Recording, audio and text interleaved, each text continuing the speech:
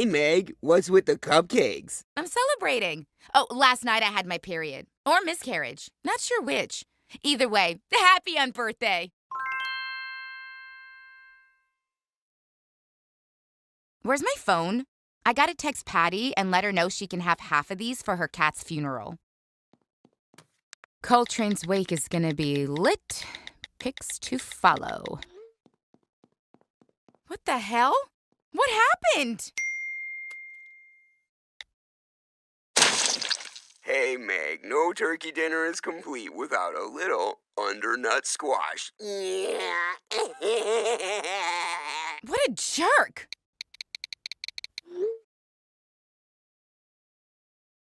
Oh well, time to go transport a Texas resident to her reproductive health appointment.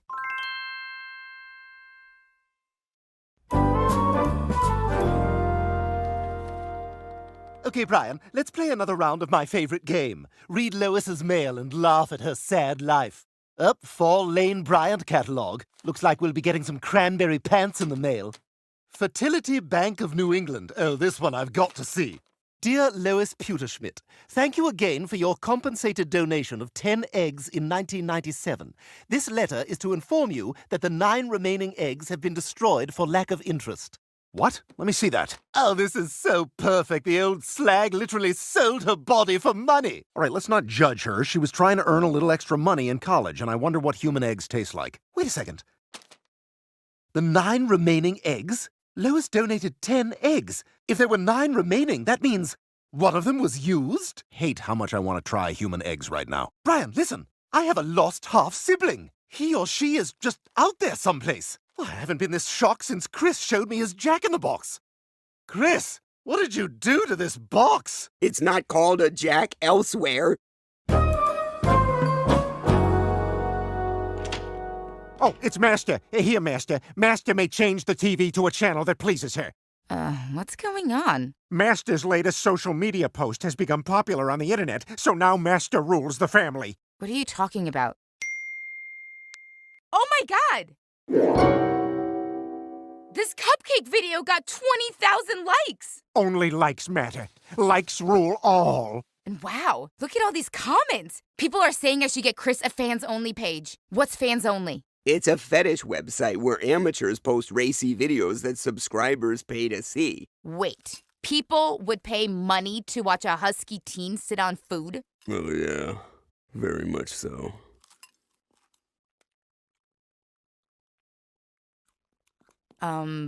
Would you be interested? I could set everything up and handle the administrative side. You could just sit on stuff. We'd split the profits. You think you're the first person to pitch me a crush fetish website? Go get a business plan, some seed capital, and an S-Corp registered in the state of Delaware, and then maybe we'll talk.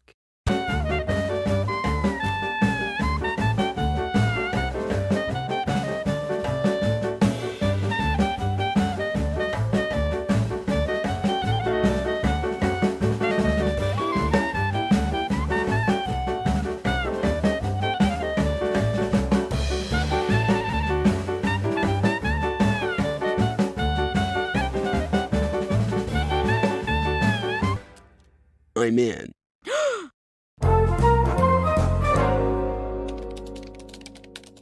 Rupert, I can't stop thinking about the fact that I've got a sibling out there someplace. So today, I will hack into the world's most sophisticated surveillance networks, scan for Pewterschmidt DNA markers from Lois's donated egg, locate my comrade, and together we shall be unstoppable. Stewie! Tell Mommy that Daddy fell! Quickly! Aha! We have a match. In Cambridge, Massachusetts. Of course, someone sharing my DNA may well be a scholar at Harvard, or MIT, or Tufts. Oh, come on, the SAT is not biased against bears. Jewish bears? You're Jewish? No, it's fine. It's just the kind of thing you tell someone.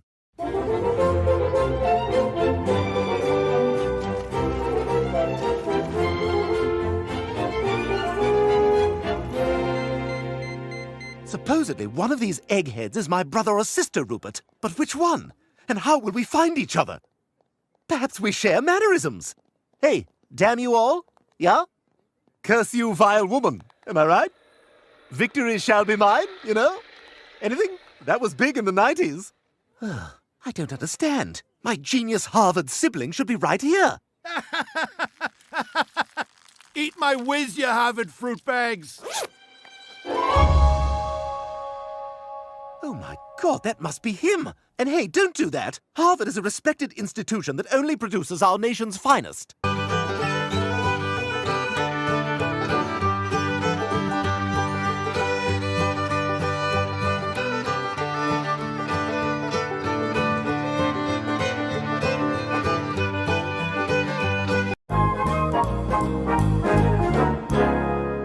So you and me got some of the same DNA on account of your mom sold off her inside parts? Dude, that's bizarre. Quite. Yeah, my mom didn't like how I came out, so she left me in an orphanage, but nobody's adopted me, so screw that. Got out of there, moved under the Fenway stands. I survive on racist bleacher fats. That's great. Now, I don't suppose you have a hidden cache of advanced weaponry and plans for global conquest? Nah, but you know what I do got? A list of 5 movies that I cry at the end of. Number 1, Braveheart. Oh, yeah? Yep, that one gets me. That gets me. Number 2, Scarface, I cry. Guy builds up the whole empire and just dies, right?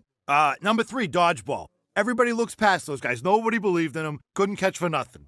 I tell you, Justin Long, he couldn't catch a cold and still they win the thing, you know? Here I go.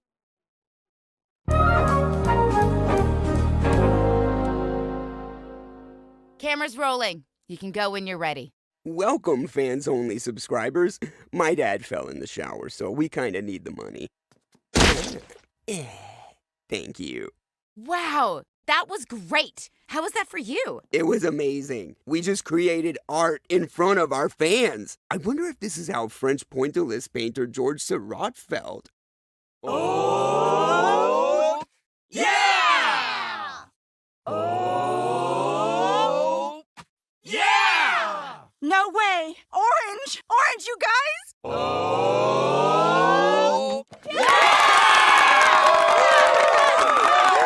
What did I miss? Were the dots tiny? Oh my god, so tiny.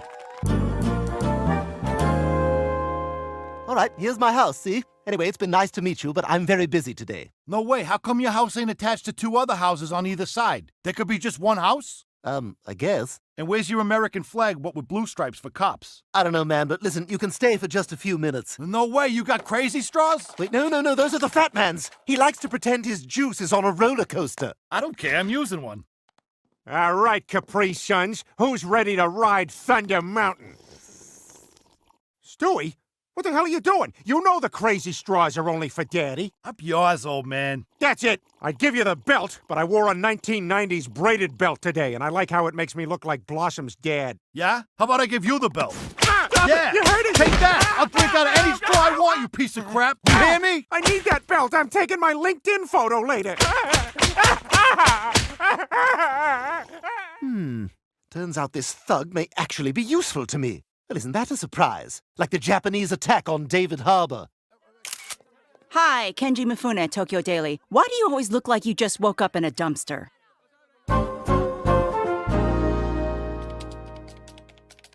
right, Rupert, time to make use of that crude Boston body double. Here we go.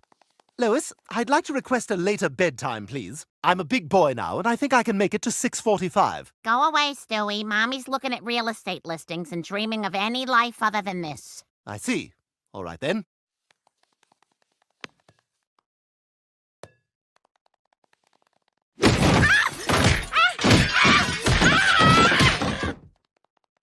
Your new bedtime is whenever you want. Splendid! I also have a school-related task for you. Class, I know Teacher Jeremy said everyone would get a turn as Classroom Star of the Week, but new plan, Stewie will now be Star of the Week every week. Also, instead of Circle Time, we're just gonna watch TV dramas where Dennis Leary plays a fireman. That's a pretty smart cookie, that Teacher Jeremy. But right now, we're gonna do Show and Tell. Who wants to go for Stewie? Let's do Stewie. Oh, God, I don't got nothing prepared. Let me see what I got in my pockets here. Here's a Cumberland Farms reward card, shotgun shell full of shark teeth, Donnie Wahlberg's actual cigar cutter, key card for my ex-girlfriend's parking garage, Zippo lighter I got in Cancun. I friggin' love Cancun. I don't know why I'd go anywhere else. Flat dry condom in case Charlene's ovulating, a clipping of a newspaper story where I'm quoted about a house fire, And a bloody shoe from the marathon bombing I keep in a Caldors bag in my closet. Any questions?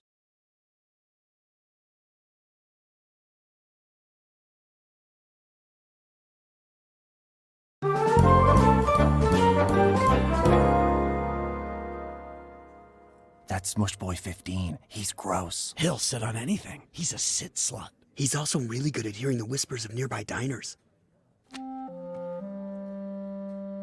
Excuse me, Smush Boy? I'm wondering if you could come over and sit on my wife's avocado. Come on, man, I'm out with my family. You Hollywood celebrities! Sheesh! Don't meet your heroes, huh?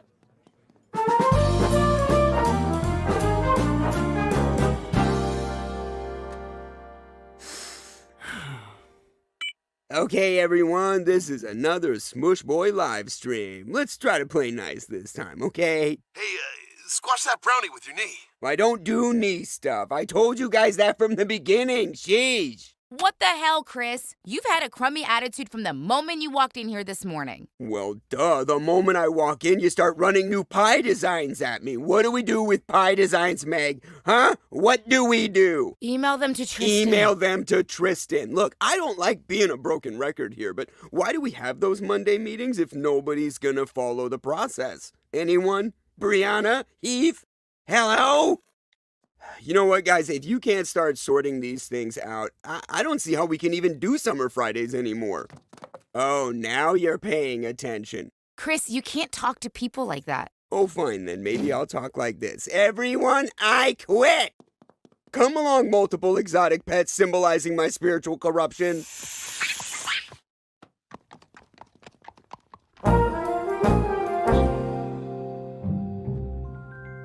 Good night, Stewie, at 11:45 p.m., which is a bedtime that works for you. I love you, sweetie. Mwah. Hey, that was kind of nice what just happened right there. What do you mean? Well, you got a kiss from your mom, and not just because you blew into that tube that lets us start the car. You know, I always wanted to get adopted and have parents of my own. Heck, my old orphanage even has its annual adoption fair next week, but forget it. Nobody wants to adopt a messed up kid like me. Hey. Can we not do shoes on my white area rug? And also, hey. You want to get adopted? I will help you get adopted. What? Starting tomorrow, I will teach you how to be a normal adoptable child. Aw, dude, that's awesome. All right, good night, kiddo. I'm gonna go hide out in the dry tub and watch your sister take a whiz.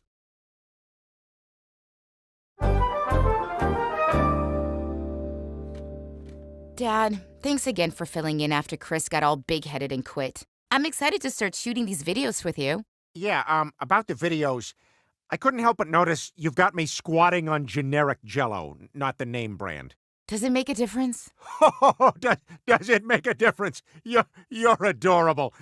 And why am I snorting regular cocaine when I specifically requested bacon-wrapped cocaine? There's no such thing as bacon-wrapped cocaine. Yeah, tell that to Chris Farley's autopsy photo. Also, your nose is bleeding heavily.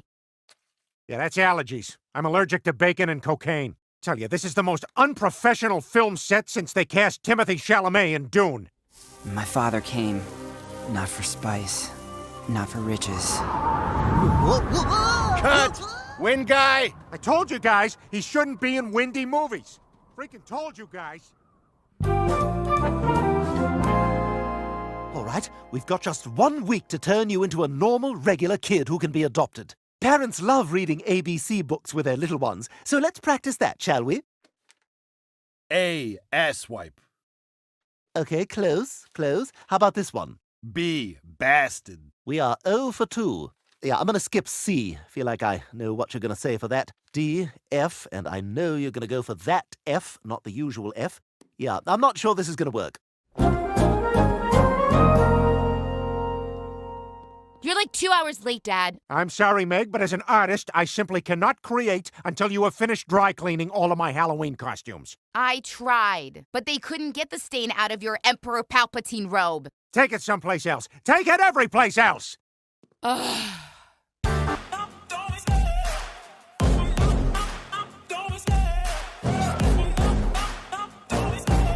I love the chase and the hunt, and I set the pace when I'm running. I always take what I want and I always give it 100. Don't need a bank, no I'm funded. Play the game like it's nothing. I'm always thankful for something. Don't take for granted, stay humble. Now wake up! It's time to look at the enemy. Look in the...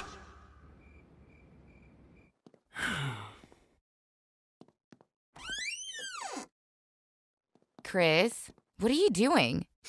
And why does it smell so bad in here? Well, my exotic pets somehow all killed each other. Still not quite sure what the sequence was there. Anyway, Meg, I just want to say I'm really happy for you and Dad that you're doing that website together. Thanks, Chris. No, thank you. I just wish I didn't screw everything up, you know? Treated you like a carrot muffin I butt-smothered for money, but you're not a carrot muffin, you're my sister, and I forgot that. It's okay, Chris. I forgive you.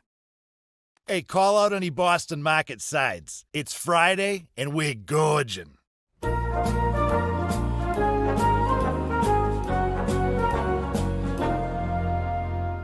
Told you, Stewie. Nobody wants to adopt this loser.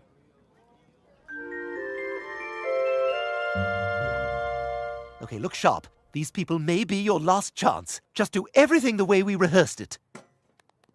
Hey, little man, how are you? I am fine, and in good physical health. Aww. What kind of toys do you like, sweetie? You know, a doll, because that's okay for a boy, I'm told. But, you know, any toy's fine. An outside ball for throwing inside. I mean, you know, whatever you got. So sweet. Hey, what do you want to be when you grow up? When I grow up, I want to be a body cam off police officer. I mean, just a regular police officer.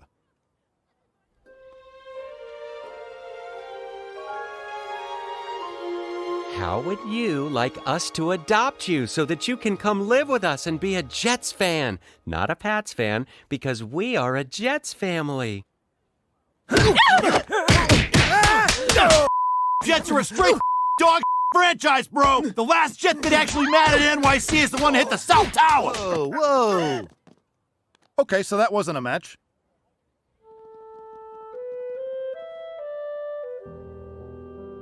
I'm sorry. I really thought I could help you find a family of your own. What's going on over there? Holy crap, it's Mark Wahlberg's 7 freckle-chested sister from The Fighter. I'm sorry, ladies, you have to leave. What? For why? We caught you sneaking outside beers into the adoption fair. If you're going to be at the adoption fair, you have to buy adoption fair beers. Fine. We'll drink in the parking lot. Whatever kid doesn't get picked, just leave him outside.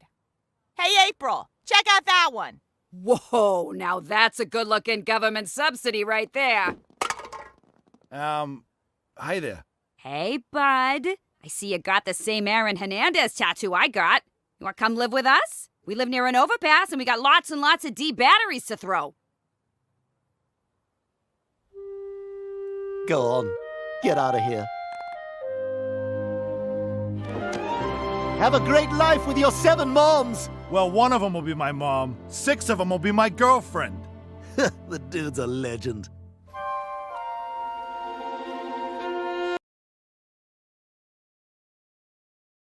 Hey, baby. I want to party with that ice cream cone. $5 and I'll sit on it.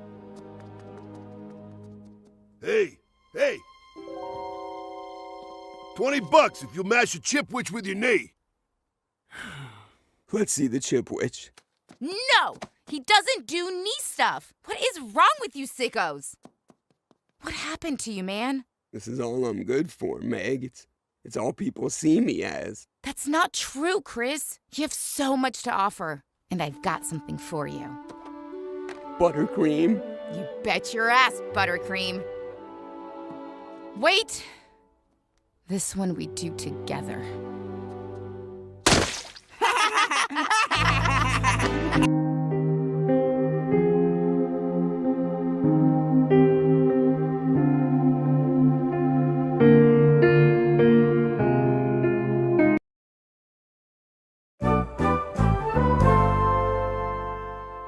So, Chris, after your recent adventure behind the scenes of the adult video world, you're probably not even able to enjoy pornography anymore. Wrong! Okay. Well, I gotta go to the county registrar's office. Need to re-register our business as inactive and change our filing status.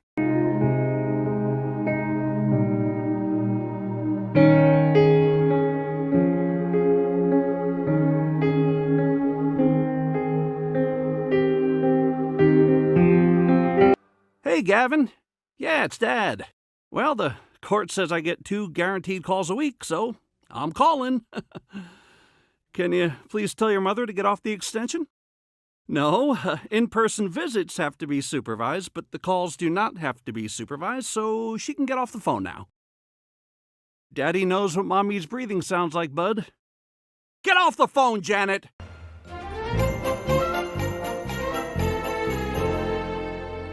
All right, everyone. Because today is Christmas Eve, not yet, Griffin, I thought it might be a nice treat Griffin! Thank you. To let everyone leave a little bit early. Christmas! Fine. Everybody have a nice holiday. Teach.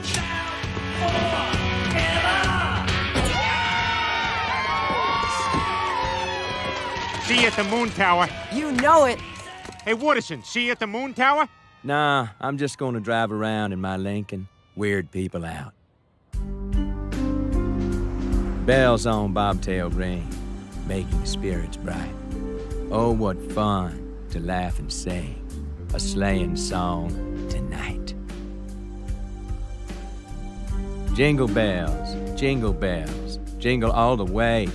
Oh, what fun it is to ride in a Lincoln AKZ. The Family Guy Christmas Special, brought to you by Lincoln. Lincoln, what are we doing?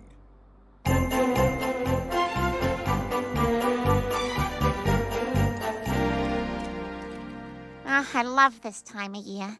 You know, Chris, you and your stillborn twin Tmiss were named after Christmas.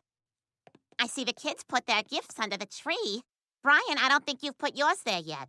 Well, as we know, the true spirit of the holiday is one of giving. So I've signed all of us up to volunteer tomorrow at a homeless shelter. That's your present. What? Last year you wrote us a freaking poem, and now this? I thought the poem was lovely.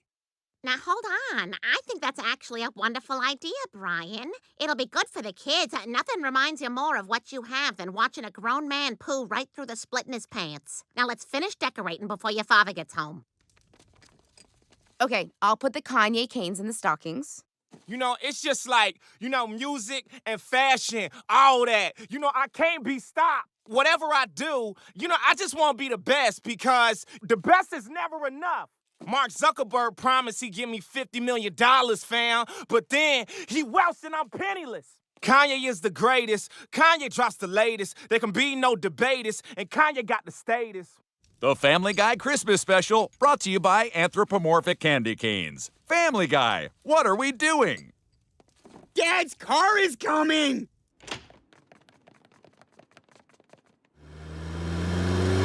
He's coming fast. He can't wait to see us. Get out of the road, you idiots!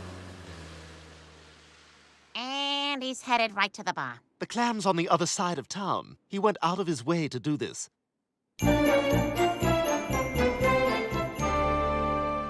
We now return to 'Twas the Night Before Christmas, as read by Norm Macdonald. 'Twas the night before Christmas.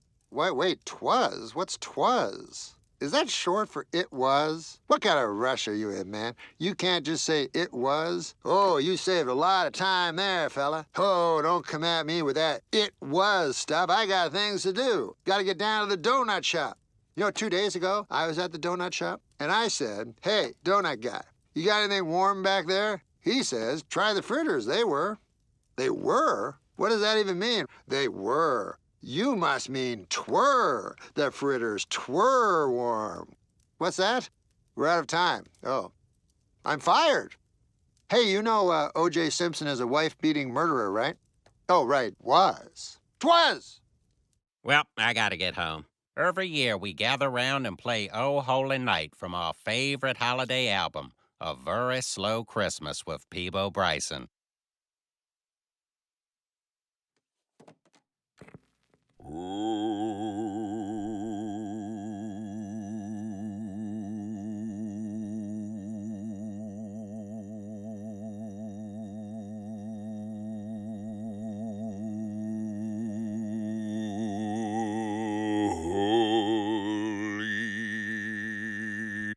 Well, I suppose I better get out of here before that over-enthusiastic group of carolers makes their way in here. Have you heard the story that they're telling about Bethlehem? Have you heard the story of the Jesus child? Too late. Let's head out the back. How he came from heaven and was born in a manger bed. To the windows. Mary was his virgin mother, pure and mild.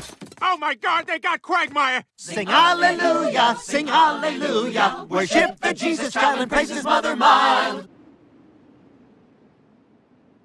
Coming this holiday season, it's Star Blizzard, using laser technology to shower your home in a blizzard of dazzling lights. So much easier than stringing Christmas lights. I can light up my whole house for just pennies a day. I looked into it and now I'm blind. Honey, the house looks great. Who's there? Hey, Frank, could you turn that off? My cat's freaking out. Who's that now? I don't know voices yet. I'm new blind. Star Blizzard, happy holidays, and just don't look into it. Oh, Peter, you're finally home. Yep, just in time to watch Patrick Swayze's Christmas in Wonderland. Well, before you sit down, I just need you to do a couple things. Okay, first, I need you to take down last year's Christmas lights and put up this year's Christmas lights. Then I need you to get the eggnog cups out of the attic and bump your head on a low eave. After that, take my cousins to the airport and pick up my other cousins at a different, farther away airport. Then shovel and salt the walk. Then shovel and salt the driveway. Then shovel and salt Mrs. Whitaker's driveway. She's 96 and has no one to help her. We need 4 netted bags of cinnamon pine cones. Get the bags at Hobby Lobby and the pine cones at Pier 1. Next, inflate the giant snowman and put it on our front lawn. The pump's broken, so you'll have to do it by mouth. Then it's just laundry, take out the trash, and move the house a little bit to the left. Can I do some of that tomorrow? No, because tomorrow we're going down to volunteer at the homeless shelter. What time will you be back? You're coming with us. What? What does that have to do with Christmas? Peter, it's a holiday of giving back. Yeah, but bums? What kind of presents would they possibly have for us? Bags full of bags full of bags? You know what, Peter? I've had it. I'm tired of your selfishness. It's setting a bad example for our children. Kids, get your coats. Oh, is this it? Is this the divorce? Coats?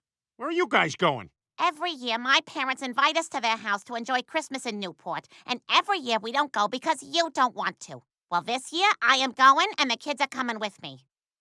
Go ahead. I'm fine by myself. I'll just watch my Patrick Swayze movie and take a 2 full bath. Now I want to be on that side. Well, that didn't work. Now to take a slidey toilet seat soaking wet dump.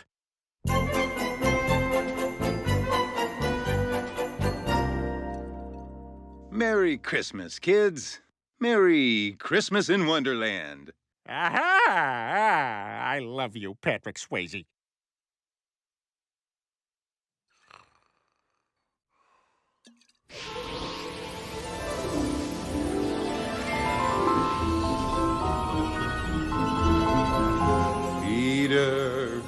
Peter Griffin. Hello? Santa? Santa? You think Santa could fit into a pair of 22-inch waist jeans? Patrick Swayze? How is that even possible? You're dead! Haven't you ever seen Ghost? Peter, you're in trouble. So I've come back to help you recapture the true spirit of Christmas. Ghost House. Roadhouse. Ghost Road. House. Road Ghost.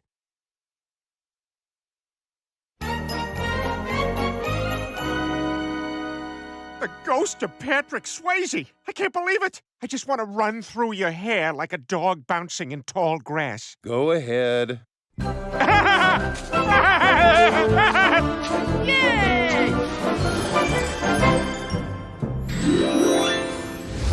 That was awesome. Hey, where are we? Peter, you've lost your Christmas spirit. So I'm taking you on a journey to Christmas past to find it. Oh, wow. This is my old house from when I was a little kid. That's right, Peter. I've taken you all the way back to the year 1970, 80, 90. I'll never forget that year when President Richard Reagan Clinton lied to the American people. Hey, that's me. Look how skinny I am. Yay, it's Christmas! And I made your favorite, peanut butter chocolate chip cookies. Wow, these are all for me? Of course, Petey. It's Christmas. Everything's for you. Yay! Cookies at 7 a.m. Thank you, careless parent. I'm gonna eat them and hum. See? Look how happy I was. That's the Christmas spirit. I haven't felt that in years. Yeah, looks like your mom really went out of her way to make Christmas special for you. She sure did. Oh, hey, look, there's my friend Holden. Merry Christmas, Peter. He could still talk then. I wonder what happened to him. I gotta go. I gotta go. Hold it in! Hold it in! Hold it in! Hold it in! Hold it in! Hold it in! Hold it! Hold it! Hold it! You died before Game of Thrones, but a lot of people will like that. What is this? Are we still in the past? No, this is the present. And I just want you to see that not everyone in Quahog has lost the Christmas spirit. Christmas! What's this? Cold! Why? Bad! Oh! Ho, ho, ho! Thank you, Santa! Daddy! You missed Santa! He was right here!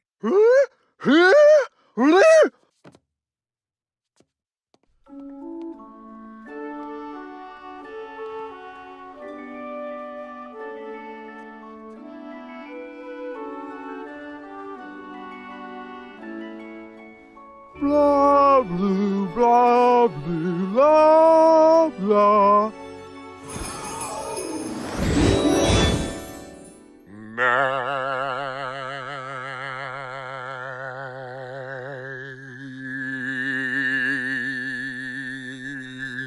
Wow, no wonder I don't see Cleveland until New Year's.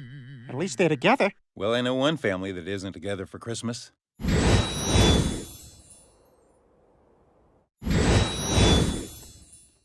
That was a delicious meal, Daddy. You all laughed when I suggested Boston Market. Well, who's laughing now? Ha ha ha! Ha! I guess I am. All right, everyone, grab your hot ciders and gather around the speakerphone. It's time to call my grandmother, Nana Pewterschmidt.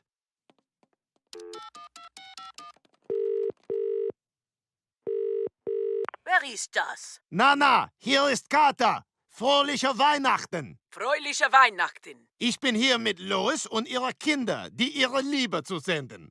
Wie geht es dir? Es gibt so viele Juden in Brasilien. What did she say? She wishes you a Merry Christmas. That's not what she said. Time for figgy pudding! Seems like they're having a good time without you. Oh, they're just pretending to have fun. I'm sure they miss me. We should probably call Dird. You mean Dad? No, the fat guy who sleeps with Mom. You guys talking about Dud? More champagne, miss? Miss? Oh, my. It's been a long time since anybody's called me Miss. Wow. Merry Christmas, huh? Oh, Merry Christmas, huh? Oh, my God, she's doing that flirty laugh she does. It's subtle, but when you've been married as long as we have, you notice these things. You're very funny, Lance. You're a very handsome, funny man. Now let's see that penis. Yes, again, if you read between the lines, she's flirting. Why, this isn't a Merry Christmas at all. I don't like anything you're showing me, Pat. Oh, my God, they got Joe. Have you heard the story that they're telling about Bethlehem? Have you heard the story of the Jesus child?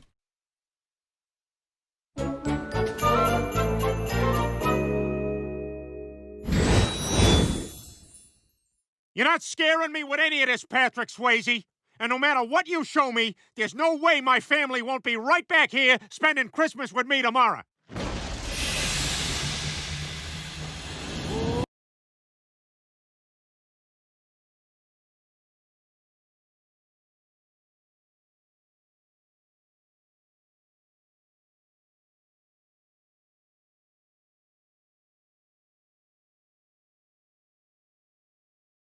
Mate? I can't believe our buddy's dead. I know, and it's so sad. He left his family with nothing. Yeah, Lois had to sell her clothes to get by. I mean, I love having this underwear. I just don't love why I have it. God, it's so sad. Who's this poor Benjamin that just died? Nobody ever said Benjamin. Poor dead Benjamin. All right, you're not getting it. Let me just take you to your house.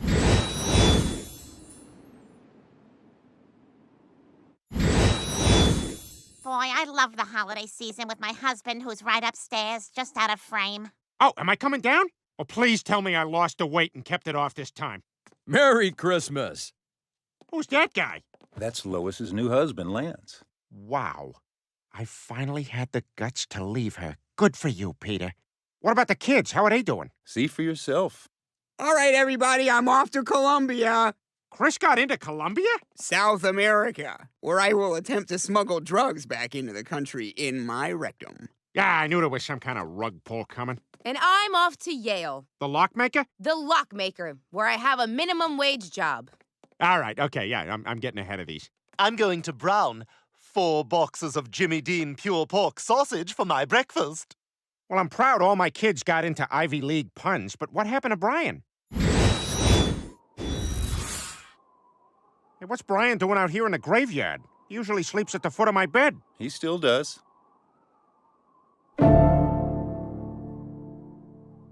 Oh, my God! I'm dead? But how? You died from a fire started by your MILF on a shelf. Want to see some pictures of my teenagers? No, Karen. Look, I haven't watered my Christmas tree for a few weeks now, so could you watch your really long cigarette, please? Did I tell you I went to the mall with my daughter and an employee thought we were sisters? Yes, many times. I don't understand. Why didn't someone in my family save me? They went to Newport because you wanted to be by yourself, remember? Looks like you got what you wanted. Oh, my God, look, it's my ghost! Not exactly. Ugh, why do I smell so bad? Because I'm a dog fart now. What? Why? Because that's what happens when you lose your Christmas spirit. You spend all of eternity as a dog fart. Was this in the book? Yes, it was an obscure chapter written during Dickens' opium and spoiled lamb phase. But how do I... Where'd he go? Don't worry, Brian's a 13-year-old dog. You're around a lot. Please, Peter, don't lose your Christmas spirit. It's disgusting in there. He eats garbage in his own poo. Please, Peter, don't lose your Christmas spirit. This is no life for a person. Please, Peter, he ate Lois's trash. There's tampons in there. Please, Peter, keep your Christmas spirit. Please, Peter, this is no life for a person. Please, Peter, I'm the tampon one. No! No! No! No, please, spirits, no! No!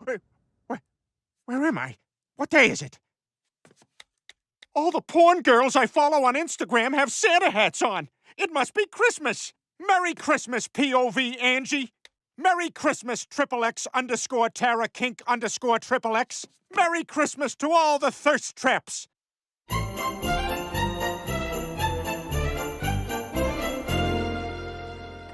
Thanks, Grandpa. This Christmas is perfect, isn't it, Mom? Almost, Meg. Almost. Yeah, it is. Except every time Grandpa bends over to get a present, his robe opens up. Let's see, I think this is for Chris. Good God. Looks like 2 eggs in an old handkerchief. Merry Christmas, everybody! Peter! Dad! Oh, Peter, you did come. Yes, Lois, I'm here. All loaded up with Christmas spirit and a sack full of hastily bought gifts from the CVS. For Chris, a special People magazine look back at Robin Williams because he killed himself. Wow, look how thick the cover is. It's almost like a real book. For Stewie, a $2 styrofoam cooler. Awesome! I can probably fit 16... Oh, the top blew away. For Brian, a Rhode Island sweatshirt with both Rhode and Island misspelled. Wow, it hurts when I put it on.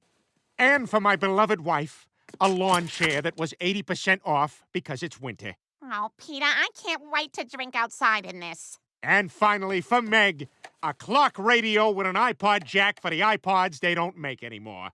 Dad, you've never bought me anything before. Are you sure this is for me? Of course, Meg, sweetie. It's Christmas. Everything is for you. I love you, Peter. I love you too, Lois. And Patrick Swayze, thanks for helping me find the true spirit of Christmas. I wish there was some way I could repay you. Who are you talking to? Well, actually, there's one thing in heaven that Chris Farley won't do with me. I know exactly what you're talking about. Hit it! Hit what?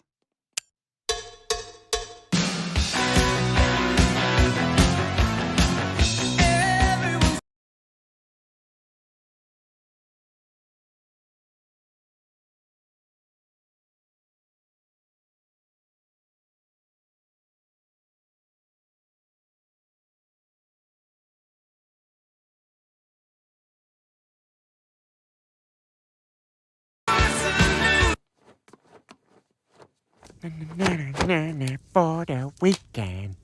Mom, what's he doing? I don't know, Chris. Let's just keep opening presents. He'll tire himself out. Great idea. Here's one for Meg. And here's one for Stewie. And here's one for my beautiful daughter. Sweetie, come help me with this.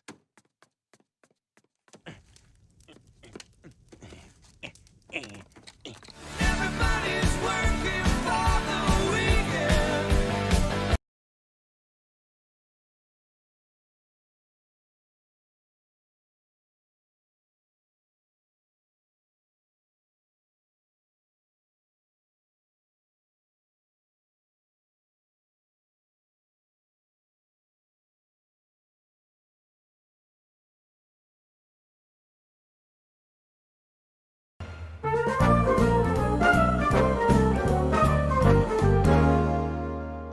Hey, Meg, what are you up to? Not much. Just finished an angel food cake. Might go out to the trash, see if there's any possums to kiss. I was just out there.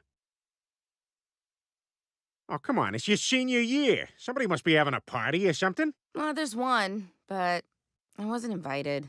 Well, so what? Go crash it. Nah, not my style. And what do you care? Do you want the TV or something?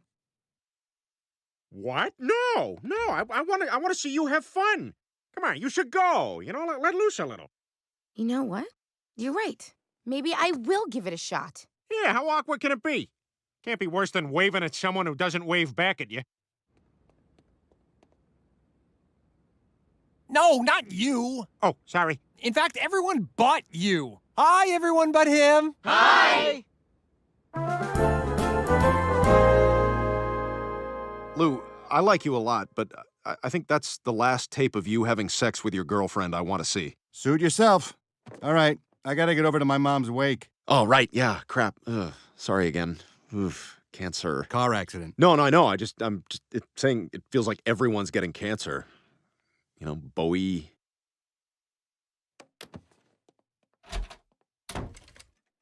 Time to get creepy. Huh, kid family.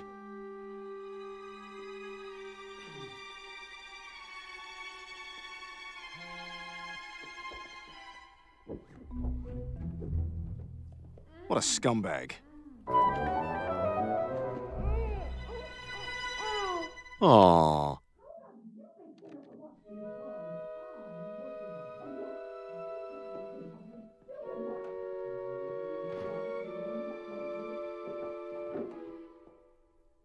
Is that Principal Shepard? Wow, that looks like a rocky relationship. Rocky relationship. Ha ha! Come on, Brian. Don't comment or like it. It's a hard lesson, but one he has to learn.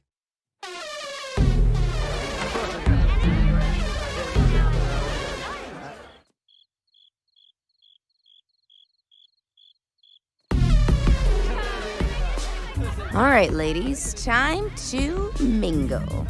Hey, you guys talking Big Bang over here? Big Bang Theory? No? Any bangers over here? No? Well, I've tried everything. We just don't have anything in common with these guys. Maybe we don't need anything in common with them. Ugh! Meg, come on, don't go crazy. Damn, that's hot. That was just lucky. Oh, yeah? Wow, Meg's so good at casually tossing bottles over her shoulder so they land upright. And that's very popular right now because we've run out of things on Earth. Meg, that was amazing. What can I say? I'm full of surprises. Like the end of The Usual Suspects.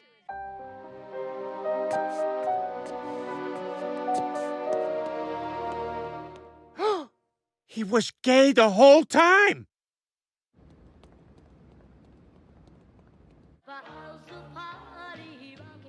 Okay, they're obviously home. You'd have to be dumb to try to rob that place. Oh, yes!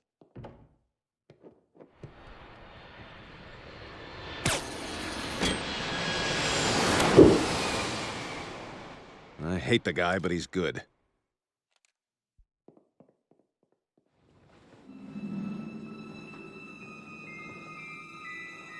Oh my God. What the hell is going on over there? Did he? Hello? Hey, Stewie, it's me. You got a second? Brian?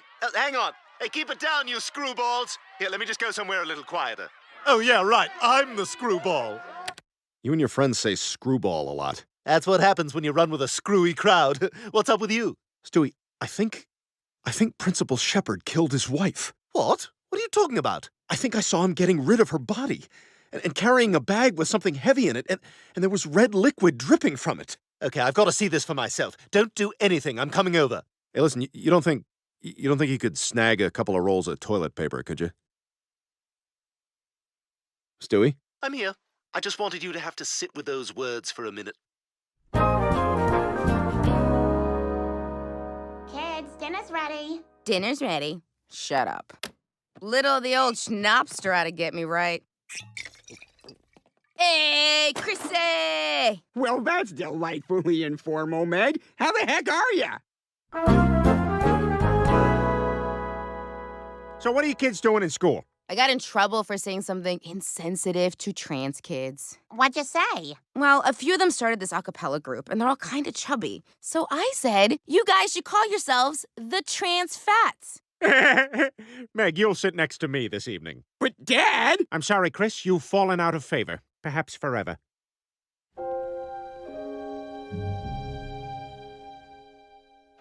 Oh, Stewie, thank God you're here. There's a seagull in your hallway. Listen, what are we going to do about this Principal Shepard thing? Look, all you know is that the guy was carrying a wet bag. It doesn't mean he killed his wife. You're building this whole theory up.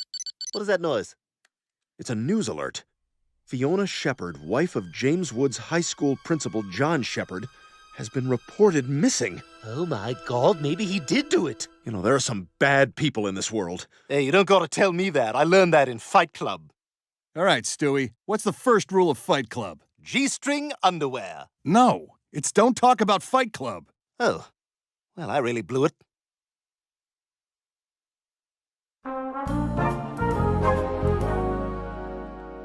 Heyo, what's up in this piece? You're getting home late. Yeah, we were hanging out in the woods and this one girl pushed another girl over while she was peeing. They fought and then the cops came. Meg, this is important. Did she fall in the pee? I can smell your breath. You've been drinking, haven't you? No! Jeez, Mom, get off my back. Peter, I think she's doing booze. What should we do? Lois, she's just being a teenager. We don't know she's, like, for sure, definitely been drinking. I found this in her room. My little girls are drunk! Oh, my God! Where did we go wrong?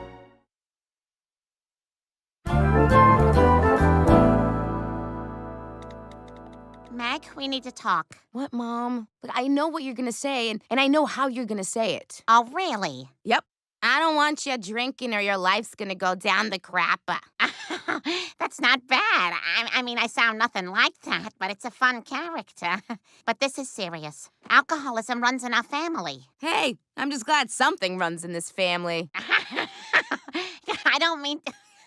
I don't mean to laugh, okay? But that was funny. Mom, I'm just having fun. I'm finally known as something other than the chubby girl who put the lunch lady in a headlock. And besides, Dad's the one who pushed me to go into that party. Oh, he did he? Ah, son of a bitch! What was that? I don't know. Someone must have messed something up. Listen, you need to talk to Meg about her drinking. What? Why me? Because you're the one who told her to start going to these parties. Okay, fine. I guess it's just something I gotta deal with. Like the flush of a high-powered toilet.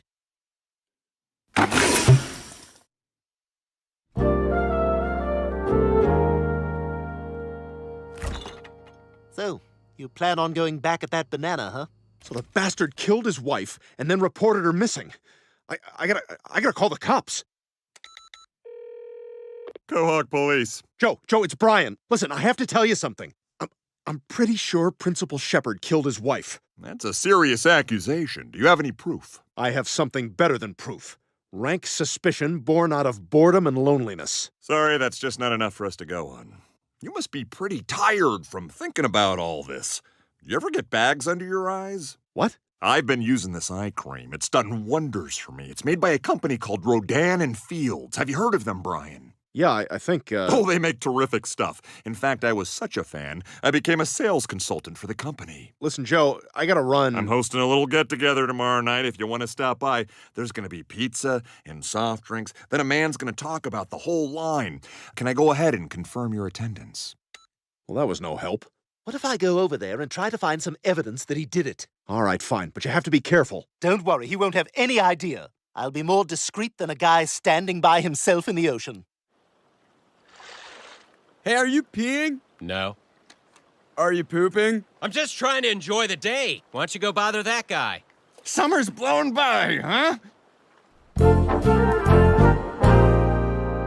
So, your mom says you've been drinking. Yeah, like a little bit, but it's nothing you have to worry about. Look, I was young, too. You know, I remember going to parties, walking up with a six-pack. You're so excited to get there, you start jogging a little. Your friends are all there, and they're so happy to see you. They're practically cheering your name. And then Moni comes on at just the right time, and everyone's dancing, and Laura Helston's jugs are just slamming into you. You don't have a care in the world, and if all of it came to an end right then and there, so be it. Well, you're my daughter, and I don't want any of that for you. Hey, you want to see where I was sitting when you were born?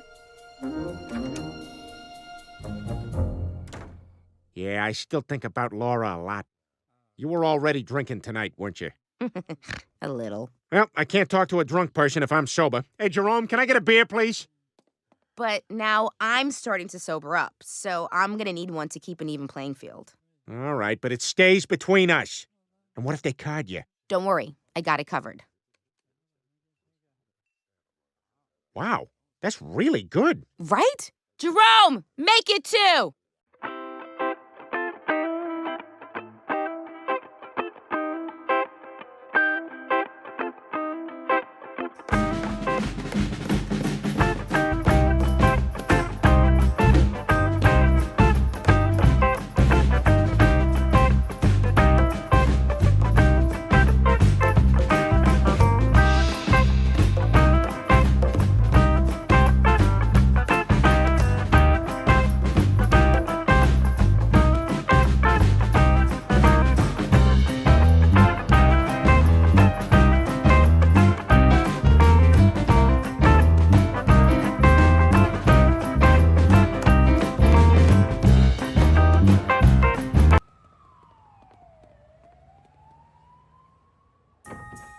All right, he's gone.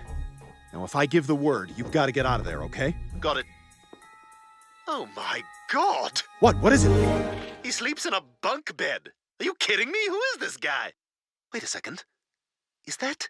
Bri, I'm gonna put you down for a sec. Stewie, no, don't!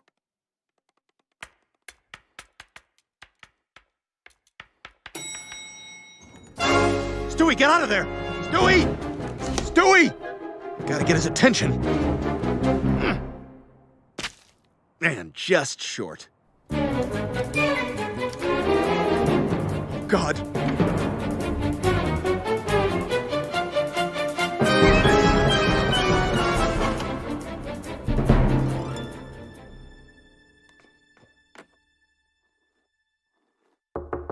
Domino's. Oh, good. Medium pie, 10 wings. Is the blue cheese dressing in there? Thanks a lot. Have a good one.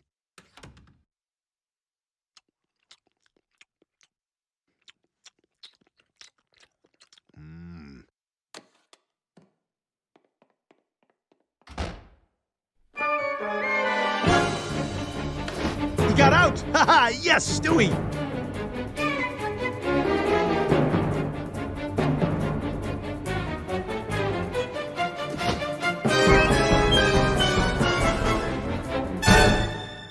Oh, crap.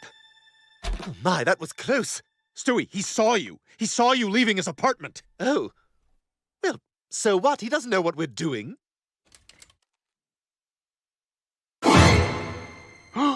What? What is it? Well, that's not good.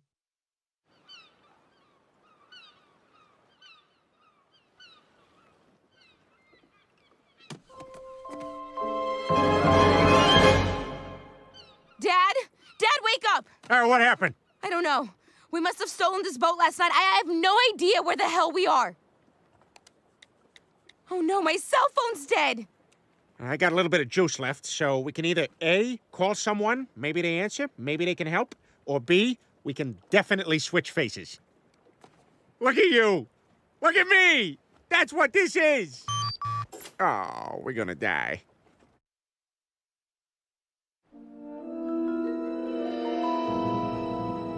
Dad, what are we gonna do? You think it's too early to tie our shirts around our heads to show we're going insane? I mean it, Dad. This is serious. I did pants instead. Ugh, I don't feel so hot. What is wrong with me? Have you taken a break since you started drinking? Not until right now. Do you feel like lying on the couch, rubbing your eyes while listening to Lou Reed's Perfect Day? Yes! Then I'll tell you what's wrong with you. You got a hangover. What can you do for a hangover? Well, Meg, so I don't have to think about my throbbing headache, I try to think of something else, like a riddle. Like, how would you describe Chris O'Donnell? Huh. He's not tall or short. He's not fat or thin. He's not handsome or ugly. He's not young or old. He's not loud or quiet. He's not memorable, but I know who he is. Thanks, Dad. I feel so much better. But you know who doesn't? Chris O'Donnell. Bye, dildo.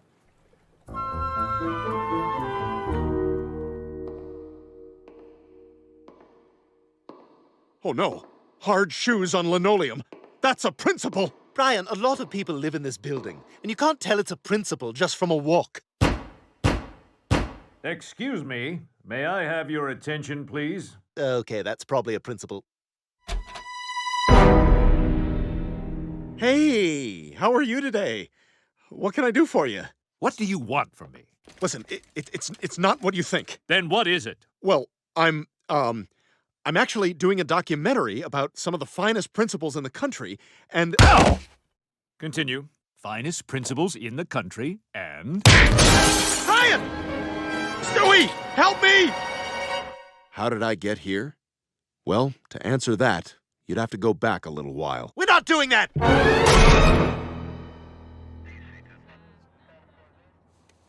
We found this in a dumpster behind Principal Shepard's building. That's it. That's the bag. I guarantee his wife's in there. What's the matter, Rook? Too heavy for you? I've actually been a cop for years. I have tummy cancer. Oh. Weird way to say that. What the hell? But I saw... What is all this? Principal Shepard, I think you've got some explaining to do. Look, I tried to tell you I didn't kill my wife. She just texted me today that she's moved out and she's banging my cousin. Pat Sajak's accountant, by the way. It's a weird time to name drop. And the food, well, I've been stealing it from the high school to make ends meet. My life's kind of brute, as the kids say. Sounds like you've had a rough day. No wonder you've got those bags under your eyes. Have you ever heard of a company called Rodan and Fields? Are all hangovers this bad? Yep, that's the deal you make with the gods of fun. Every 72 hours, you lose a day. Dad, you're so sunburnt. I can't move because it hurts too bad.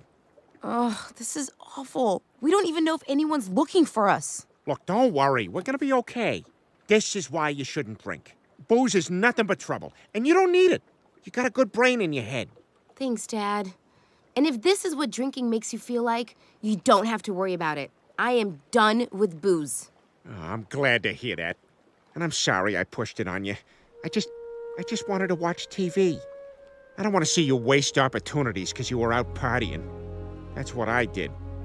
You just worry about being you. Don't worry, Dad. I'll never be anything like you. That's my girl. Dad, look! Oh my God! Meg, we're saved!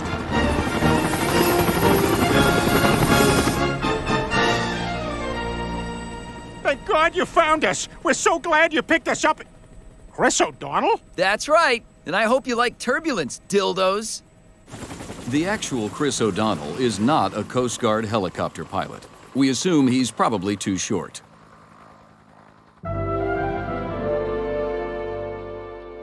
Oh my God, Brian, are you okay? Yeah, I'm fine. Annie, are you okay? So, Annie, are you okay? Are you okay, Annie? What happened to her? She was struck by a smooth criminal. That was fun, Mom. We don't get to do a lot of that kind of stuff together. Listen, Brian, we want you to come home again. Oh, so the Twitter pariah is finally welcome home? No, but the school board hero dog is. It was all over the papers. You saved the school $206 from all the food they recovered from Principal Shepard's fridge. So, you really want me to come home? They're still gonna serve that food? Of course we do. Hey, where's everyone else? Oh my God, Peter, what happened? What happened? A fair question. And to answer it, we have to go back a ways. Stop doing that thing! Ah.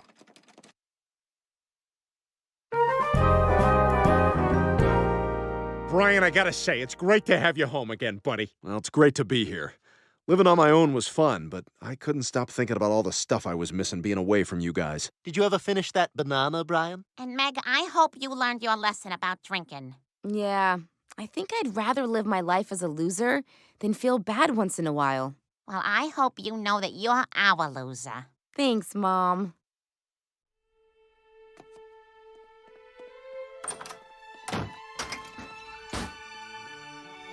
If my life were better here, would I stop searching for it? Up there?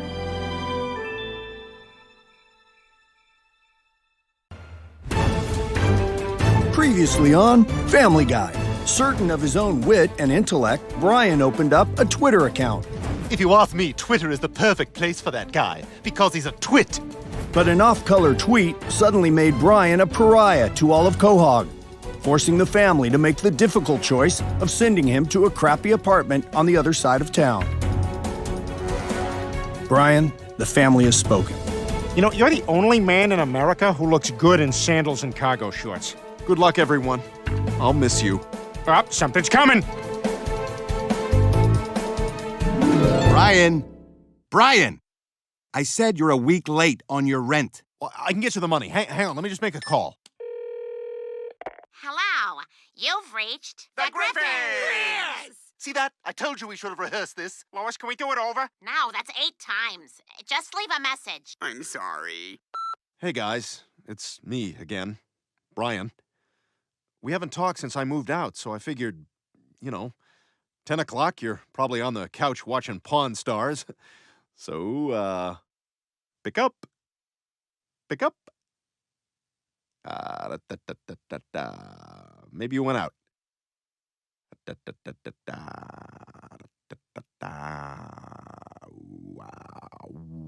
Okay. Well, again, it's Brian. Guys, really, call me back. It's Brian. Bye. So, what do you think? Is your family going to give you money for the rent? Yeah, I'm thinking no. Well, you got to do something, Brian. You're a week behind. Okay, look, I'll get a job, okay? There's got to be something I can do. It's not like I'm Ringo.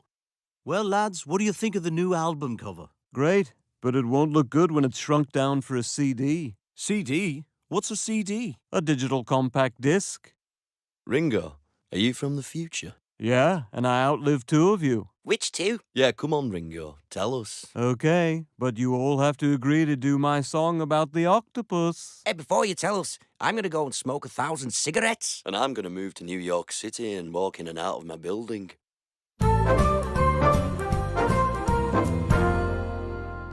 Okay, everybody, time to go to Grandma and Grandpa's house. They're dead. Not your grandparents, Peter. I'm talking about my parents. I hate going there. I'm not allowed to touch anything in their house.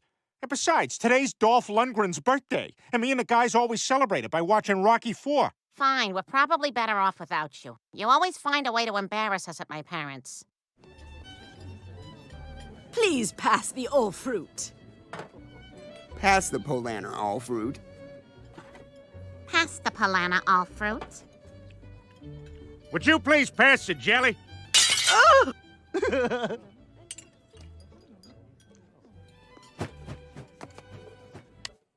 Hi. We're concerned that many of you Family Guy fans under 40 didn't get that reference, so I'm going to take you through the actual commercial. Okay, typical 80s stuffy brunch. Please pass the all fruit. Clearly the matriarch, she's got the most pearls. Pass the Polaner all fruit. Weird sexual tension there. Pass the Polaner all fruit. Okay, watch. Here's where it all goes to hell. Would you please pass the jelly? See, he called it jelly. See, all right, now what I don't get is, if they know this guy, why are they surprised by the way he talks? right? And if they don't know him, why is he at the table? Okay, now you have the information that would have made that funny had you had it going in. All right, you ready to watch Rocky IV? Let's do it! Yeah! Happy Dolph Lundgren Day! What the hell? Try blowing on it.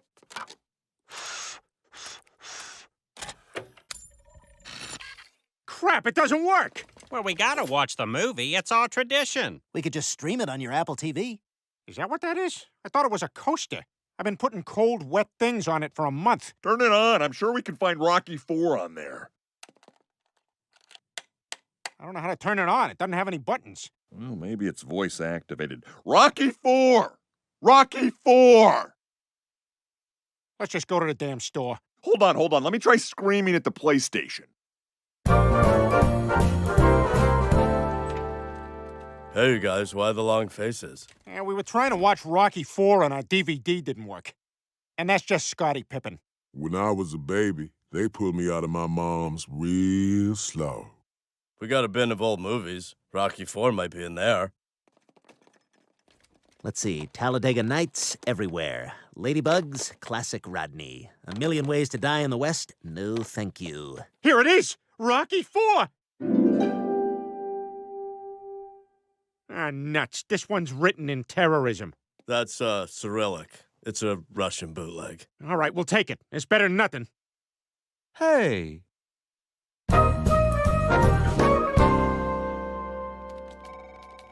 Welcome aboard, Brian. This is your coworker, Martha.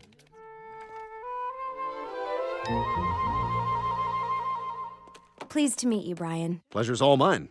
So, any advice? Well, there's a script you can go off of if you want. Ah, script. Now you're talking my language.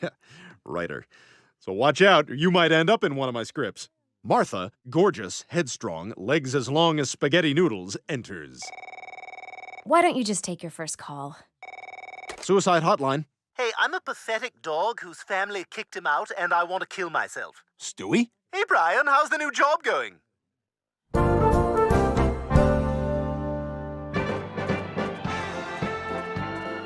All right, here comes the fight. Get ready to eat it, Drago. And Balboa is down. Drago wins. What the hell? Son of a bitch! Those Rusky bastards changed the movie so Drago wins! Yeah, Rocky gets up! Not only does he not get up, he's holding a sign that says Workers of the World Unite. Well, that seems like a logical idea, but this aggression will not stand. I'm writing Vladimir Putin an angry email. Dear Vladimir. Ho-ho, that's telling him. I hope this email finds you well. Oh, man, I wish I could see his face. I'll get right to the point. My friends and I were aghast when we saw what you did to the end of Rocky IV. Everyone knows that any American can beat up any Russian on any day of the week. Other than that, all is well on this end. Chris continues to hit the books as best he can, and his grades have shown some improvement. Stewie is growing like a weed, and Meg has become a woman in front of our very eyes. And send. I think we lost a little steam there at the end. We now return to Captain America, Civil Union. All right, Captain America, we have to get ready for the big fight with the other heroes. Who do we have on our side? Well, Hawkeye, we've got you, Scarlet Witch, the Falcon, and, of course, Randy. Who's Randy? You know Randy, lives in my guest house. We've been friends since college. He's my pal. He's the guy I went to Paris with. You are such a coward. Randy!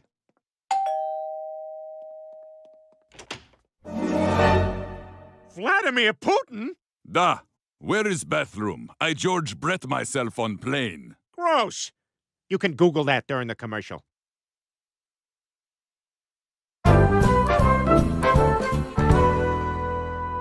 Oh my God, President Putin! What are you doing here? Husband write me impertinent email. Says any American can beat up any Russian. I am here to prove him wrong. You're gonna beat up my husband? Unless he American chicken. Did you just call me chicken? Yes, chicken. Ficlay. Sound different in Russia. Nobody calls me chicken. Outside now. Hi, we're from Publishers Clearinghouse. I have $1 million check for someone named Chicken. A conflict. You're going down. Kick his ass, Peter! Yeah, kick his ass! Punch his ass, Peter!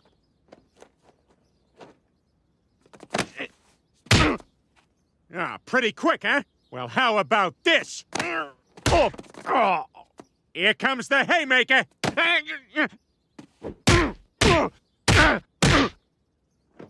You had enough? Oh. There you go. Peter! Oh, looks like Putin's phone is buzzing.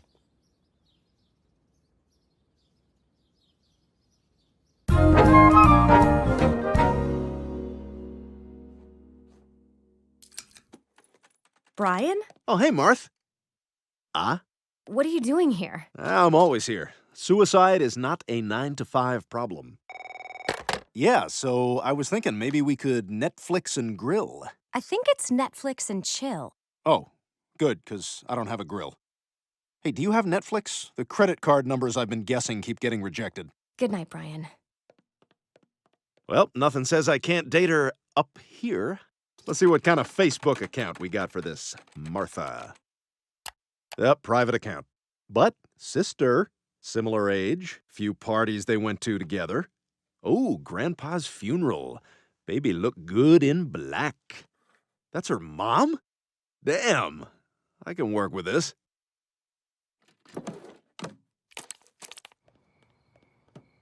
You know, this is exactly what Dr. Fishbein was talking about. I never go for it.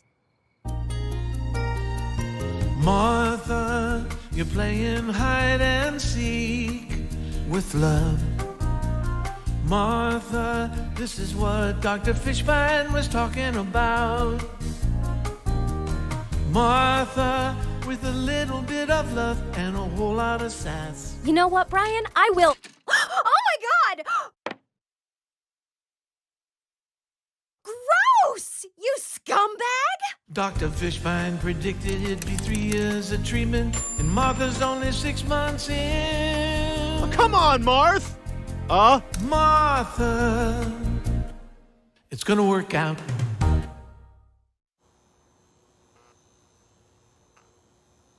I'll tell you something. If he were here right now, I'd kick his ass. Just like hundreds of dead journalists, I'm not afraid of Vladimir Putin. Hello?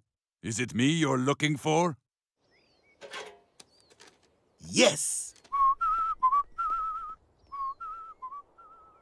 Peter, you not coward, I thought. You put up impressive fight. Thanks, Vladimir. You know, as someone who doesn't read the paper or listen to the news, you're not such a bad guy. Well, thank you. To show there are no hard feelings, anyone want to go to strip club and look at some cat emojis with me? Hell yeah! I'm up for the strip club. Great! Who's driving? You know, you're gonna think I'm crazy, but it's such a nice day, I was kind of thinking of taking my shirt off and riding a horse there. Get out! That's totally my thing! The sun feels good on my drunk chest. You know what? You're a good guy, Peter. Friend? How do you say friend in Russian? There is no Russian word for it. Well, you're my friend now. Funny how this worked out. Who would have thought, huh? I guess things not always what they seem. Yeah. I mean, except for Ronan Farrow, who is clearly Woody Allen's son and absolutely not Frank Sinatra's. Yeah, I'm glad you could make it home for the family dinner, Ronan. You got it, Four Eyes. Wouldn't miss a dinner with my cuckoo dad for the world. Hey, Anime Wong, no ticky, no shirty. I'm just kidding around, Rice Bowl. Jeez, lighten up. This room is tighter than Ava Gardner's caboose. Us, right? It's like looking in a mirror.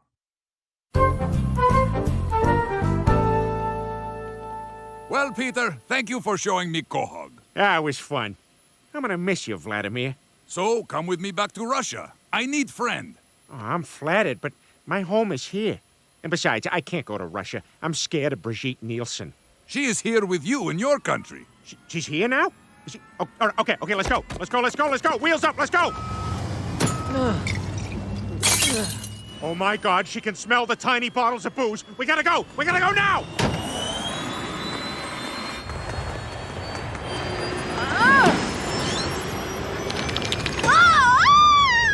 Dear Lord, please send me a 6'7" blonde woman who likes to drink until she blacks out.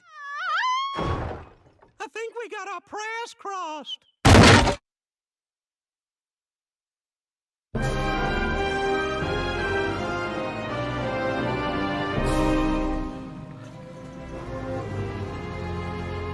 Welcome to Russia, Peter. Man, Russia has the hottest and ugliest women in the world. All 10s and 1s. Wow! Whoa. Wow! Whoa. Wow! Whoa. Whoa. Oh, I'm a whoa. I know what'll cheer you up. We listen to Funny Morning Zoo on radio. You're listening to Backwards KFMB. I am the penis, here with Buttocks. Hello, Buttocks. Ah, humor. Now time for government-approved prank phone call.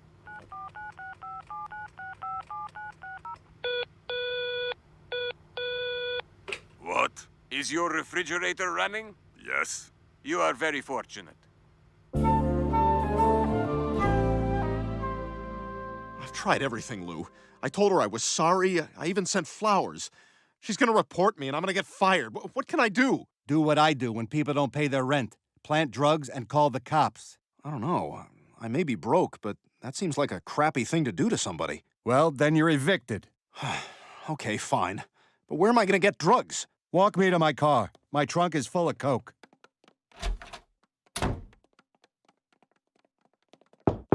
Brian Griffin, your life's about to change. Brian Griffin? We're not having a lot of luck today.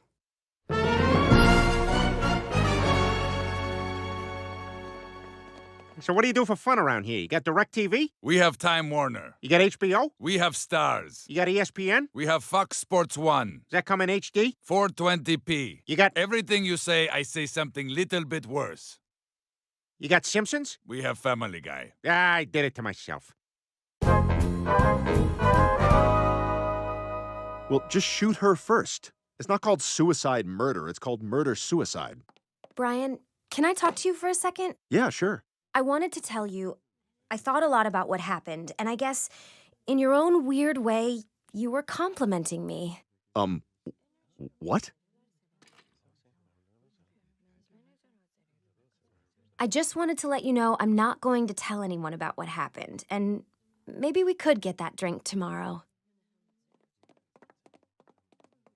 Tell him you have no idea how your hair strands got in that baggie. Hello, officer! Is this your desk, ma'am? Yeah, why, officer? Found it. What is that? Like you don't know. Cocaine. Glorious cocaine. Best thing ever. You're gonna have to come with us. And Jeff, you might want to call your sponsor. You did this, didn't you? I knew you were a little twerp as soon as I met you. He did this! He planted that! Martha, I'm so sorry. You bastard! Ow! My leg is broken! Only thing I can possibly do is lick it repeatedly. There we go. That's fixing it.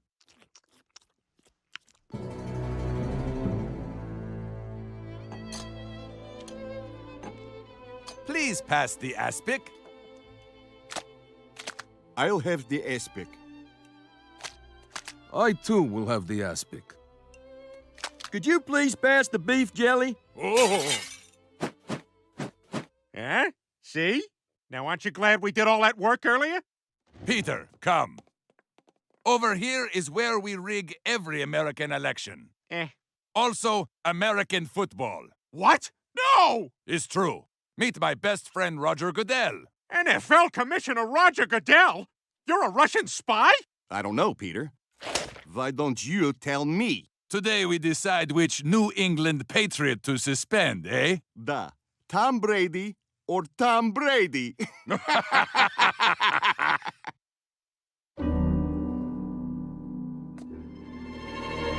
You leave that gorgeous piece of ass alone! I was right about you from the start, Putin. You can't just do whatever you want in the world and get away with it. It's time someone stood up to you and survived.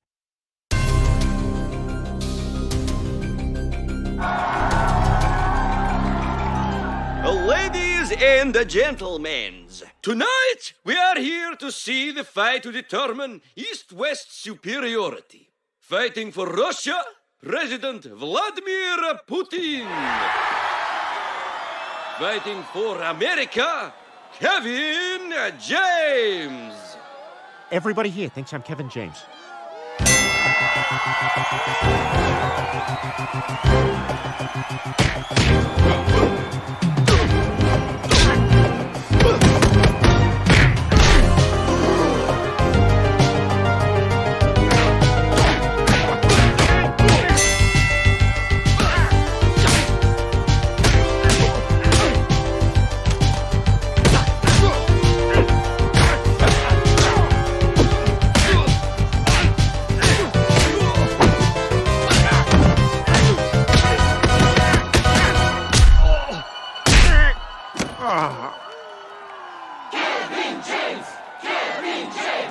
I can't believe it! But it sounds like the audience is starting to cheer for the Americans!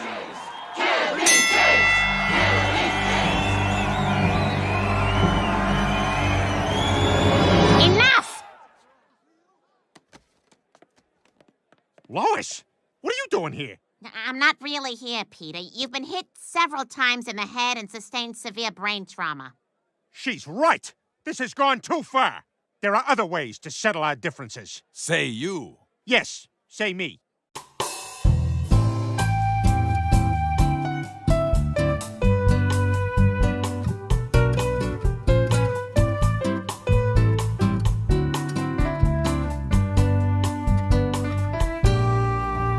Vlad and I finished our dance, then spent the rest of the night talking.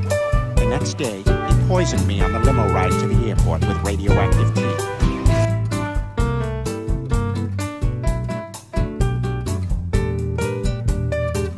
I lost half my body weight, all my hair, and I have lesions that'll never heal. That's our president's best friend.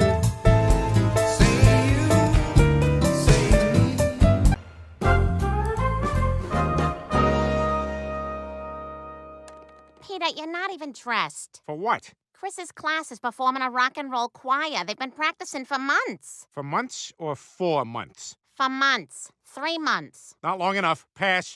I just wish we were doing songs that weren't so hard to sing as a group.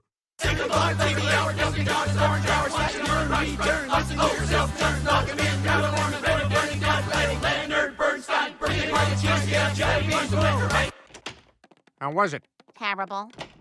We now return to a 1980s movie you remember fondly, but now feels excruciatingly slow. All right, Stripes. Oh, this was hilarious. All right, Bill Murray's driving a cab. Still driving a cab. Shot of the town. Going over a bridge.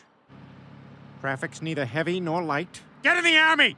I hope you don't plan on just lying on the couch and watching TV all weekend. That's exactly what I plan to do. It's a free premium channel preview weekend. Even Cinemax.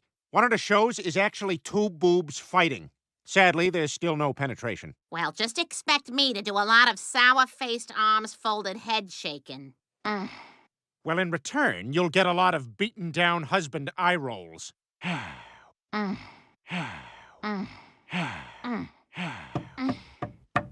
of the neighbors called about a passive-aggressive domestic dispute. No, was that Stripes? He's not in the Army yet. Peter, this is ridiculous. You've been lying here all weekend. I'm not bringing you any more food. I don't need you to. I got a $1,000 credit from Uber Eats because that driver pinched my bottom. Okay, well, if you don't get up, I won't have sex with you. And that will be different. How? And I'm still married to you because... Guys, second time this week.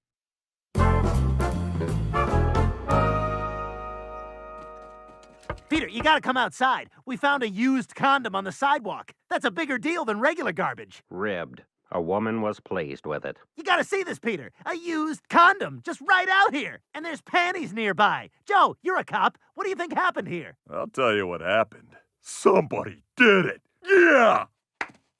Peter, come out here and high-five us over the sex someone else had. Someone had sex? I gotta touch another guy's hand to celebrate.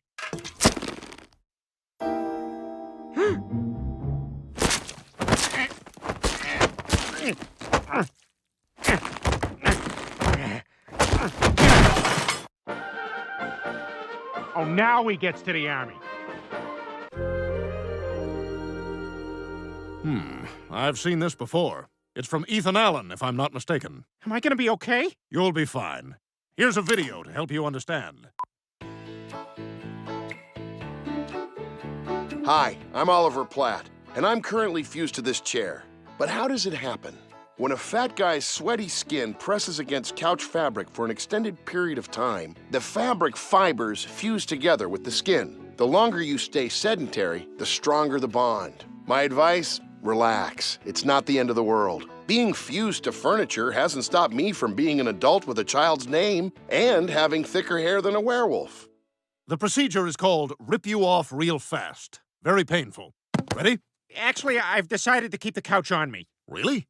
Are you sure? Oh, yeah, this is nothing. I've been in uncomfortable situations before. Like whenever I meet famous people.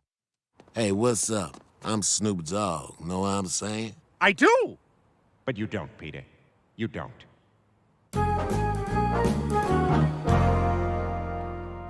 How is he? Is it good? It's a little tight. A little tighter in the couch? Yeah, it's a little tight in the couch. Hey, what's it like going through life holding needles in your lips? It's not easy. Summertime with the needle, they poke my lip and I say, Mamma Mia! Well, you still got James Brolin coming in here autographing your photos. That's kind of cool. You want to know something, Peter? He no come in here. I take the photo from the dry cleaners. Mamma mia, what a day. And now to say goodnight to all of my celebrity pictures on the wall. Buonanotte, Christopher Plummer. Sleeper with the angels, Sherman A. Hemsley. See you when the sunshine, Ken Ober. And now to say goodnight to my favorite celebrity, James Brolin. Mamma mia! Who's stealing my James Brolin? I take that photo from the bakery. Pasta Fazool, what a good day in the bakery. You take a good care of the place while I'm gone, William cat. That goes a double for you, James Brolin. Mamma mia!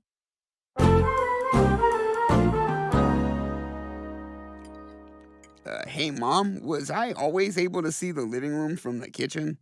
I've had enough of this. That stupid couch is messing up our house. If Peter won't let Dr. Hartman remove it, we're doing it ourselves. I put an Ambien in his beer so he's out cold. I saw you put Ambien in your beer, too. Every adult has to take Ambien every night to even have a prayer at sleep.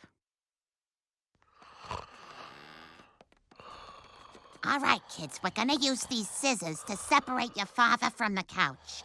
I can't tell skin from couch. Well, err on the skin side. I love this couch. It's from Ethan Allen, you know.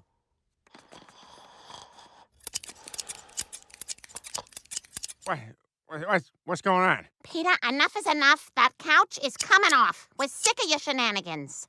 How dare you!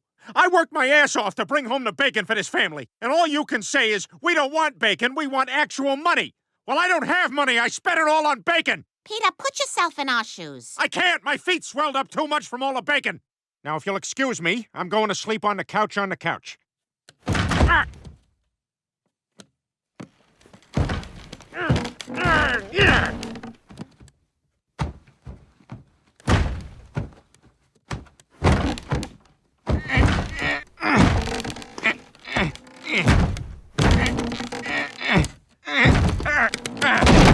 Chris, give me a hand with this.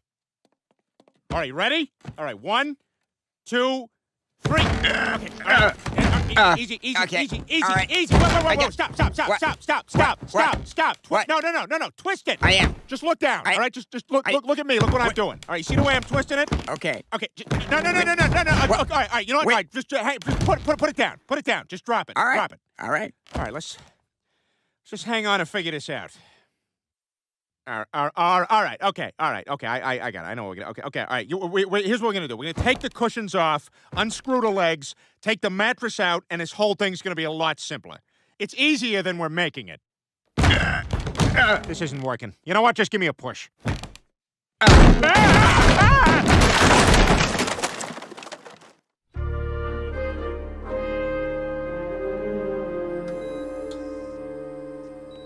have some bad news. Ethan survived, but Alan didn't make it. What about Peter? Oh, him. He's in what we call a coma. Now, where's his chart? Ah, here it is. Griffin, coma, Peter. Will he ever recover? How long is he gonna be like this? Please tell me he's gonna be okay.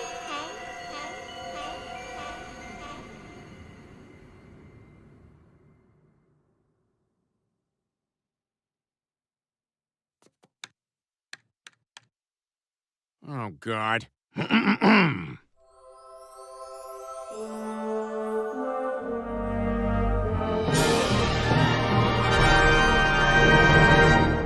God? Yes. And no Trump questions. Okay. I have nothing else to ask you.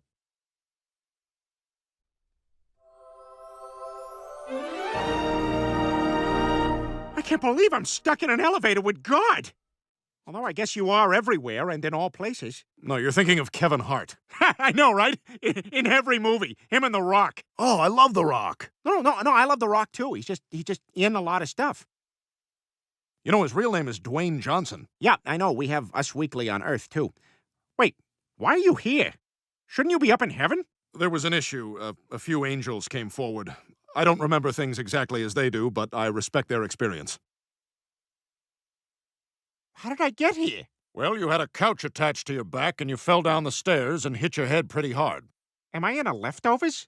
Is this a Leftovers? I don't know what that is. It was an HBO show starring a bottle of hair dye. Man, this thing is really stuck. Hey, can you use your God powers to get us out? No, they don't really work in elevators. Kind of like a cell phone. I don't have a signal. I have a cell phone. It's silver. That's rad, Peter. I always dreamed of being stuck in an elevator with Tom Brady. That makes two of us. Can I ask you my Tom Brady questions? I wouldn't deign to speak for Tom Brady. Understood. Hey, do atheists go to hell? No. How about people who say they are not religious, but they are spiritual? Straight to hell. To the boiler room of hell. All the way down. Sometimes I pull them out just so they think everything is going to be okay, but then I put them right back in. Good. That makes me happy. God, here's something you might be able to tell me. Will Taylor Swift and Katy Perry ever reconcile their differences? What are you looking for? Oh, I'm sorry. I'm looking for the gay guy who can answer that one. Some people say we're just a computer simulation run by a higher species. Is that true? It is. My guy sucks. Want to trade guys for a little while? Oh, never mind. I'll stick with this pile of crap I already have. All right, can you name every SNL actor alphabetically? Alphabetically by last name? Yes. And no featured players. Yeah, okay. Fred Armisen, Dan Aykroyd, Morwenna Banks, Vanessa Don Lovitch, Norm Macdonald, Gail Mathias. Gail Mathias, good pull. Michael McKean, Mark McKinney, Nancy Walls, Kristen Wiig, and Sashir Zamata. Wow. Now do Kids in the Hall. That was 5 guys, Peter. Name them. I can't. Does reincarnation exist? It does. As past human lives or as animals? Both. Who have I been? You were Henry VIII. Wow. Let me finish. You were Henry, the 8th guy to have sex with Rock Hudson at one of his pool parties. Aw. How many more shows is John Stamos gonna get? 0. Good. That's good.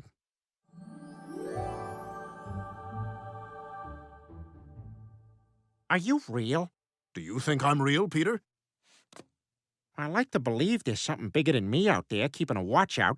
Different people think different things. I'm kind of like a nanny cam. The idea that I may exist is enough for some people to behave better. When I used to ask my mom what God was, she would say, God is love. I always liked that. That's nice, Peter. God and love are very similar concepts. They come from the same place. Tatooine? I always forget you're such a Star Wars guy. Man, when are they gonna fix this elevator? It's not broken. I just haven't decided where it's going yet. What's a mezzanine? It's like a loge. Well, what's a loge? Oh, hey, what's with all the questions? Yeah, you don't know either. Wait, hold on. Am I dead? Yes. Oh my God! Since you're now a ghost, would you like to do pottery while straddling present-day Demi Moore? Pass. Yeah, not getting a lot of takers for that one.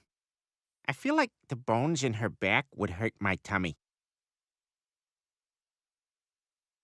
Am I really dead?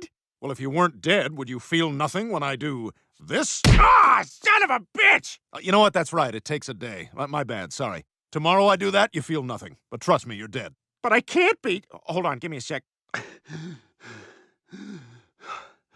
I can't be dead. I have a family who needs me. Actually, Peter, from what I've seen, I think your family would be better off without you. What? What do you mean? Well, you're an inattentive husband and a terrible parent. Oh, says Father of the Year. Oh, please, he played that for all it was worth. Why hast thou forsaken me? You know what? I did him a favor. Okay, well, there's a lot to unpack there, but come on, God, you gotta give me another chance. I'll show you how good a husband and father I can be. Are you asking for a second chance? I guess so. Huh. No one's ever done that. You know what? You're on. I'll give you 1 day to prove to me that your family is better off with you alive. I'll return you to your life before you were in a coma. Thanks, God. I know I can do it. I've faced bigger challenges, like when I recorded that Russian language album.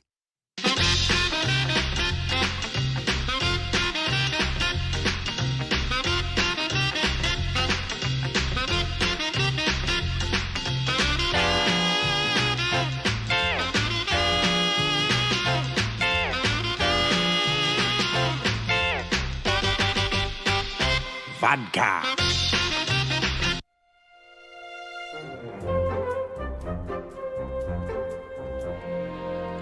Okay, kids, I know how you always wanted kittens, so guess what I brought home? This very pregnant, about to burst, distended nipple street cat. Peter, you can't bring home a feral cat. She doesn't want to be around people right now. She needs a quiet space to have her kittens. Yeah, so everyone gather around close. Her name is Sophie, and she's fully dilated. Chris, she doesn't like that, but I understand the instinct. Now, we all need to do our part to help with the birth. Meg, boil some water. Brian, get some clean rags. Chris, blankets. Stewie, Band-Aids for me. Isn't it nice that we're spending this time together as a family? Let's go spend it in the ER.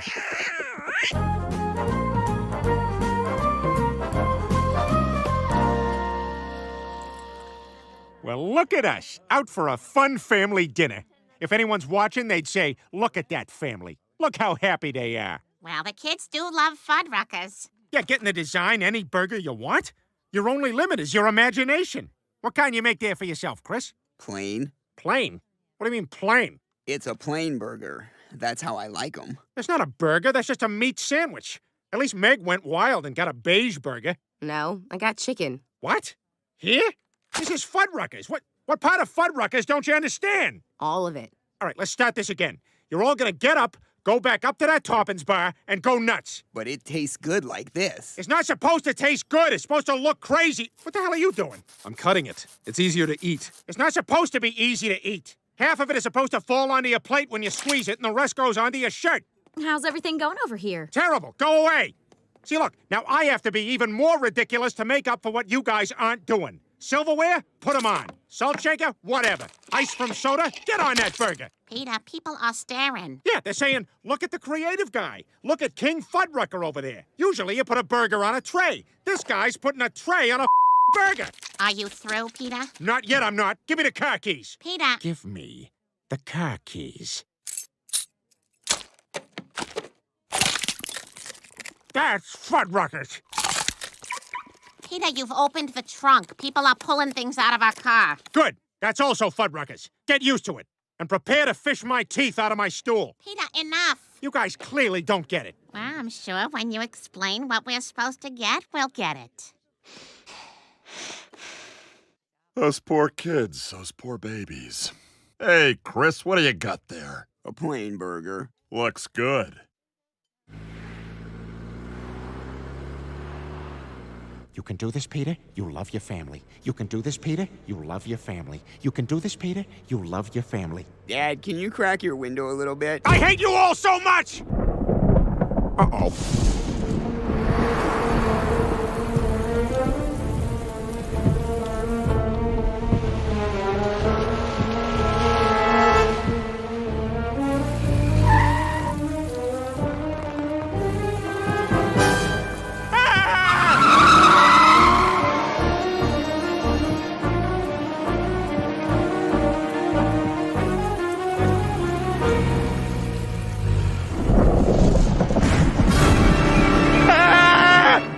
You guys see that? The bunny rabbit family you just ran over?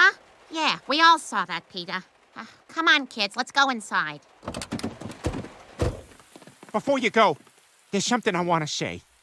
If anything were to happen to me, Lois, I'll miss you more than life. The cereal. But not the board game, which I quite enjoy. Okay. And Meg, I'm sorry I'll never get a chance to walk you down the aisle at Costco to furnish your sad single lady apartment. Thanks, Dad. And Stewie, it kills me that I'll never see you become a man. Loving Twink. Is anyone gonna stop him? And Chris, whenever you're feeling defeated, I want you to remember to always reach for the stars. Ski and Hutch DVD that fell behind the entertainment center. Sorry, you were the last one. What about me? You're a dog. Peter, what's going on? Why are you saying these things? Sorry, why don't you guys go inside? I'm gonna stay out here and listen to Nina Blackwood slowly die of throat cancer on the radio. Our next artist first climbed the charts with Dancing with Myself. Of course, that artist is Billy Idol. I'm supposed to get her a week from Thursday, but I may be moving that up. I suppose you know why I'm here. Yeah, I guess so. It's weird. For the first 7 days, all I did was create things. But since then, it's just killing, killing, killing. Well, go ahead and do it. My family would be better off without me. I'm a terrible husband and a terrible father. I should never have questioned you. You were right about everything. Say that again. You were right about everything. That's all I needed to hear. That's what religion is. It's not about being good or bad. It's just blind subservience to an imaginary being. So, I'm not gonna die? Nope, not for another 4 years. Thank you, God. Bless you, my child. Pornography fan. Aha, you did it to me. Can I use that one on my son? Sure. Hey, Chris, you like pictures of naked children because you're gross and weird. Ah, he screwed it up.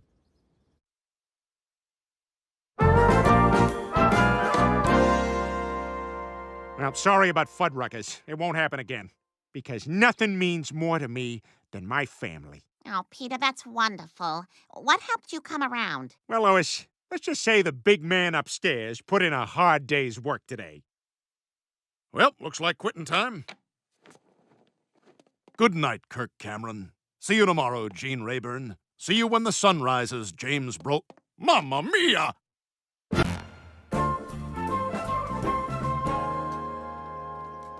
Hey guys, you look like you're getting a little red. Maybe you ought to put some sunblock on. Joe, we just got here. Oh, sorry about that. He's got a little mixed up. Hey, glad you guys could make it. Look at Cleveland over there. He's obviously cleaning his feet in the pool without making it look like he's cleaning his feet in the pool. Oh, that's nice. That's a good temp. I wonder if this temp is the same on my other foot. Oh, yeah. Sure is a good day for it. Good day for these wet paintbrushes, too. Is the pool too warm for paintbrushes?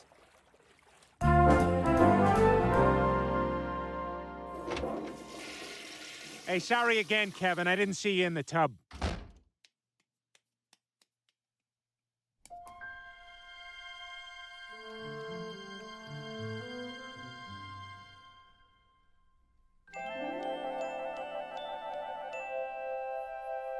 Huh, what's all this? Bunny, it doesn't seem like the Griffins are leaving anytime too soon. Oh, hey, Peter. Hey, Joe, what are all these pictures? Oh, nothing. They're just some stupid scribbles I've been working on for a children's book. Well, I don't think that's stupid. I think that's awesome. I mean, my one note on these would be to hide a bunch of dongs in the backgrounds, but otherwise I think they're great. Wow. Well, that really means a lot to me, Peter. I've been working on this book for 9 years, but I've been too afraid to show it to anybody. Come on, Joe, you can't be afraid. Hey, what if Bono had been afraid to wear sunglasses? Then nobody would know about Africa. What's it about? Well, it's called The Hopeful Squirrel. It's about a handicapped squirrel who has to learn to overcome his disability so he can survive in the wild. As you can imagine, it's very personal to me. Were you once a squirrel? No, Peter. I'm handicapped. What, you ought to do something with this. Really? You think so? Hey, trust me, Joe. I know talent when I see it. I mean, I discovered Mr. Peanut. Ordinary legume. Ordinary legume. Extraordinary peanut!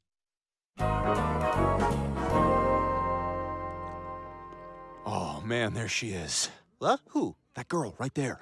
She comes in here every morning after her run. Oh, I'm obsessed with her. Well, why don't you go talk to her? Way ahead of you. Where are you going? And 1,000. Phew. 1,000 what? Percent, that's what. You in the game, too? You mean running? Let me think what's on my trophies. Yes. You're losing her. Hey, I'm Brian. Hi, I'm Chloe. Nice to meet you. Hey, you wouldn't maybe want to grab a bite to eat sometime, would you? That sounds great. Awesome. You know, see, this is how you meet people. I tried the online dating thing, but there's just too much competition out there. Short but handsome, slightly hairy, newly single salesman. Short but handsome, slightly hairy, newly single salesman. Short but handsome, slightly hairy, newly single salesman. Hi, I'm Al Harrington of Al Harrington's wacky waving inflatable arm flailing tube man warehouse and emporium. Due to a gut-busting divorce, limited people skills, and significant prodding from my therapist, I am currently seeking online companionship as a short but handsome, slightly hairy, newly single salesman. And I would love to attempt to convert my heavily embellished internet profile and carefully airbrushed out-of-date photo into a night of physical intimacy with you!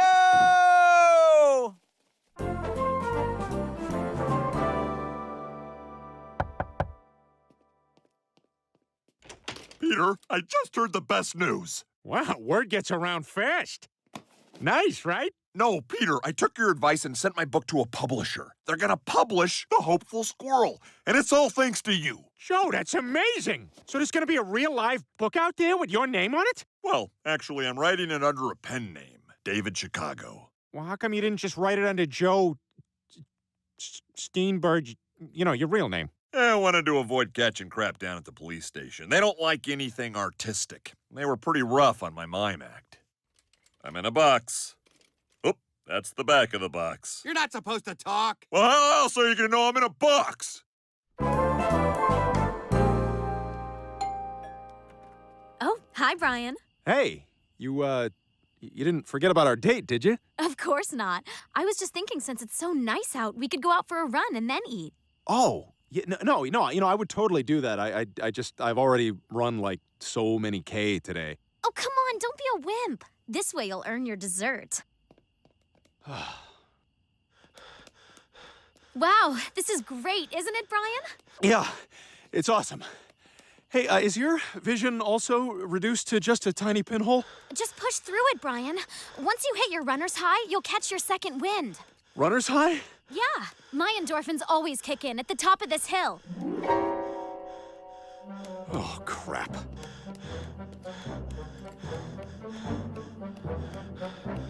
Brian, this is your heart. What the hell do you think you're doing? Stop. Brian, this is your penis. Don't listen to him. We're this close to Bone City.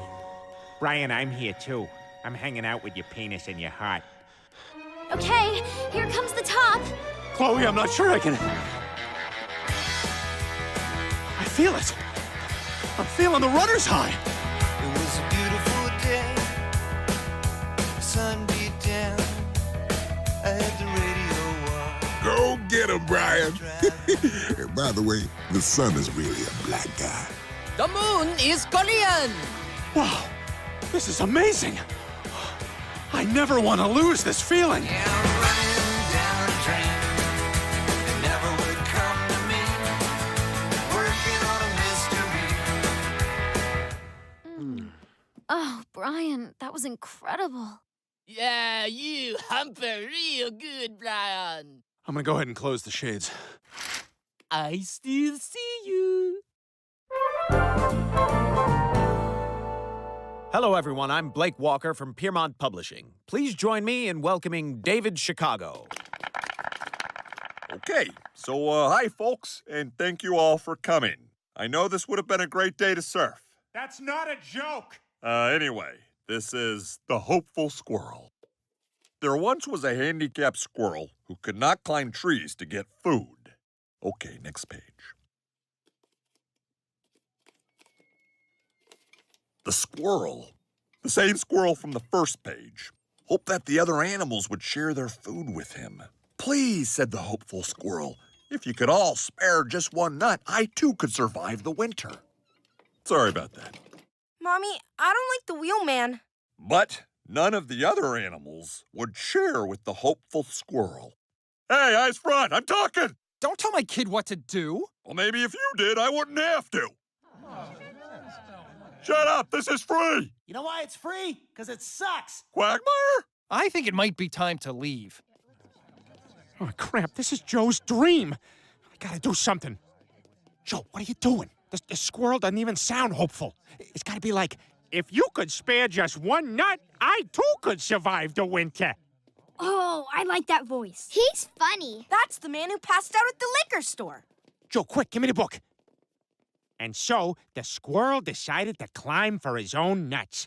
I don't need legs when I've got a positive attitude and arm strength. I'm sorry that we mistreated you, said Buddy the Badger. Could you find it in your heart to share your nuts with us? Of course I'll share with you all, said the squirrel. For if I could not forgive, then I would be truly handicapped.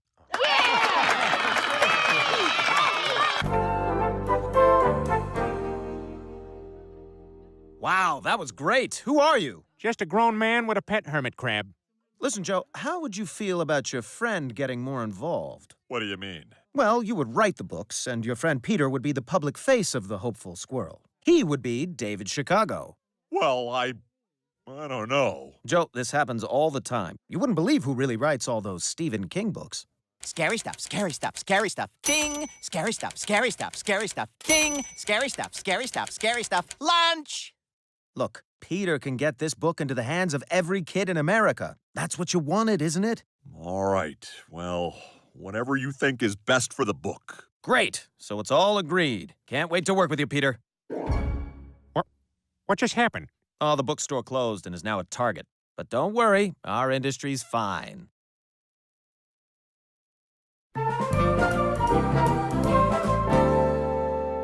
Excuse me, Mr. Chicago?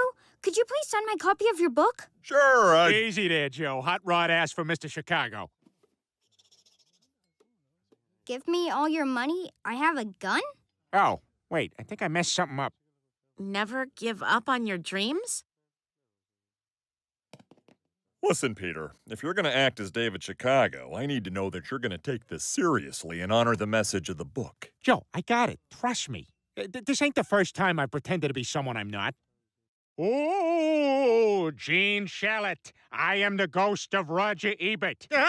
And even in death, I'm a better critic than you. Leave me alone! Go back to hell! Gene, is everything all right? It's fine, Joanne. Go back to sleep. Mwah.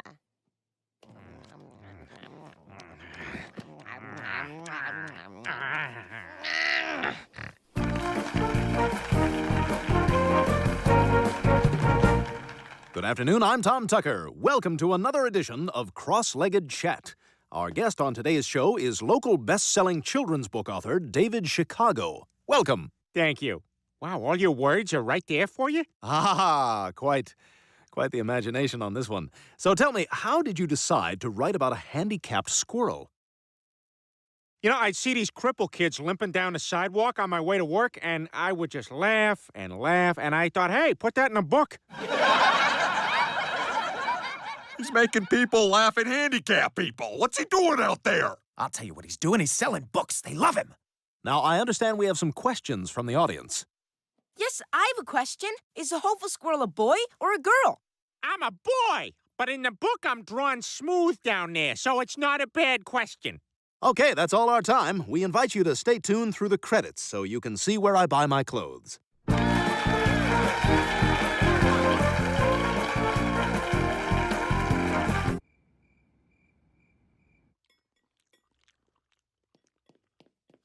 So what's going on here? Just having dinner. That's Dad's chair. He's gonna be mad. Wow, Brian, you sure have been doing a lot of jogging lately. It's called running, Lois. Why don't you have some food? Oh, you mean fuel? No offense, Lois, but that stuff is nothing but chemicals and empty calories. Okay, I'll mush some up and put it on the floor next to the trash if you get hungry. I think you bought girl running shoes. You know, in case any of you want to come cheer us on, Chloe and I are doing the Quahog Marathon in a couple weeks. A marathon? But what if that sexy boy has another bomb? Yeah, are you sure you can finish a marathon? I'm not worried, Meg. I'm just going to give it all I've got, like Scotty engineering the Enterprise. Scotty, we need more speed. I'm giving her all she's got, Captain. She can't take any more. Damn. Chekhov, reroute auxiliary power to the helm. Scotty, the bridge. Captain, this is a little embarrassing, but you know, I've never noticed the little lever I've been pushing. It's only about 2/3 of the way up. I actually can give her more. That's great, Scotty. Mrs. Spock, give us readings on... Captain, Scotty again. You're not going to believe this. There is another lever here, too. The ship can literally go 3 times as fast. I'm sorry, I feel like such a capital J jerk right now. It's okay, Scotty. Lieutenant Uhura, open all channels for... Captain, I've got to interrupt again. I've just been thinking about this giving her all she's got thing. I mean, I've been completely wrong for years now. I feel terrible. I mean, think of how many crises we've been in where the issue was how fast we could go. I mean, I'm sorry, Captain. Scotty, it's okay. No, it's not. Eric's dead. At the funeral, I literally said the words to his wife. I was giving her all she's got. Scotty, it's fine. Sulu, lock phasers. Captain, I just got to jump in here. We don't have enough dilithium crystals to run the phasers. I've lost all credibility, haven't I?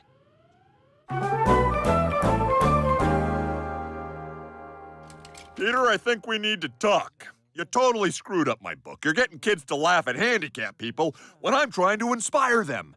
I'm afraid you're off the project. What? You can't kick me off the project. I'm David Chicago. I'm the one who wrote the book. Joe, come on, let's not kid ourselves, all right? Everybody knows my face now. And besides, I'm the only one of the two of us who can do a squirrel voice. Well, I don't know if that's quite true. Joe, stop. You're embarrassing yourself. Sorry, Joe, but the publisher loves me. The public loves me. I'm not going anywhere. Screw you, Peter. You know what? You've ruined this for me. I want nothing to do with the book, and I want nothing to do with you. Oh, one of his shoes fell off during the anger.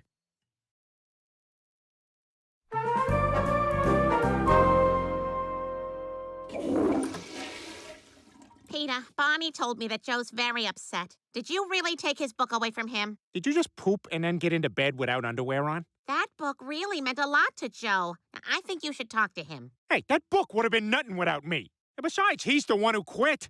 Now the publisher wants another book, and it's all on me. I just hate to see you two in a fight. And on the same week when my sister and I are having such a big fight, too. Good night, Lois.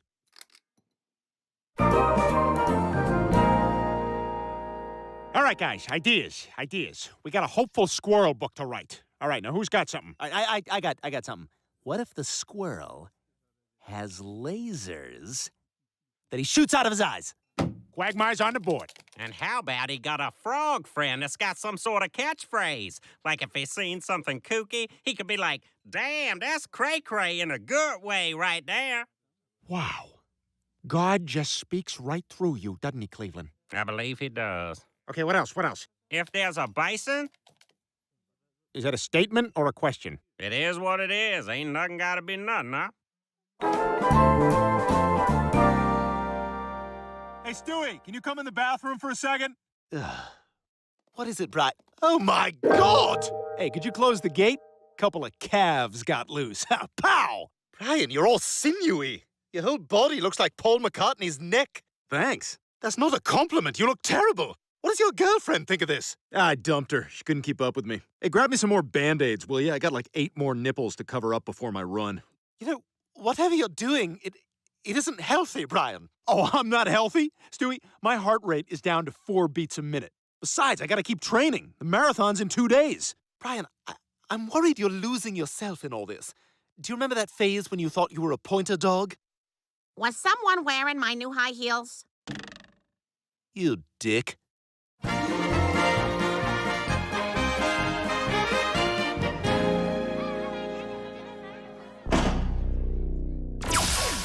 Ladies and gentlemen, boys and girls, hot moms who are married but looking. David Chicago! Hey, how many of y'all bitches like to read?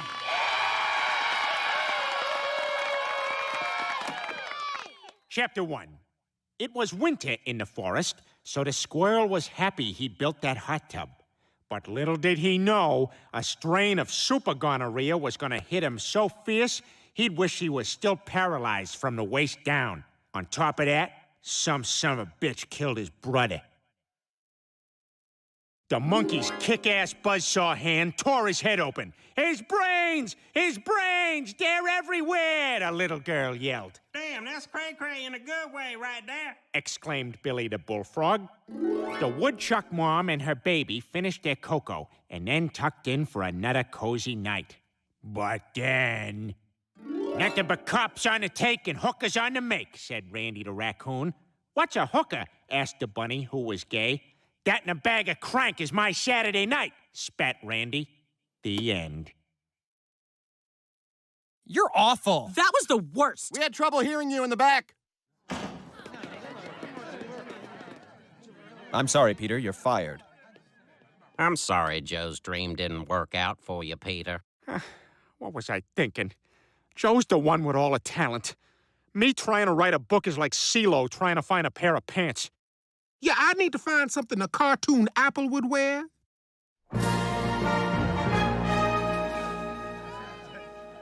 Hey, you made it! So, you ready to watch me kick some ass? Brian, I think you've taken all of this too far. You know, there is such a thing as too much exercise. Stewie, I know you're worried, all right? And no offense, but I'm not taking advice from a guy who eats bread. Runners, take your marks.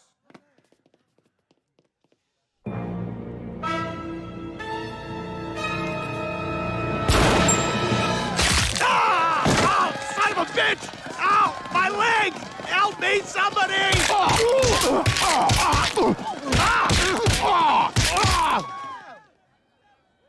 Brian, why does everything you touch turn to garbage?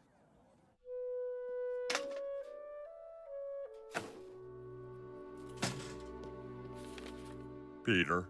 Look, Joe, I messed up. All right? I just got so wrapped up in all the attention. The attention you deserved. I know how much this meant to you, and I should have just stayed out of it. Listen, I'm sorry I mistreated you. Okay? You deserve better.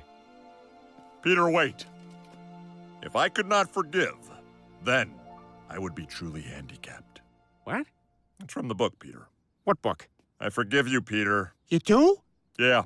The truth is, without you, I never would have had the confidence to get my book published in the first place. And that's all I ever wanted.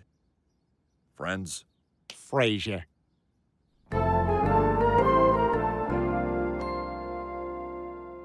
So, Bri, how's that ankle itch? Well, what do you mean? I'm just saying, you probably have an itchy ankle under that cast.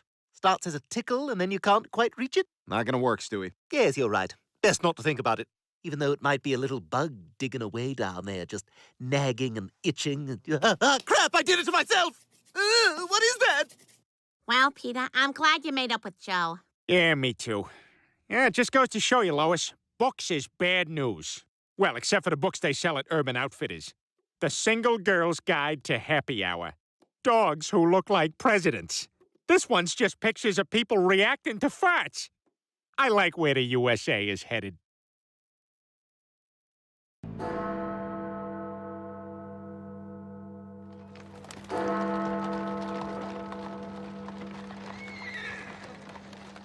Lovely day for a walk, eh, Holmes? Yes, just look at our great city bustling with activity. Even the chimney sweeps are hard at work. It's all dirty in here. I don't care. Keep going. Shouldn't I wear some sort of protective suit? Why? Don't you trust me? I do, but our friend Bartholomew went in lots of chimneys in the 80s, and now he's sick. Holmes, there's something I have to tell you. I'm getting married. I deduce, Watson, that you're getting married. I just said that. Yes, but I had deduced it first. That's what happened. So, congratulations. Thank you. I thought you might be upset because we won't be able to solve mysteries. Solve mysteries together. Elementary. Crown jewels stolen. Another one bites the dust, says Queen. And coming up, Russia and Prussia still named basically the same thing. Ghastly. Who would have the audacity to steal the crown off the Queen's head? Only one man, Watson. Professor Moriarty, the Napoleon of crime. I've had him on the run for a year now. His criminal empire is in shambles, but he won't go quietly. I say, look, there's hotshot 20-year-old comedian Benjamin Hill.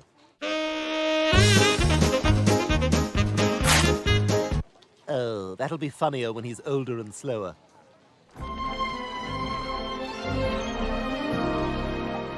Watson, this is the boat to America. How do you know that? Because Neil Diamond is on board. Look. September morn. We danced until the night became a brand new day. I really hoped he'd be singing America. Well, how will we know who Moriarty is? We've never seen him before. The science of deduction. Hold it right there, Professor Moriarty. Sherlock Holmes! How did you know it was me? When I see a man about to go on a sea voyage and not wearing a topcoat, with no watch fob, and whose spats are not fully buttoned... And the jewels hanging out of my hat? Yeah, and the jewels hanging out of your hat. He's got a gun! Look out, Stu... Holmes! God, this is gonna be so annoying. Watson, the scepter! Lucky shot! There was no luck involved. From the angle you were aiming the gun, I extrapolated the path of the bullet and triangulated the deflection point. Is this speech for me? Because he's dead.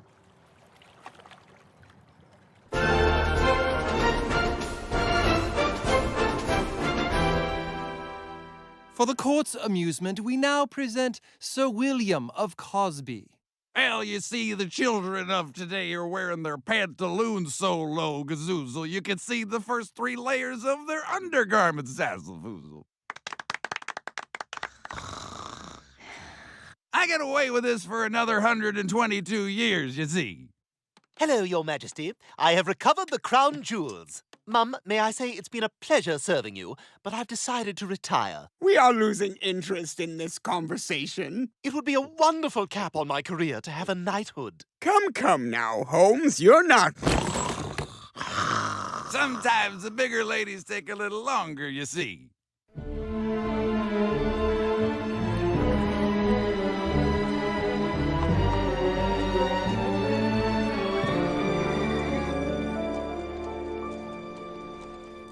Really, Holmes, why retire? There'll still be crimes to solve. But with Moriarty gone, and with you, my biographer, leaving me for marriage, there is little point.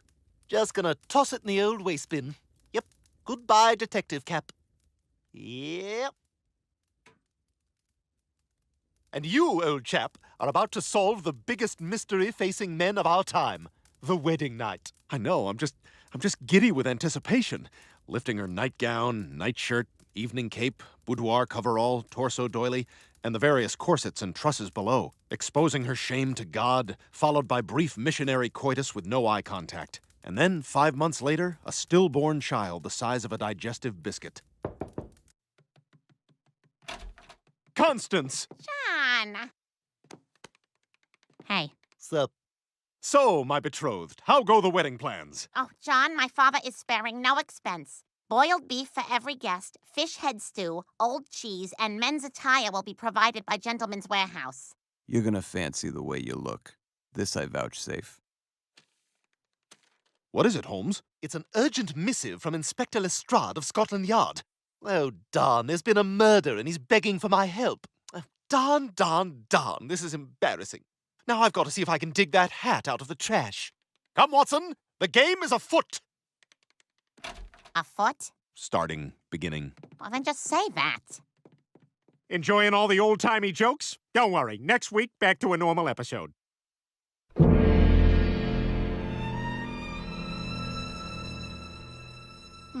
This is most curious. It appears she was killed by our old nemesis, the Scottish brute. That's impossible. He's in prison. I put him there myself 1 year ago. Nevertheless, we can't ignore the evidence.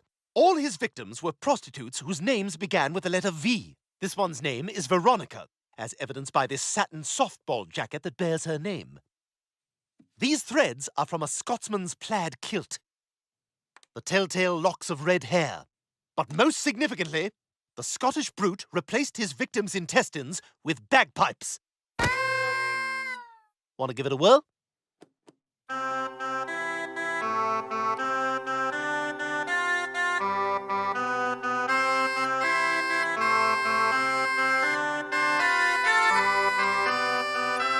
How could he accomplish this murder from prison? He couldn't. There are only 2 possible explanations. Either there's a murderer who has copied the Scottish brute's methods, or I put the wrong man away.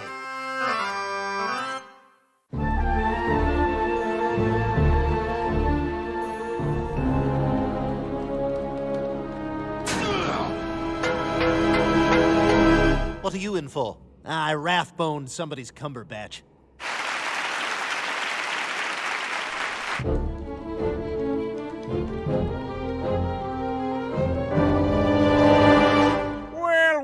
Well, if it ain't me old nemesis Sherlock Holmes. Hello, Brute. I've got some questions for you. Who did you tell about the murders? Not a soul, 'cause I didn't commit the murders. I'm innocent, you nosy perker! How can I believe you? You're a common criminal.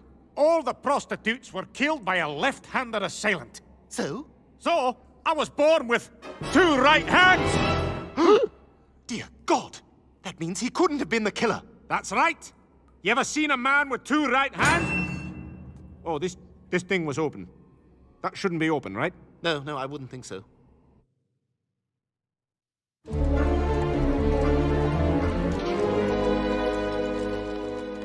I hope you will accept my sincere apologies. Oh, you've done more than made up for it, Mr. Holmes. I'm just happy to be free. The world's changed since I've been in there. That puddle wasn't here. That cloud wasn't there. That window was open. That lady was 4 feet that way. All right, well, I hope you make a go of it. Good luck with your fresh start. Oh, where'd that bird come from? That's new.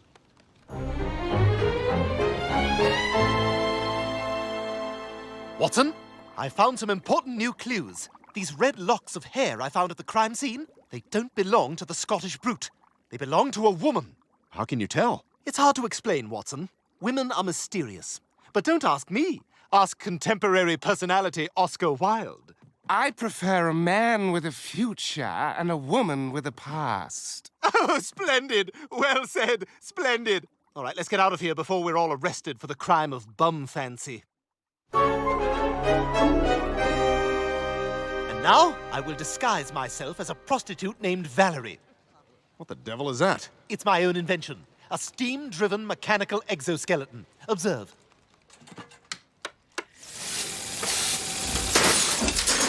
It's cutting-edge technology, Watson! Exchange money for sexual services, Governor. Are you a bobby? You have to tell me. Mind the gap. Astounding. Yes. Now, I'll stroll around the block, and you'll proposition me loud enough so the killer can hear. Love for sale. Appetizing young love for sale. Love that's fresh and still unspoiled. Love that's only slightly soiled. Love for sale. Looking good, honey. No blacks. Love for sale. Race contingent. Love for sale.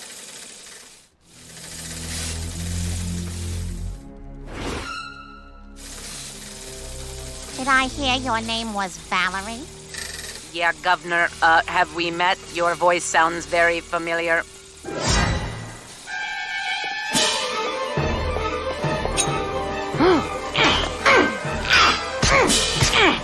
What the hell is this? Watson, hurry! Watson? Oh my God, Sherlock! Watson, help. Watson. All I would have done is be a perfect gentleman. Sorry, got distracted. A lot of rats in London. That's for you. Sorry we didn't catch the murderer, Holmes. And I'm afraid you'll have to catch her without me. My wedding is tomorrow. Yes, about that. I was thinking, maybe you should put that off for a little while. Sow a few more wild oats. Oh, I've done enough of that, my friend. Especially after that raucous bachelor party trip you threw for me in Las Vegas. So, when do the strippers arrive? 1952. Watson, I don't know how to tell you this, but the murderer we've been looking for, it's your fiancée, Constance. You lie! You're just jealous. Well, let's go to her place and I'll show you. Oh, sorry. Today was y'all's cleaning day. Y'all want me to come back later? Maybe another day. That's fine. I'll pull out. Just go easy. It really hurt on the way in. Ow! Ow! Ow! Ow! Ow! Ow! Ow!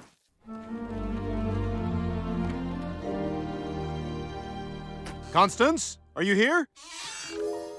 She's gone. I'm sorry, Watson. Unfortunately, it appears my deductions were correct. Not so fast. Look, she left a note. See, Holmes? It says here, these are test results. She has gonorrhea.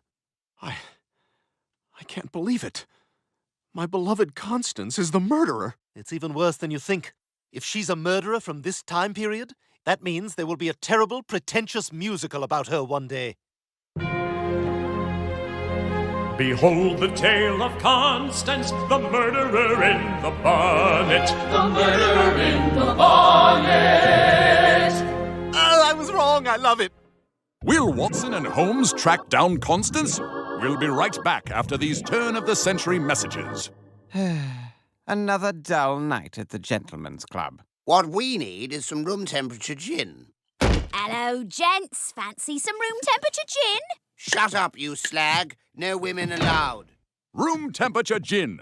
Drink it without women, have an eel pie, then go to bed.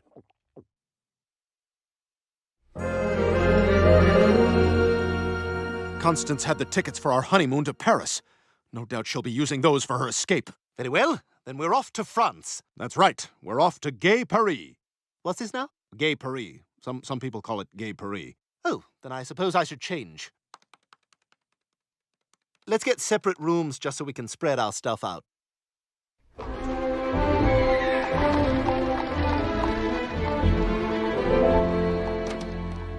Quick, we've got to catch the train. Porter! Watson, do you have threepence for the porter? I have tuppence. So you don't have threepence? I have tuppence. How much do you have? I have nuppence. You're gonna get a comeuppance.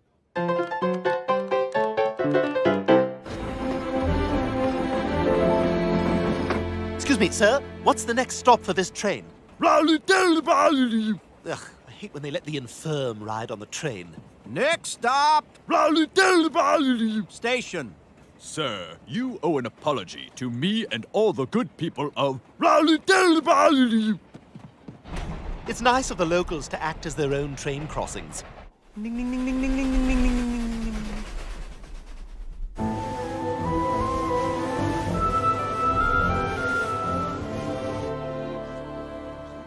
You know, I've never crossed the English Channel before. I hope no one from the train is on this boat. I'm wearing the same outfit. I wouldn't worry. Looks like it's just a bunch of minor celebrities.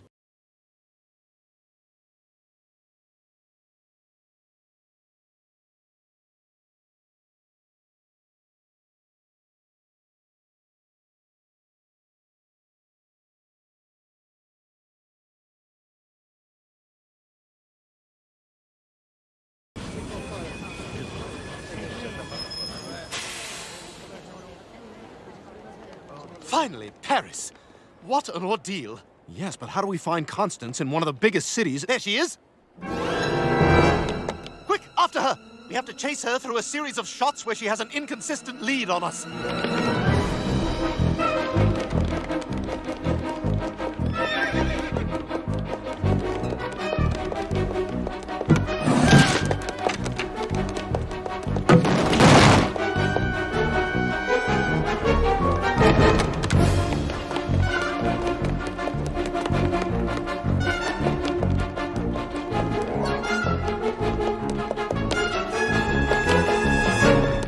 This way, Holmes. She's heading towards... Holmes? I couldn't come here and not do this. She has appendicitis, by the way.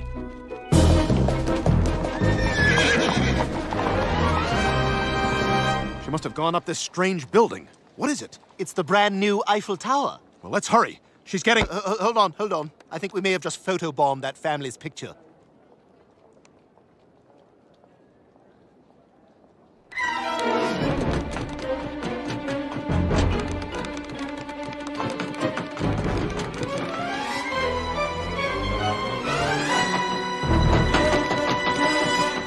You'll never catch me. Ah! Damn it, my heel is caught. Ah! Ah! Constance! Hang on, my darling.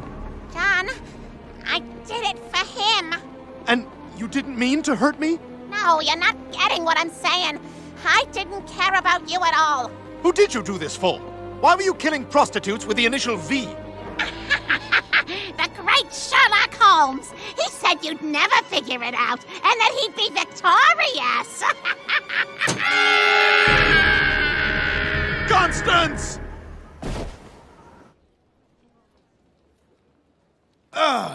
Dip adieu!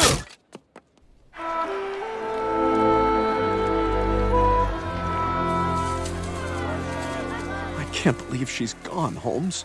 Oh, you'll find someone. You're a good guy with a great body. I still don't understand what she meant by he said you'd never figure it out, and... That he'd be victorious. Watson, that's it. Didn't think I'd figure it out. This calls for the old Sherlock Holmes celebratory smoke. I'll just light my pipe.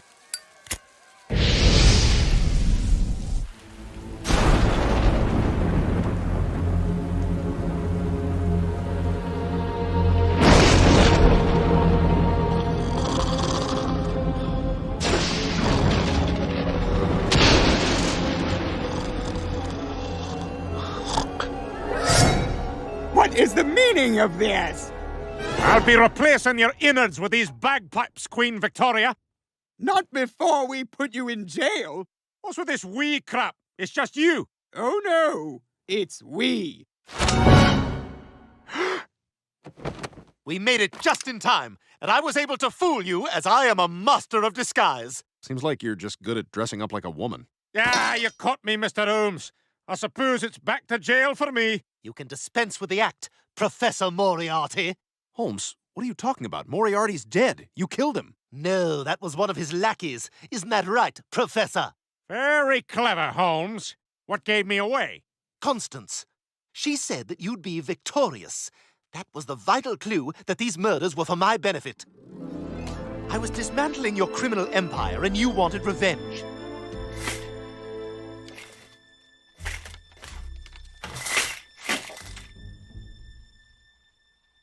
You cannot catch what you cannot see. So you concocted an elaborate series of murders with clues leading me to the fictional Scottish brute. Meanwhile, two toothless British homeless people had filthy sex in an alleyway. They would become the grandparents of the guys from Oasis. Meanwhile, you had your girlfriend seduce my best friend.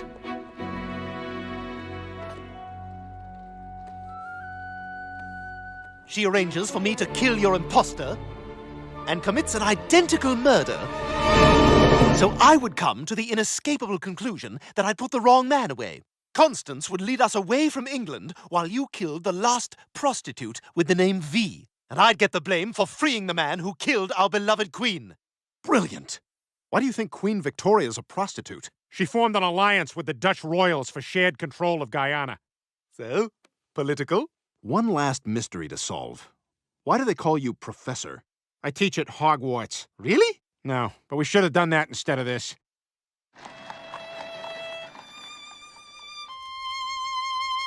Holmes, with this case, you saved the entire British Empire. Yes, now it will last forever.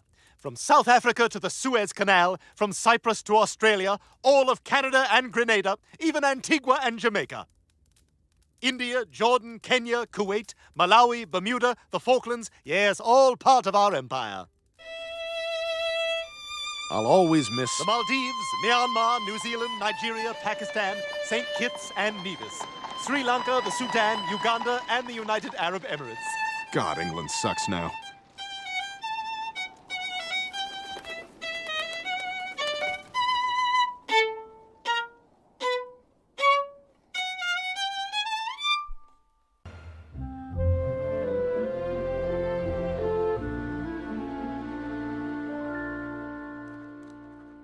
Send in, Stewie, please.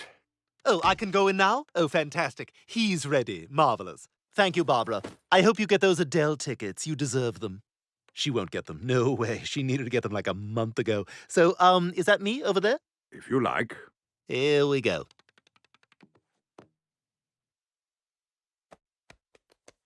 I saw the kid who has cancer leave.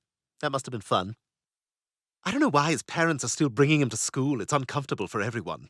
I've never seen him when he's not just thrown up. Charming. This is charming. It reminds me of the therapist's office Bethany Frankel goes to on The Real Housewives of New York City. I hate her. She looks like a wooden doll you'd find in an Eastern European toy shop. Oh, don't act like you don't know who she is, please. That doesn't impress me. We live in the world. We all know who Bethany Frankel is, whether we like it or not. You know, I actually don't mind her. And she's built quite a business for herself. You have to hand it to her. I don't mean to name drop, but I kind of know Andy Cohen. I guess I'm his type. Which, of course, is very flattering. He's outrageously successful. He originally wanted me for the Rachel Zoe project, but I said no, so they went with Brad. And now look, that could have been me on Fashion Police with Melissa Rivers 14 times a year. Ah, well, hindsight. I see the tissue box is empty. Somebody was going through those like, well, tissues. I hope he didn't get cancer all over this seat. Ugh, yuck. Bad luck. Although I did hear Ryan Reynolds visited him, something to do with Deadpool, I guess, so it's not all horrible. If they don't give us a day off when he dies, I'm going to be so pissed. Oh, look, you got your Dunkin' Donuts coffee. I don't know why those cups always depress me. It's like you've already given up before the day's even started. You might as well tattoo "Can't afford Starbucks" on your forehead. What do I care, though? None of my business. I haven't heard of any of the schools you went to, but I'm sure they were great. I mean, you're here, right? And why are you here, Stewie? That was lame. You seem to have a lot of strong opinions. I do. Mostly because I come across a lot of dicks. Or I guess I should say wankers. We do like that word, Or tosser, git, prat, sod, chuffer. Take your pick, Dr. Pritchfield? We? Yes, we. I'm not following. The accent. The accent? You speak with a British accent. Yes, I'm aware. Well, I've often been told that I have a British accent. Oh? That's all you're going to say? Oh? What is it you'd like me to say, Stewie? That I have a British accent. I apologize, but I can't hear it. You mean to tell me you don't hear me speaking with a British accent right now? No. That's odd, because everybody else does. Have you spent much time in Britain, then? No, I haven't. Excuse me? I said no! But you're the absolute only person who hasn't noticed it. Really? Everyone hears this? Well, just the people who can understand me, which you appear to be one of. But that's too complicated to go into. I'm not even sure I get it. The point is, Stewie has a British accent. That's like a known thing. Ask anyone. I'm afraid I don't hear it. Yeah, you've said. It sounds like it's very important what other people think of you. Oh, is that what it sounds like? To me, it does, yes. To you it does. I see. So after 5 minutes, you think you know me. Is that it? A little, perhaps. I am trained, Stewie, to observe things that give me an insight. And yes, I do feel I know you a bit. You do feel you know me a bit. Okay, all right. Well, that's fair. Might I? I'm not sure how this is going to help. Indulge me. Thank you. I see you're on vacation in Rio de Janeiro in this photo with your partner, I'm guessing? Or is he your husband? Yes, probably wanted to make it official, didn't you? Never thought you'd see it in your lifetime, blah, blah, blah, blah. At a quick glance, I'd say there's roughly a 26-year age difference between the two of you. Not quite large enough to raise eyebrows while still giving you a younger mind to shape. Oh, you mean you haven't seen All About Eve, Gypsy, Valley of the Dolls, etc.? And a younger body to make you feel more virile. Taking into consideration the math, he was probably born at a time when the most popular name was Michael. From the dog-eared pages of that volume of Shakespeare, I imagine you wooed Michael with a sonnet or monologue each day. And no one had ever done anything so romantic as reciting Shakespeare for Michael before. And he was smitten.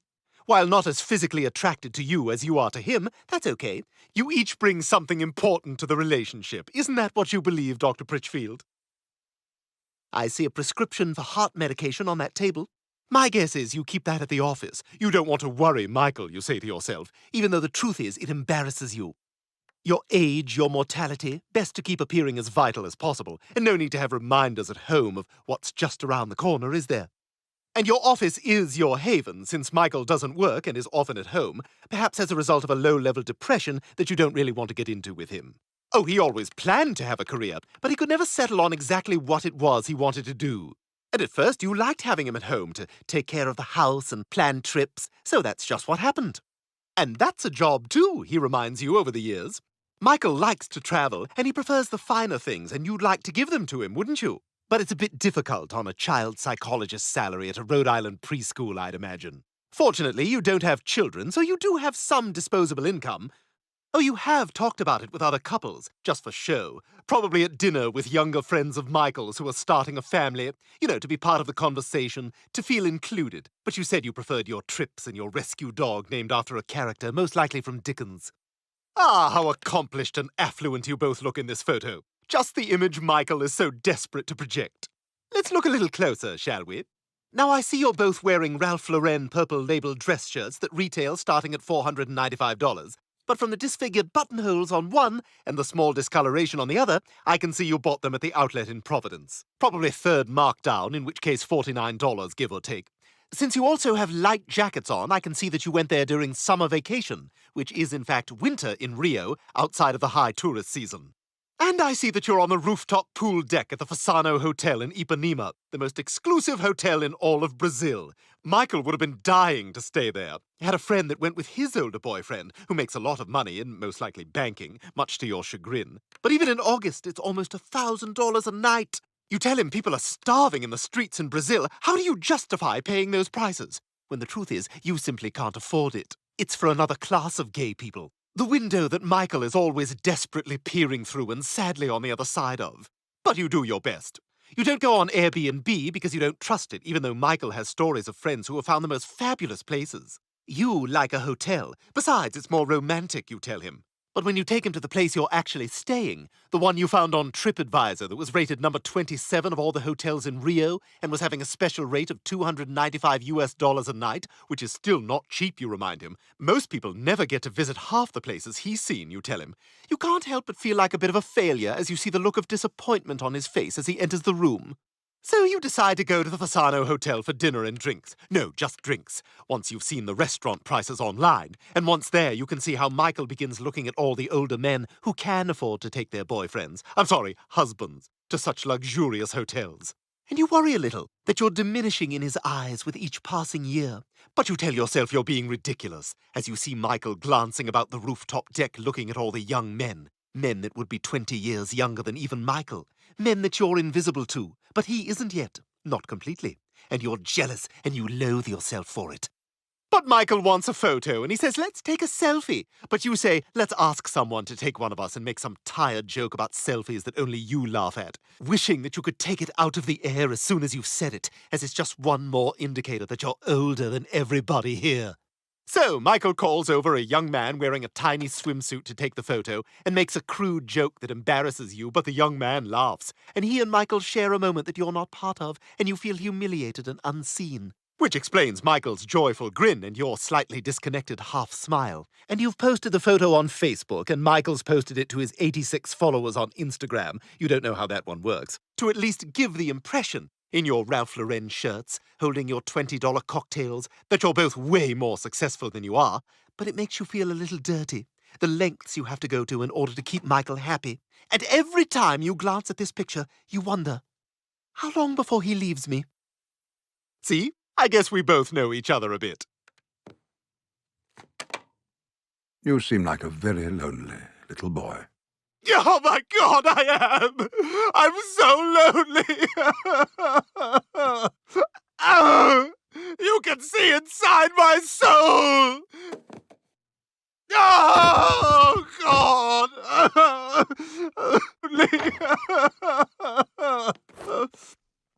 Thank you. Thank you, Barbara.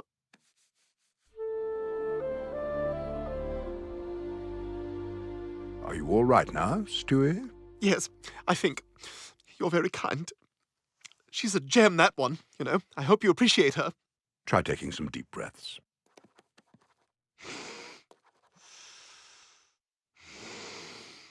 I do this sometimes in yoga. I take yoga. I have a sick body. I do feel a bit better. But still lonely. I'm sorry, it keeps spilling out. Oh, God! Oh, God! It seems like you're keeping a lot bottled up inside. I am. Nobody here likes me, Dr. Pritchfield. I try to fit in with the other boys and talk about things like dirt and shapes, but they won't play with me, and I don't have any friends, and I have nobody to eat lunch with. It's very interesting you'd say that you have no friends, Stewie, especially considering the reason you're here. Oh, that. Shall we talk about it? I don't know what there is to talk about. You pushed a classmate down the stairs. It was an accident. Haven't you ever seen Showgirls? Yes, of course I have. But according to Tyler, it was no accident. Well, I guess it's my word against his, then. It is creating a bit of a controversy. Excuse me? A controversy. I don't know what that is. Controversy? Controversy? Oh, controversy. Apologies. Those of us with British accents pronounce it controversy. But how would you know that? Yeah, how would I know that? Look, Dr. Pritchfield. Cecil, if I may. It's pronounced Cecil. Damn it! But again, how would you know? It's not as if you're... Okay, we got it. I only pushed Tyler down the stairs because I like him, and I'm afraid he won't like me back. And not like him. I'm not gay. This whole thing isn't because I'm gay, so calm down. I can already see you licking your chops. I'm sure you live for the coming out sessions. If anything, I'm less gay than I used to be. Not that anybody at this school would care. But do I think that Grant Gustin and I would make the most adorable Instagram couple? Yes, we would.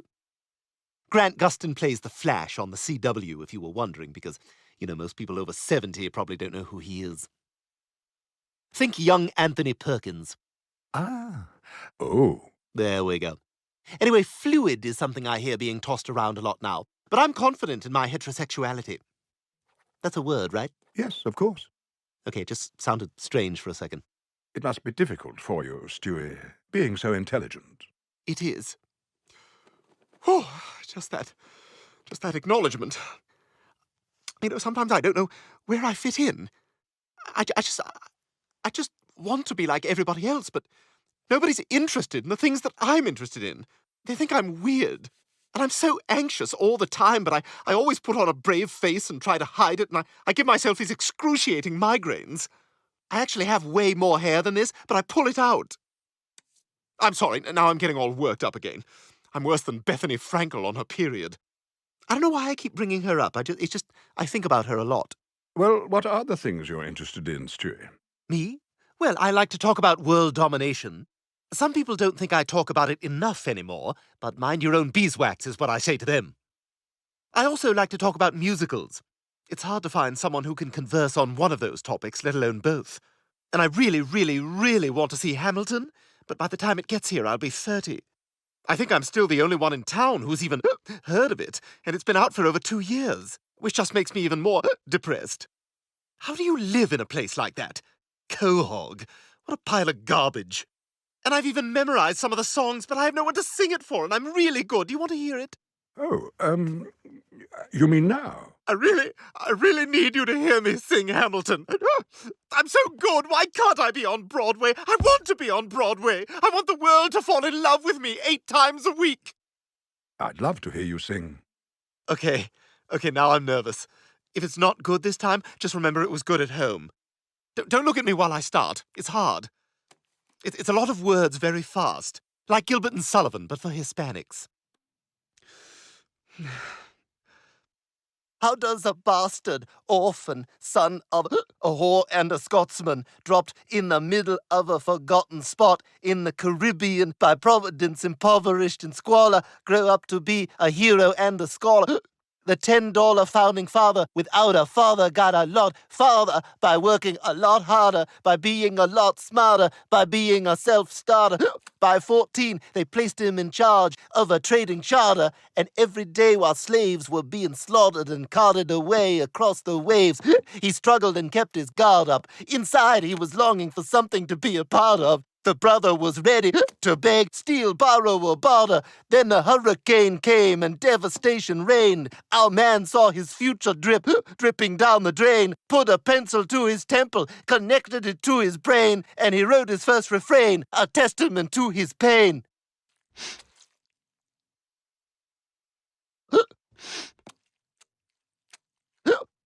Well, the word got around, and they said, this kid is insane, man. Took up a collection just to send him to the mainland. Get your education, don't forget from whence you came, and the world's gonna know your name. What's your name, man? Alexander Hamilton.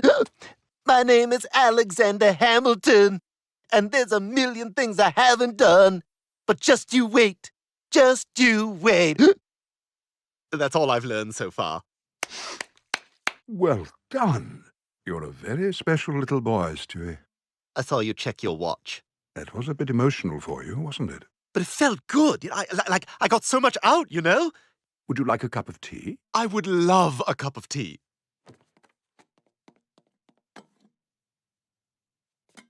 It's hot already?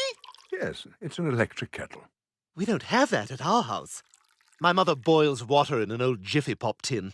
She's just a useless old slut. Hey, my hiccups are gone. If you liked Tyler and you wanted to be friends with him, then why did you push him down the stairs?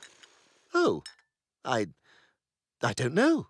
Can I tell you a story about another little boy? Okay. When I was your age, I grew up in London when the Blitz had just ended. Good God, how old are you? Our neighborhood was reduced to rubble. And in the chaos, I searched desperately for my parents. Mom! Mom! Mother! Mother! Mom! Mummy! Mummy! Mummy! Mummy! Mummy! Mum! Mother! Don't. Don't what? You know what. But Mother was nowhere to be found, and neither was Father. You see, I was the sole survivor of my family, so I was sent to live with an aunt in Cornwall. But she had too many mouths of her own to feed, so I was next sent to a distant cousin in Northumberland. But she didn't care for children, and off again I went, this time to an orphanage in Gloucestershire. But they didn't like little boys from London in Gloucestershire, or from Cornwall, or Northumberland. So I pretended I was from Shropshire, of all places. And eventually I became friends with 6 boys: Sebastian, Declan, Flibbit, Bibberdoodle, Scodger, and Nonsense Word. And together we travelled... Okay, before you say another name of anything, I'm going to have to stop you. Yes? I'm only here for 40 minutes, and this is already a really long story, with a lot of locations. And I don't feel like waiting to see how it links up to my thing. The point of the story is I know what it's like to feel alone and to have to pretend that you're something you're not. Oh, and also how my first kiss was with a Nazi. See? We didn't need to go back 1,000 years for that. And I don't pretend I'm something I'm not. I never said that. You just said it. I might have implied it. I suppose the question is why you feel the need to do that. I don't know. I guess I hadn't realized it before. Maybe I'm worried nobody's going to like me. Lois left a tissue in the dryer again. And these are my only pants. How sad is that? When I was in the orphanage, my Sunday shoes were potatoes. Well, you win that one. Look, I'm different, Dr. Pritchfield. I'm not like the other kids. I realized that when you picked up that photo and decimated my entire life. Sorry, it's kind of a parlor trick of mine. Have you ever thought of just being yourself, your real self, and then see what happens? I don't think I know how. Everything about me is this carefully constructed persona designed to keep people at arm's length. This isn't even how I really talk. This is how I talk. The accent is nothing more than an affectation, a coat of armor to get me through the day, just an image I cultivated so I could feel special. Wow. What a relief. For once, to talk with my real voice without the burden of trying to sound like someone I'm not. What do you mean by that? Well, this is my real voice. I don't hear a difference. How about now? You freaking hear that?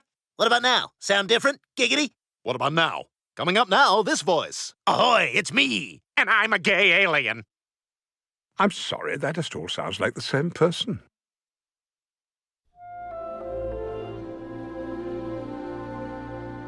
Well, Stewie, that was quite a breakthrough we just had. How do you feel? I feel relieved. Like a weight has been lifted. I can finally be myself. I like this, Stewie. I hope he stays for a while. I've never been vulnerable to anyone before. You're the only one who's ever met the real me. Well, I'm honored, and now the rest of the world is going to meet him. Yes, that's right. There's no going back now. I'm going to talk to Tyler. I'm going to make friends. I'm going to be a normal boy. Yes, you are. You're finally going to be just like everybody else. What? Say that again. You're finally going to be just like everybody else. But I don't want to be like everybody else. What do you mean? I don't want to be like them, like any other zero in this miserable town, like my family. I won't do it. I don't want to be like any other person, like you skiing. Please, don't pick up that photo. I want to remain what I've always been, superior, brilliant, special. Oh, God, what was I thinking? I'm never going to lift the veil, ever.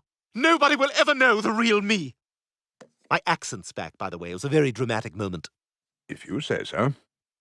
Now, let's talk about...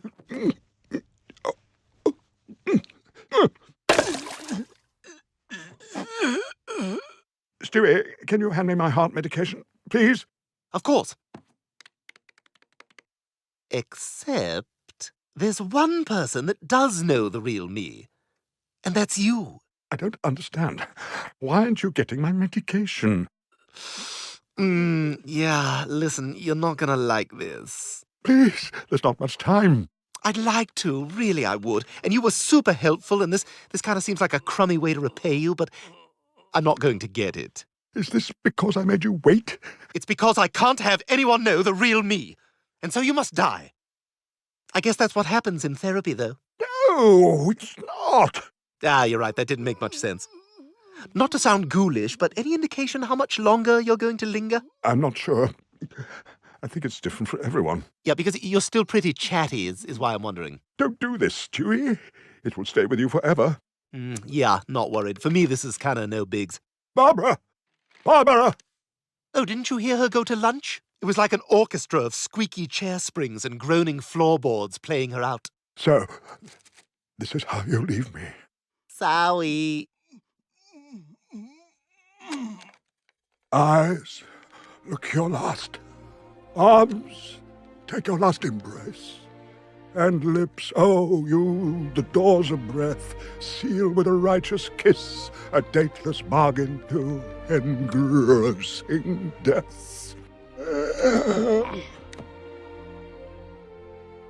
Macbeth? Romeo and Juliet. But I wouldn't expect you to know, since you're not in any way British.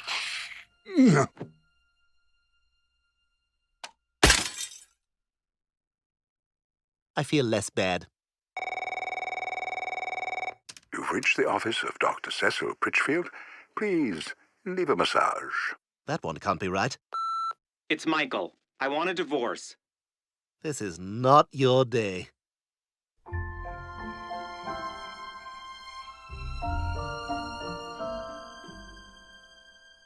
Yeah! Hey, you okay? Yes, Rupert just had a nightmare, that's all. Go sleep on the floor where you belong, whore! All right, well... Hey, Bri? Yeah? Would you mind maybe sleeping with me tonight? Sure. Thanks. Good night, Stewie. Night, Brian. Brian? Yeah? I did something awful. Do you want to talk about it? No.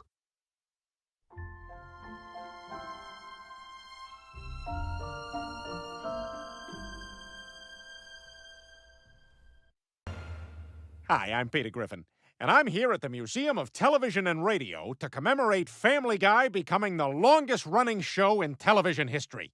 For 60 years, Sunday has meant God, football, and Family Guy. And later, to a lesser degree, The Simpsons.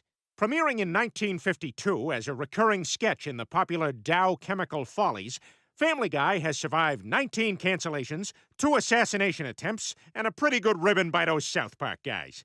Well, tonight we take a look back at classic episodes from our first 3 decades. Oh, here come some tourists. I know, I'll sit here and pretend I'm a wax figure. Who is that? That's the fat idiot from The Family Guy. Ugh, I hate that show. Me too.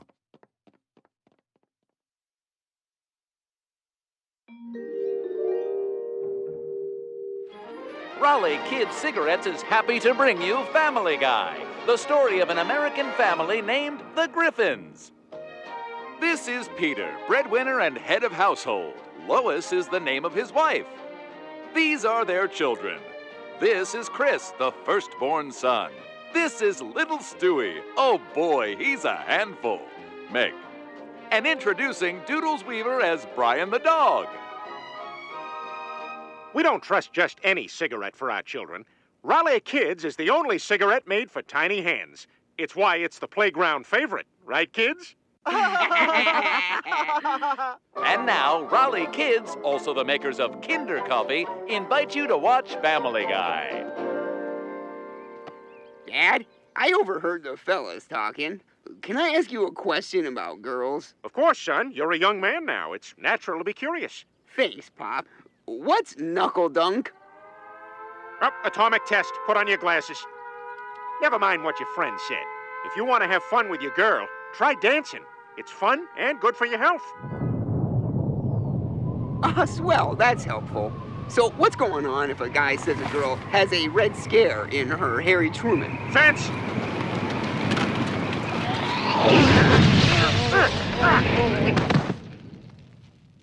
Look, here comes the milkman.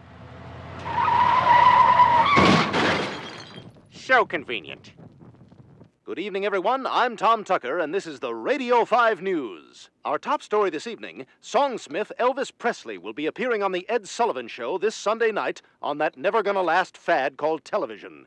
And now a word from our sponsor, Fred Trump Apartments. If you don't want to live with blacks, Fred Trump. Wow, Elvis Presley. Can we get a television set? Sorry, Chris, we don't got the money. I spent our entire savings building that stupid fallout shelter we never get to use. Why don't you just buy a TV for the weekend, watch Elvis, and then return it on Monday and say it doesn't work? Boy, even in the 50s, you're a scumbag. That's a great idea, boy. Hang on. Why don't I just get a job to help pay for it? What?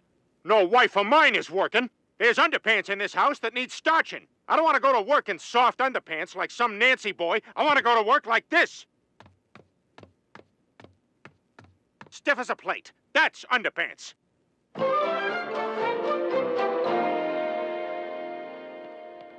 We got some time before Elvis. Can we see what else is on? Sure thing. We now return to 1950s sci-fi, which is always a man in a silver suit battling a monster. Leave us humans alone. It's 1994, and the moon belongs to Earth. Rawr!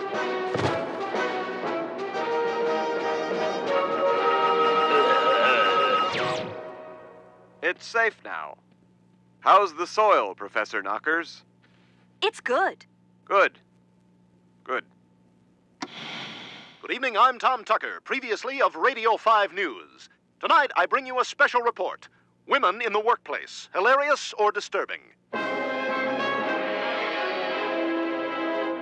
I am a 1950s man, speaking in a stilted manner, seemingly with no self-awareness whatsoever.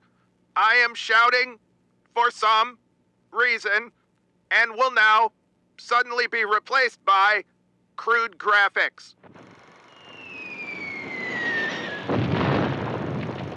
This factory has been beset by women. Is your factory next? Lois, that's you! You took a job? Sorry, Peter. I wanted to tell you, but you were so dead set against it. Damn right I'm against it. If God wanted women in the workplace, he'd have made them alcoholics. You're quitting that job tomorrow. No, I'm not. Quiet. Elvis is on. Ladies and gentlemen, Elvis Presley. Huh? What?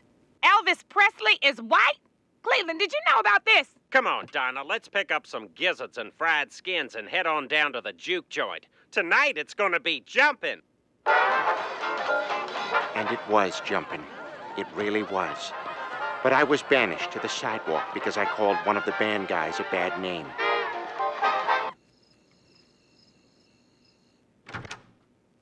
I thought you were bringing the TV back. I changed my mind. This TV is awesome. I've been watching it all day. You can keep your job so we can afford this thing. Oh, that's great news, Peter. You know, Lois, I had an idea. Instead of eating in another room and talking, what if we bring the food out here and never talk again? That's a great idea. Shh.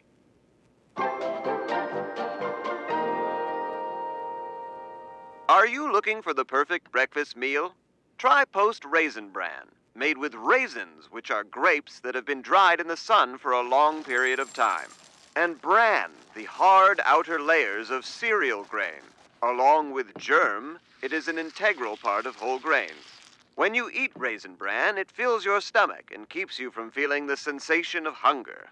Hunger being pangs in the belly as a result of lack of nourishment, thereby sending signals to your brain telling you, "Hey, I'm hungry." And when you hear Mr. "Hey, I'm hungry," be sure to have a hearty bowl of Post Raisin Bran. Again, made with raisins, which are grapes that have been dried in the sun for a long period of time. And bran, the hard outer layers of cereal grain. Along with germ, it is an integral part of whole grains. Post Raisin Bran, made with raisins, which are grapes that have been dried in the sun for a long period of time. And bran, the hard outer layers of cereal grain, a part of whole grains. Toast, raisin bread. Boy, these commercials go by fast. You can barely absorb any of it. I don't know how you do it, Peter. Can we get some Raisin Bran? Do we have any Raisin Bran in the house? Just working day after day. I'm exhausted, and I miss my family. It's made with raisins, which are grapes that have been dried in the sun for a long period of time. I gave my notice, and tomorrow's my last day. So I guess we have to get rid of the TV. By the way, Chris and Raisin Bran are at Raisin Bran practice. Peter, I got a surprise for you. Raisin Bran? A television? We can't afford this. You quit your job. This is what we were making on the line. The only reason I wanted to work was to make this for you. Oh, Lois, you're the greatest. Ah! I guess this is why women shouldn't work. To the moon, Lois! To the moon? What does that mean? You know, to the moon. Okay, you're threatening to punch me so hard I'm gonna fly to the moon? Like it's funny to hit me so violently my body will fly out of the atmosphere. Well, it's not funny anymore.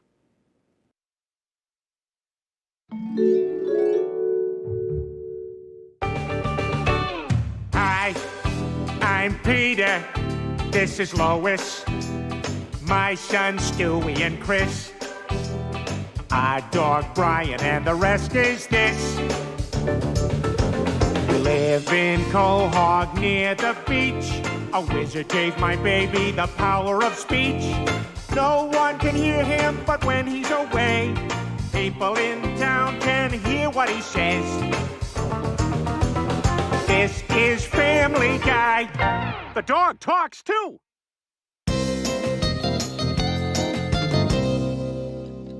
Good morning, family. I'll have my regular breakfast and the newspaper, please.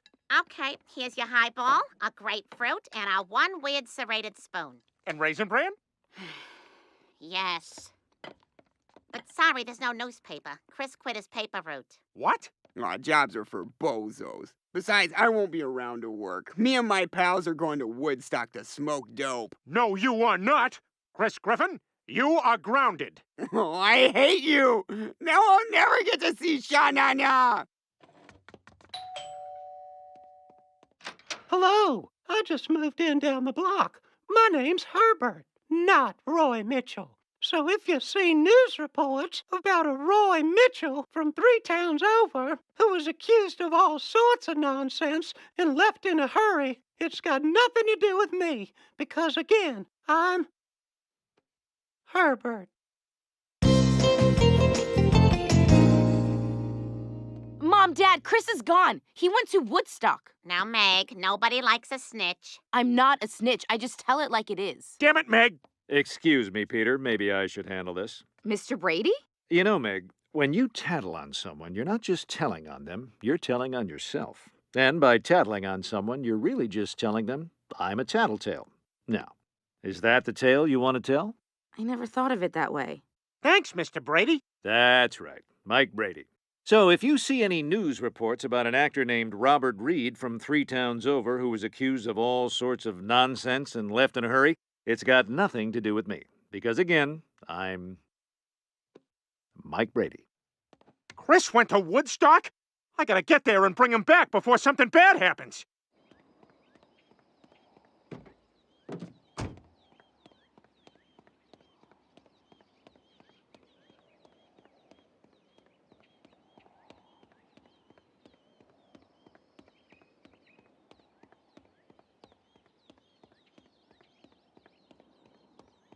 Honey, I'm taking the compact. Save a little on gas.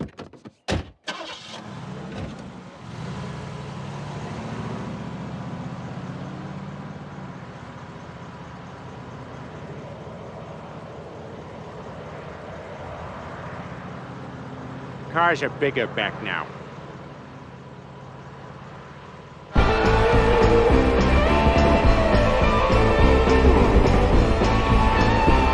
Oh no, my dad! Chris! He'll be here in 10 minutes. I gotta hide! Chris! Dad, what are you doing here? I'm here to bring you home. Well, I'm not going. I'm staying here and smoking dope. What? No son of mine is gonna be smoking dope. Why not, Dad? Is it any worse than your 3-martini lunch? What? No son of mine is gonna be drinking a 3-martini lunch. Why not, Dad? Is it any worse than your 5-scotch breakfast? What?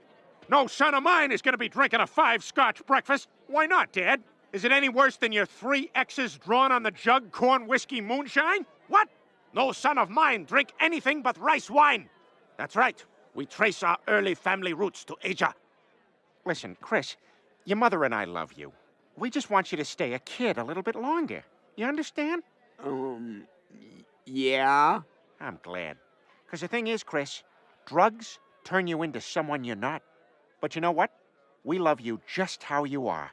That's why I'm so grateful I got here before you dropped acid or took any kind of drugs that you're tripping right now, aren't you? A little. All right. Hey, why is Pete Townsend taking pictures of you? He's been doing that all day long. It's for a book. I don't think it's for a book.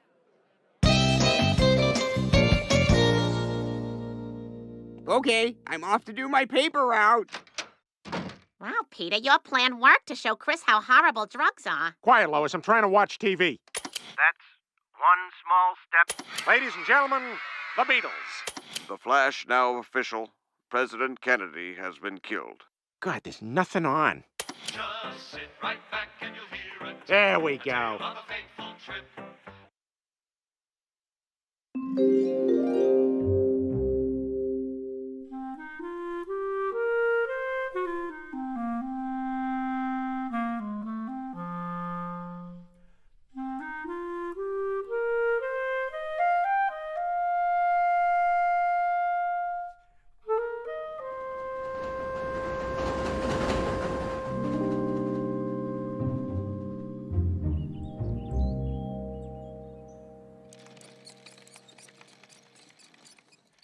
Lois, why is my son playing with a vacuum like a girl? Here, play with this discus and javelin. Then you can grow up like a man, like track and field star Bruce Jenner, the greatest man in the world. Maybe you'll even end up on a box of Wheaties.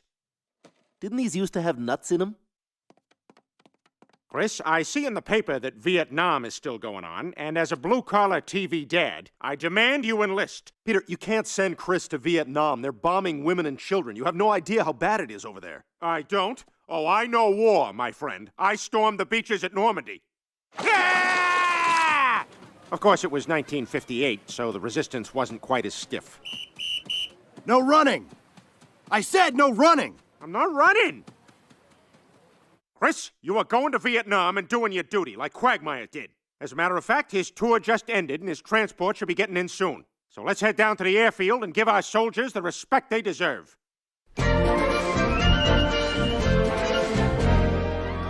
Welcome home, Quagmire. Oh, good to see you back safely, Glenn. Murderer! Hey, show some respect. Sorry. Oh, I left my carry-on back on the plane. All right, when he comes back, we gotta make him feel welcome again.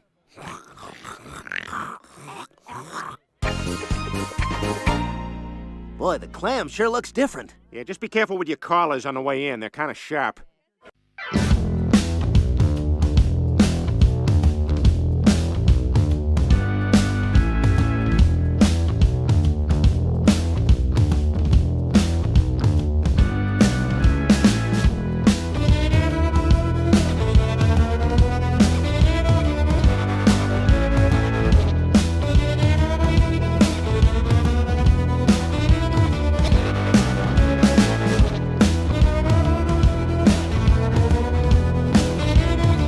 Yeah, we'll have a round of beers for the table. Yep, we got her too.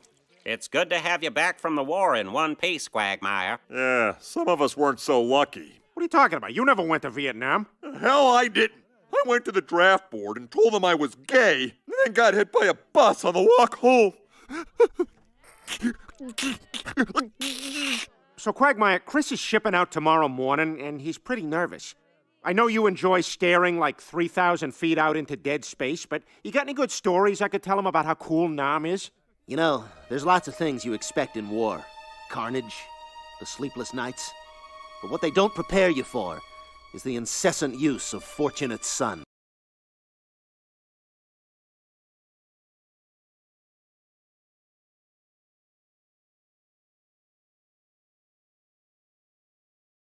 penis would even play Fortunate Son while I was visiting a whorehouse.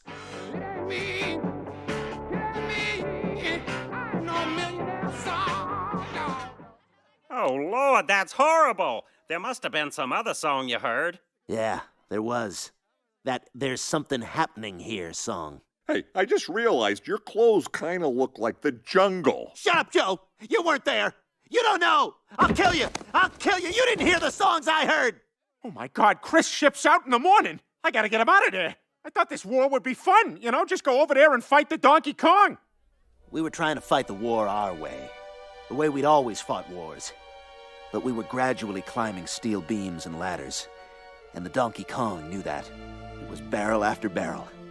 We lost a lot of good men. And so many quarters.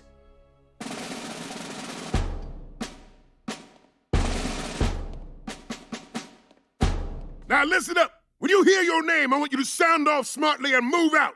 Capo. Yes, sir. Sumner. Yes, sir. Griffin. Chris Griffin. Yes, sir. I didn't think this through.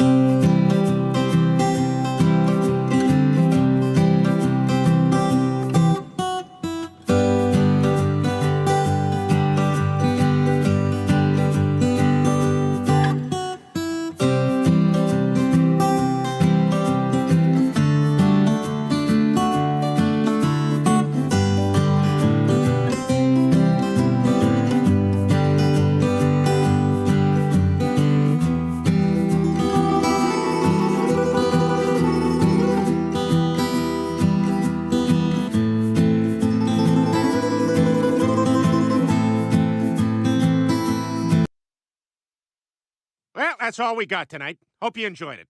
And I hope the exhibits here at the Museum of Television and Radio don't come to life like Night at the Museum. Hey, Peter! Gone nuts! I just want to talk! Stay away from me! Andy Griffith used to beat me up. He was a big drinker. Ask Ron Howard, he'll tell you. Help! Someone! Tim Conway was sleeping with half the Apple Dumpling Gang. You two were the only ones in the Apple Dumpling Gang. You're doing the math now, aren't you?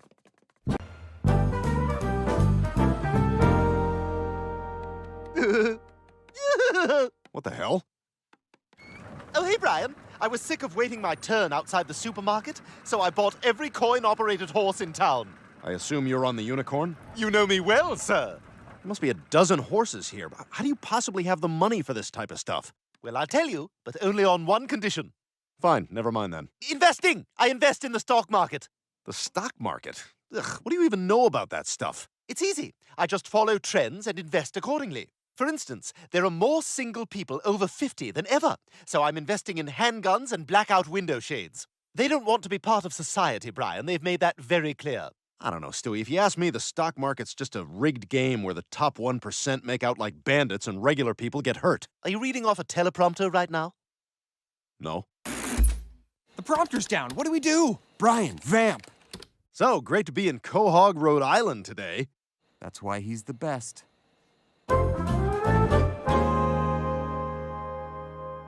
Our top story. An austere monetary policy has the European Union on the brink of collapse, threatening the entire global economy. And for viewers making less than $40,000 a year, your top story is a big UFC fight this Saturday. Wow, I can't wait to see that fight. Me and the guys are going to watch it at the Clam. Peter, we have dinner with my parents that night. It's my mom's birthday. You have to be there. Lois, if you let me out of this, I will go to Meg's ballet recital in your place. Deal.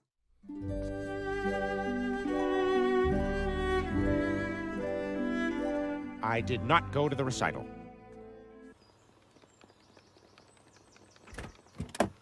Ugh, what a day. I asked Ms. Watson if she had any kids of her own. Immediately, she put me in a timeout. What the hell? Ay, Dios mío. Oh, great course, it's one of them. What? Stewie, adults are allowed to say racist things because of traffic. Oh, my poor 98 Toyota Corolla. We all have 98 Toyota Corolla. ¿Qué? I allowed to say racist things because of traffic.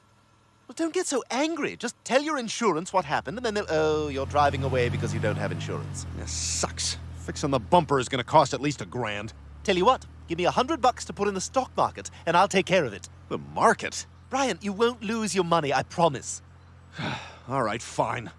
Guess I'm not the first person to cave into family pressure, like Stephen Baldwin. Why aren't you a bloated alcoholic yet? I'm sorry, Ma!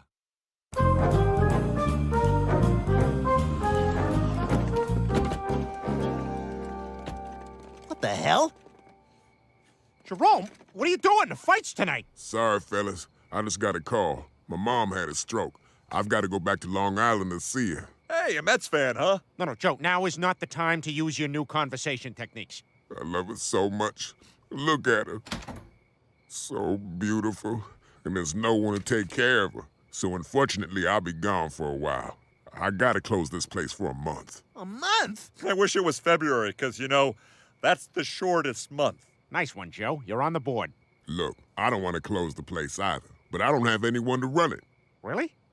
Well, we know this place better than anyone. What if we run it for you? Yeah! That's a great idea. B-story. Wow, you fellas would really watch this place for me? Are you kidding? Running a bar is my dream. Well, that and waking up a rooster.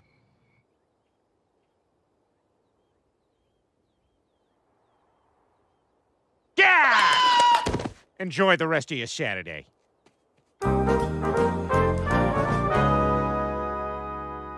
Hey, Brian, I need to talk to you about that money I invested for you. I knew it. You lost it all, didn't you? God, I never should have given you my money. The stock market is a sucker's bet, like chasing your tail. God, it's right there, and yet 1,000,000 miles away. What are the physics of that? I didn't lose your money, Brian. Quite the contrary. Here's $1,000 to fix your car, and here's $1,000 profit. Whoa, hold on. You made $2,000 in a couple days? Yep. Oh, my God. You gotta teach me how to invest. Okay, but I can see this is going to be a lot of work. So in return, you must teach me Gymkata, the fusion of gymnastics and karate. No, Stewie. I won't do that. It's too dangerous. I swore I'd never teach Gymkata again. Brian, there's a 22-year-old Mongolian heiress who's being held captive in a mountain fortress that happens to have a pommel horse in it. There's no other way.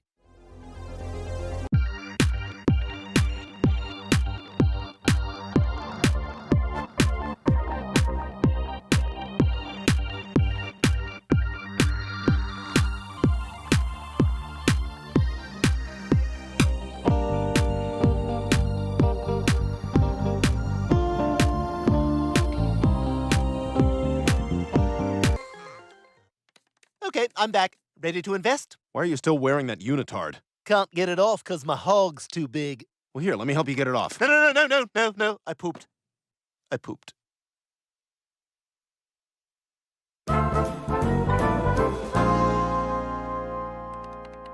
Ya, Toshi, kesu no Nikkei no chouchi wa? Masaka. What's going on with Nikkei? Nani mo iwa nakate yo. What are you up to? Are you kidding? I've been looking at stocks all morning. I'm already up 5% on the day. Wow, good for you. You're really taking to this. I wish I'd brought you in on this earlier. Together, we're going to make a fortune. Well, hold on, Stewie. I'm not some run-of-the-mill Wall Street scumbag only in this for the profits. For every dollar I make, one goes to me and one goes to charity. I'm going to rent a Ferrari and cruise the pier. You want in? Well, cancer's not going anywhere. I'm sorry, Billy. You're $1 short of being able to afford the surgery you need. Yay! Sweet. I know those guys.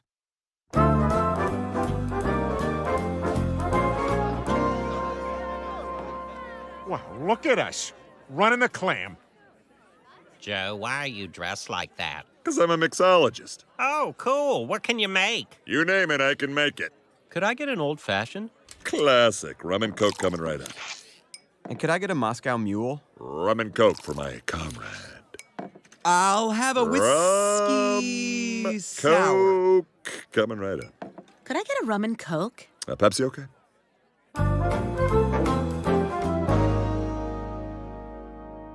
Brian, I've got great news. We're going for a ride in the car? No, our portfolio's up 30%. In fact, we're so successful now, we have to make one of those sappy investment commercials. Thanks to my investments, I've watched my money grow. And my little girl. Dad, thanks for making my big day possible. Don't thank me. Thank Fidelity. Okay, I'm ready to marry you now. Wait, what? No, I'm your dad. Yes, you are. This is what's happening. Fidelity. We're there for you when your baby marries his dog dad. Stewie, why'd you bring me all the way out here? Now that we're eccentric rich guys, we're going to go down 20,000 feet and pants James Cameron while he's excavating the Titanic.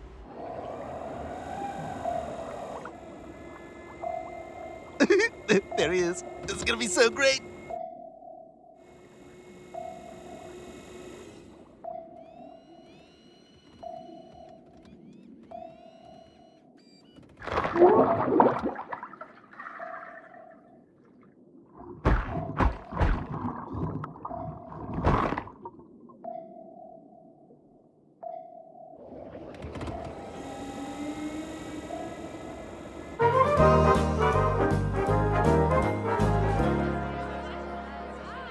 Well, business has really picked up. I think it's because of the trivia night Quagmire started.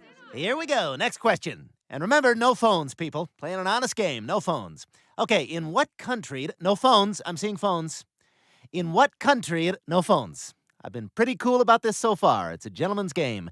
In what country can you find the monuments called... I see phones. I see... All right, you know what? That's it. Trivia night over.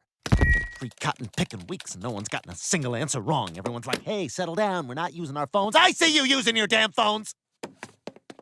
Just give me my shift drink. Technically, you gotta finish the game before you get your drink.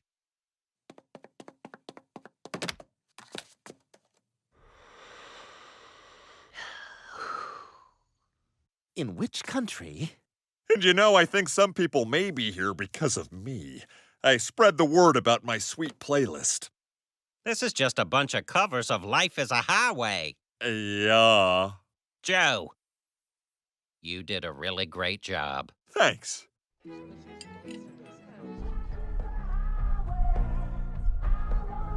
We went to the wrong place. Hey, guys, I had a great idea. You know how people love mechanical bulls? Well, I got something even better. A real bull? If that thing gets mad, it'll destroy the bar. Yeah, right. How can it get mad when I cinched its balls with my belt? See, it loves it here. It's even picking out a song. Excellent choice. You know, not to tell tales out of school, but I sucked my first jug to this song.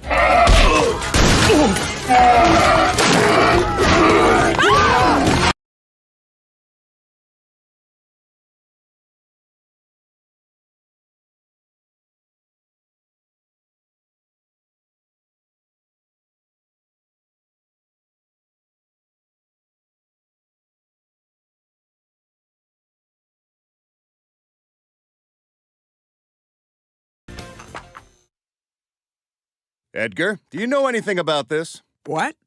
No. Edgar? I was at Stanley Kaplan preparing for the ACT. Well, then I am sanguine. Huh? Aha!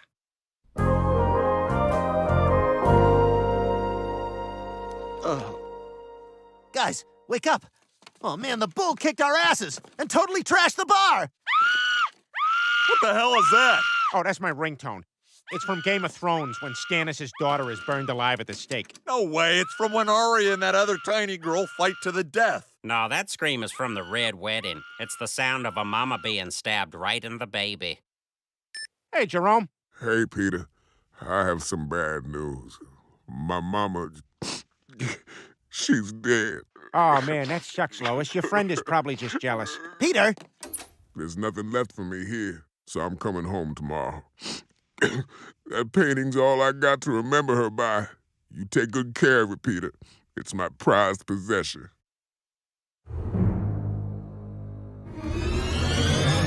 I'll see you tomorrow. What are we gonna do? Yeah, when Jerome sees that painting, he's gonna kill us. Don't worry, guys. He's got another one over there. Peter, that's Bruno Mars. Bruno Mars? Who's she? He's a man, and he's not even black. He's a beautiful, mixed-up tomorrow person.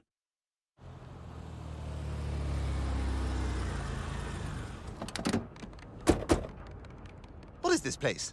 This is what you dragged me out of the house first thing in the morning for? Yeah, it's a great company I found to invest in. Korean. They make protein shakes. The profits are off the charts. Well, why is it in the middle of nowhere? And why are there no windows? And why is there a security guard out front? All these questions, this is why I didn't want to let you have a soda in the car. It's not because of the soda, God!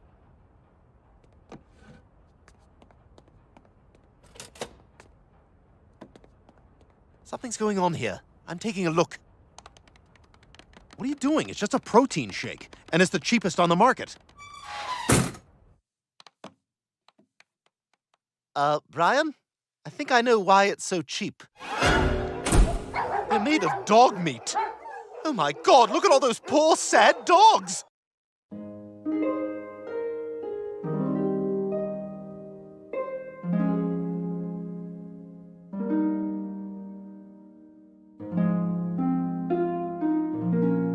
They're all in trouble, even Rover Dangerfield.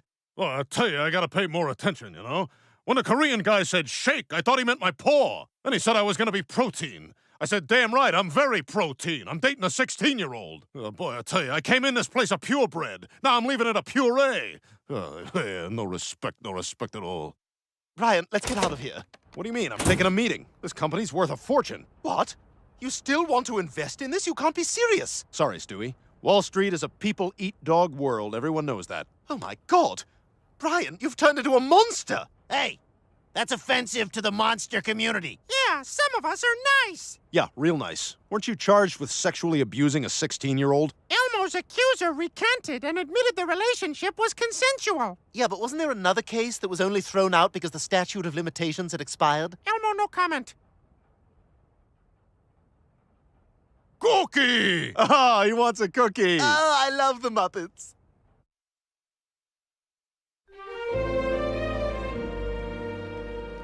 I can't believe you still want to invest in this. They use dog meat. How can you condone the eating of other dogs? Oh, come on, Stewie. It's their way. Who are we to judge other cultures?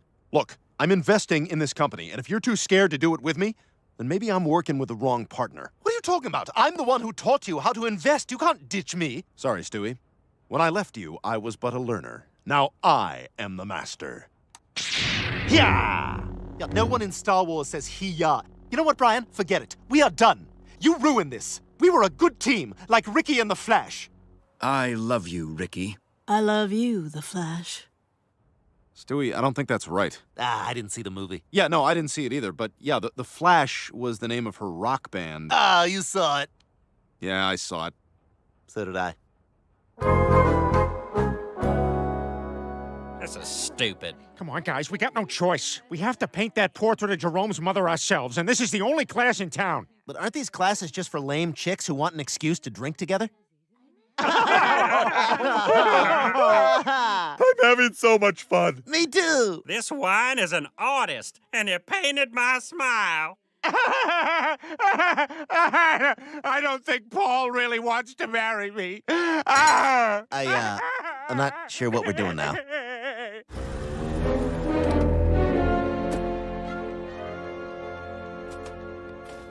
Hi, Brian Griffin. I have an appointment to see your CEO about an investment. Ah, yes, we're waiting for you. Here, breathe deeply into this investor's rag. All right. Now, I'm not sure if I'm saying this right, but, boo! Cocky. Can you believe Brian? Thinking he can fire me when I'm the one who taught him? I have had it with him. Absolutely had it.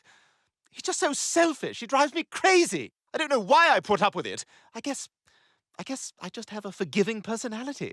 But enough about that. I'm probably starting to bore you. It's just that whenever I start talking about Brian, I lose all track of time. You would think after all these years together that I could simply tell myself enough is enough. You've reached Stewie Griffin. Leave a message. Hey, give me that phone. Stewie, it's Brian. You gotta help me. I'm gonna get eaten. Damn it. Well, I guess Stewie's my only hope now. I can't believe I might die like this. I always thought I'd go the way all dogs dream about. Slowly and at great inconvenience to my owners. Come on, boy. Here we go. Here we go. Let's get you to the living room. Oh. Lois, wrap one of his walking to the car pills in roast beef and peanut butter. I'm gonna hold his hips while he stands confused in front of the water dish. Go on, boy. It's right there.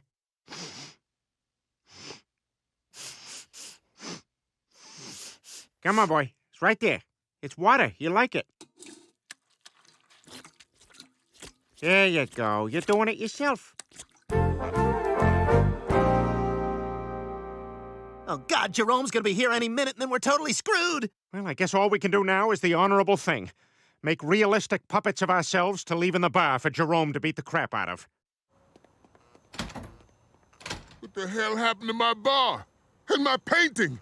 Well, don't just sit there staring at me with your limp limbs and your straw-filled plaid shirts. Wow, it's working. Good plan, Peter. Thanks, guys. Oh, no, I left the real me in there. He's falling for it, guys. He thinks I'm me. Come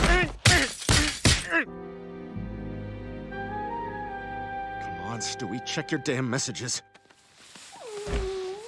God, that must be where they do the deed. I hope it's at least peaceful and humane. Vic! Oh, boy. And Eli Manning! Oh, I didn't know that about Eli Manning. Oh, yeah. I'm a real idiot psychopath.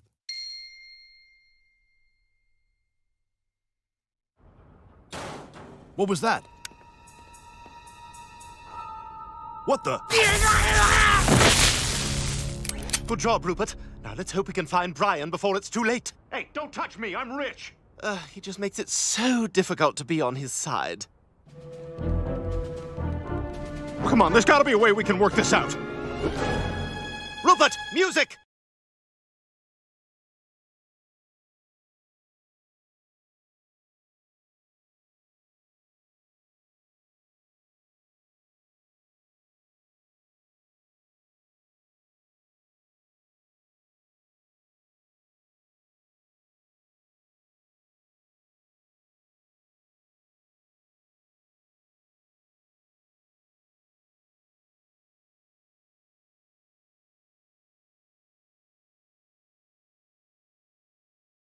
Oh my God, thank you! I'm so sorry, Stewie. I guess I just lost my head. Well, lesson learned, Brian. Money doesn't buy happiness. This does. Wow, Stewie, I am so sorry I became such a jerk.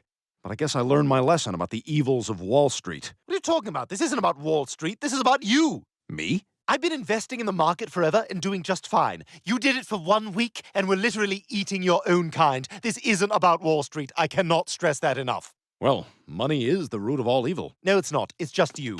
Hello, others. I am the father. Where is the mother?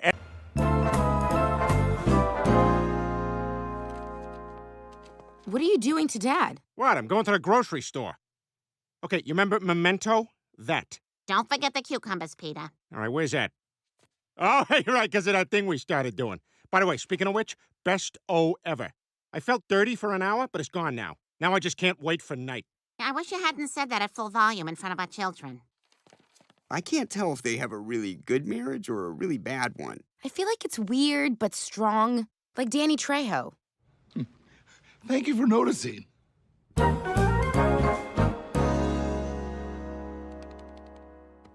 You ready for movie marathon day, Rupert? Ah, I was born ready too. All right, time for Fast and the Furious 1 through 7. All right, let's get high. You can't be high for this, Brian. This is serious stuff. This is a 14-hour meditation on the importance of family, fast cars, product placement, racial ambiguity, and family.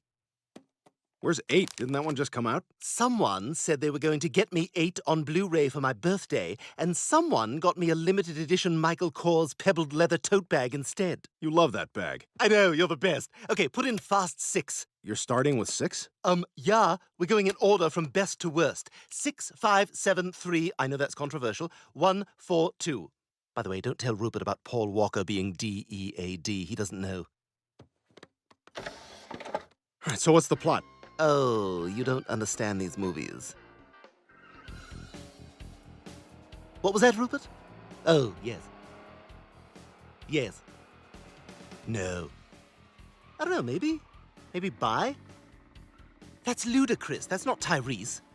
What are you talking about? They look nothing alike. Ludacris looks like a human peanut, and Tyrese looks slick. He looks like a Chinese black. Like Africa and Asia had sex while Europe sat on a chair in the corner of the hotel room and watched. Ludacris, human peanut. Tyrese, Chinese black. Are you gonna keep talking like this during the whole thing? What? I'm answering Rupert's questions. Now we're gonna have to rewind. We just missed the scene where half the team steals a tank while the other half pretends to be a DJ for some reason. Damn it! Yeah, okay, I'm going to the bar. Suit yourself. Rupert and I are just fine without you. Yeah, you're right. I bet he is on his period. Whatever that means. No, stop. Gross. Ew, no, ew. A loaf of bread, a container of milk, and a stick of butter. A loaf of milk, a container of bread, and a Joe Dirt DVD. A Joe Dirt DVD, Scarlett Johansson, and Treasure from a Fish Tank. Attention shoppers, beloved cereal icon Boo Berry is now greeting customers in aisle 6. Boo Berry? The Boo Berry? Are there imposter Boo Berries? Hey, watch it! Oh, Mr. Boo Berry, I'm your biggest fan! You're not the one threatening me on Facebook, are you? No, not you. Not you. Hey, you know what I always loved about your cereal? It tasted like blueberries. Oh my God, Boo Berries! And you're a ghost! So that's the Boo. Did you guys know you were doing that? Oh my God. Anyway, can I shake your hand? Sure.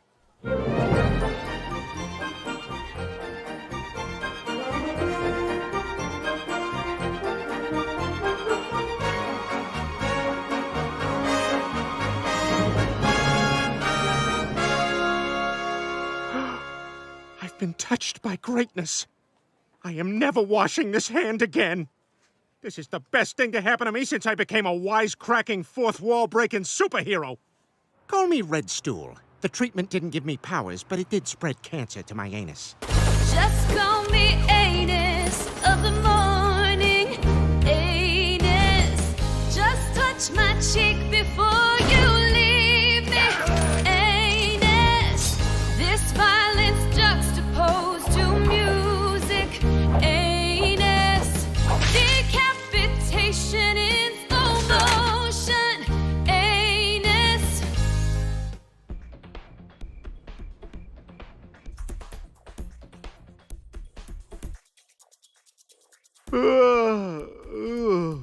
Sorry, Rupert, I think I'm down for the count. You okay if I go to bed? Oh, I like that we're comfortable doing things separately, too. Good night. Do me a favor and don't wake me when you come up, though. Yes, you do. You always step on the creaky board. Yes, you do, every time. Now you're being a little bitch. Don't go to bed angry. Don't go to bed angry. Diffuse. Diffuse. Rupert, I'm sorry. I overreacted. Now you say you're sorry. What do you mean, for what? I hate you! Ugh. I'm sorry. I love you. I value you. We're not escalating. It's fine. I'll see you in the morning. Good night.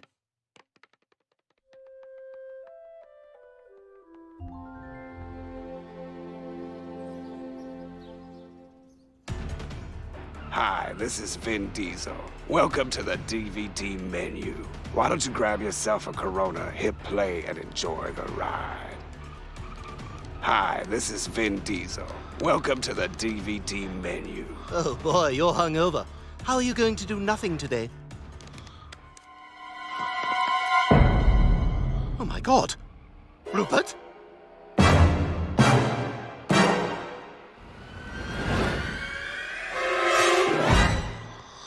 No! Rupert! Rupert! Hi, this is Vin Diesel. Oh man, did your friend kill your other friend? That's betrayal.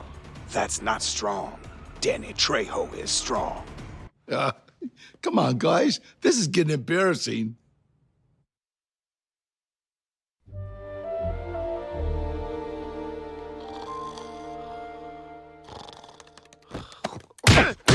Murderer! You killed Rupert!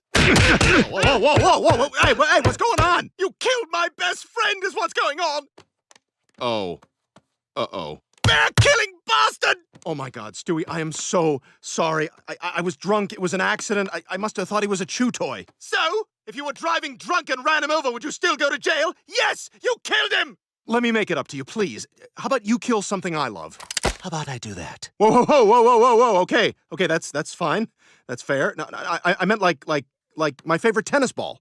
You're comparing Rupert to a tennis ball? What is wrong with you?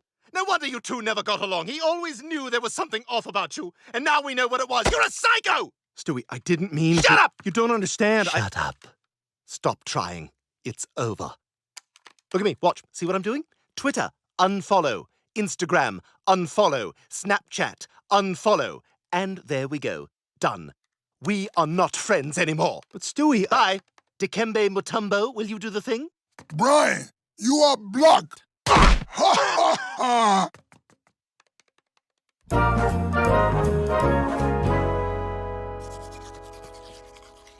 Why are you brushing your teeth with your left hand? Can't risk the right getting wet, Lois. Booberry touched it, and it is now a sacred space, like a temple. Okay, well, I'm gonna have middle-aged woman boobs falling off to the side sleep now.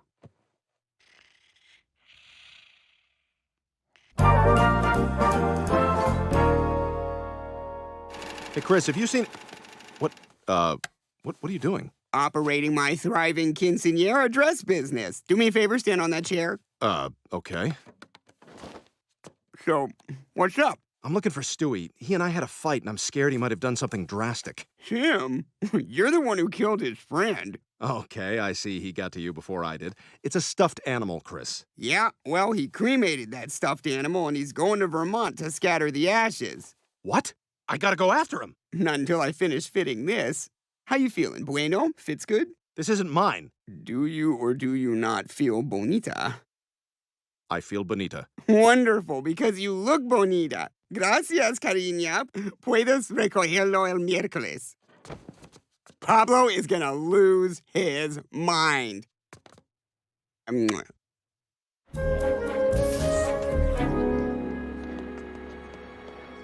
Stewie! Well, violent murderers can often be found at bus stations, so why am I surprised? You can't go to Vermont alone. I'm not. Got Rupert with me. He and I had an agreement. If he died first, I would scatter his ashes on a mountain. If I died first, he would throw my body whole into the fountain at the Bellagio. I don't care. I'm coming with you. Well, you're not going to sit with me. Oh, come on. If I don't, I'll get stuck next to that guy with the heavy hands. Hi, doggy. Serves you right. And a baby!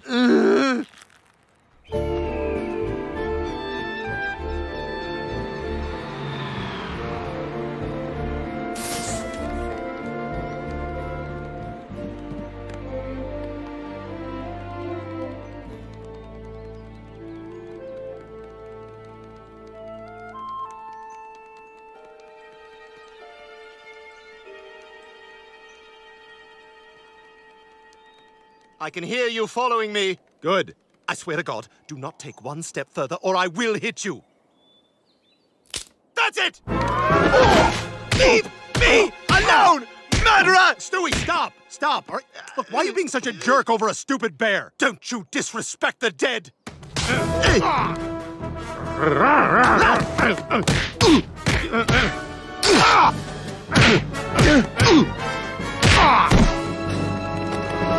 He's not dead! He was never alive! You take those words back! He wouldn't care! He didn't hear them! He's a doll! He was my best friend! I'm supposed to be your best friend! Well, you're not! You're a bloodthirsty, cold-hearted murderer! Fine! You're right! You know what? It wasn't an accident. I knew he wasn't a chew toy. I was sick of you talking to him all the time. I was sick of you complaining to him about me when I'm right there in the room. And I was sick of always playing second fiddle to that bear. He's not even real. You did it. On purpose?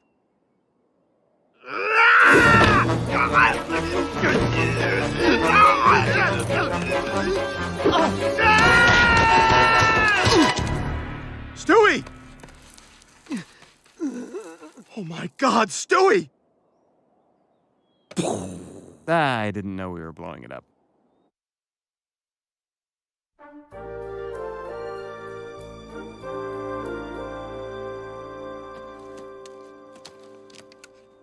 Rupert, where... Oh, there you are.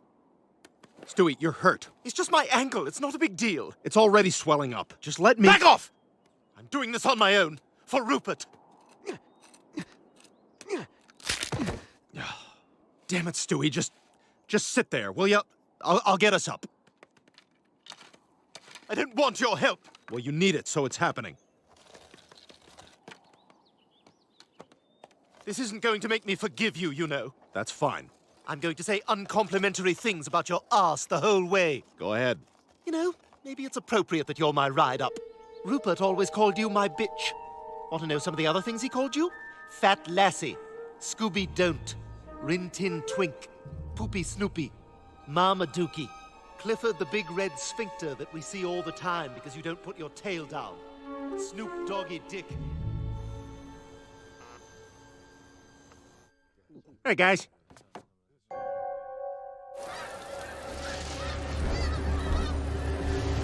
What the hell is that? My blueberry hand. I swore I'd never wash it again, even though Lois keeps telling me to. You should listen to her. Yeah, Peter, that's disgusting. Oh, yeah? Take that. Ah! That started happening yesterday. To the bathroom! We gotta get him to wash that hand. Yeah, I'll text Lois, see if we can't all come up with something. Just reply to that last gif she sent of the sloth putting on the headphones. I love that one. Is it weird that we're in a group text with our friend's wife, but not our friend? No, what's weird is that your Bitmoji can walk. I'm allowed to have legs in the phone world.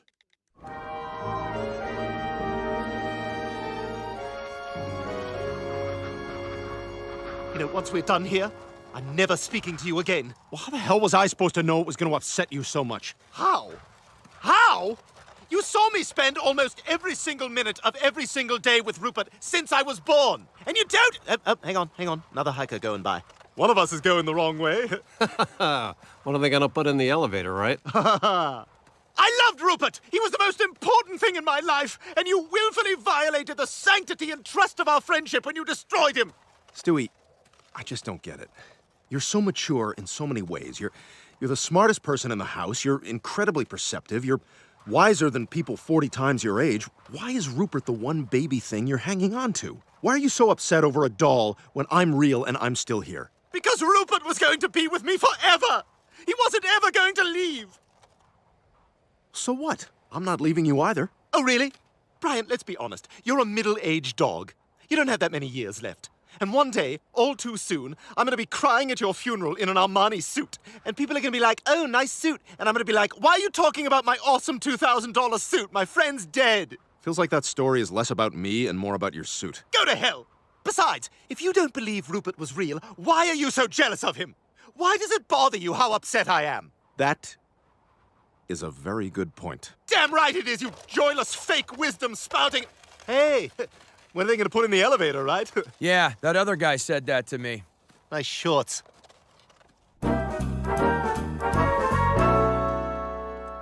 For the record, I would have preferred to dress as Frankenberry. That doesn't make any sense. And this does? If anything, we all three should have been Snap, Crackle, and Pop. Yeah, we missed an opportunity there. It's fine. We did this wrong! Joe, it's fine. Cleveland, just ring the bell. Oh, I wonder who that could be. I'll get it. Oh, my God! Count Chocula! That's right. Silly rabbit, Count Chocula tastes great! Oh, it's an honor to meet you, sir. Ah! What's happening? We got you, Peter. Yeah, there's a golf ball scrubber in there. Just relax and let it happen. No! No! My miraculous tiny life forms!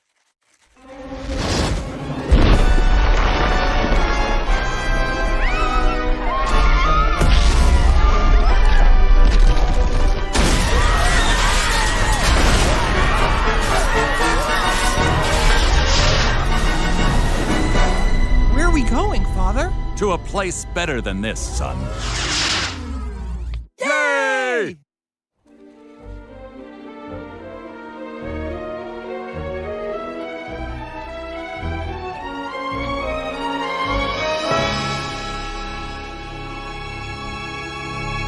Well, Rupert, we made it.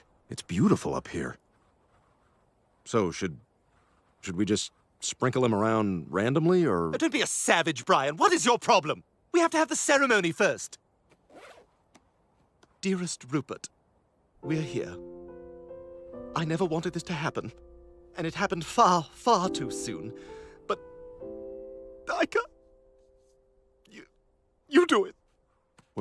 What? You give the eulogy. I'm too upset. I can't. What am I supposed to say? I don't know. Just tell the truth. Let Rupert know how important he is. Okay,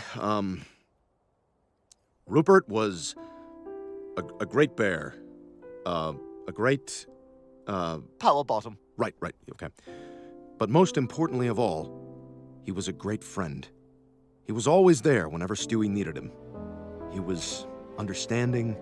He always listened. He made Stewie a better person. Stewie and I are both incredibly grateful for all the time we had with you, and we wouldn't change a single moment. Except the end. Sorry about that. Rest in peace, Rupert.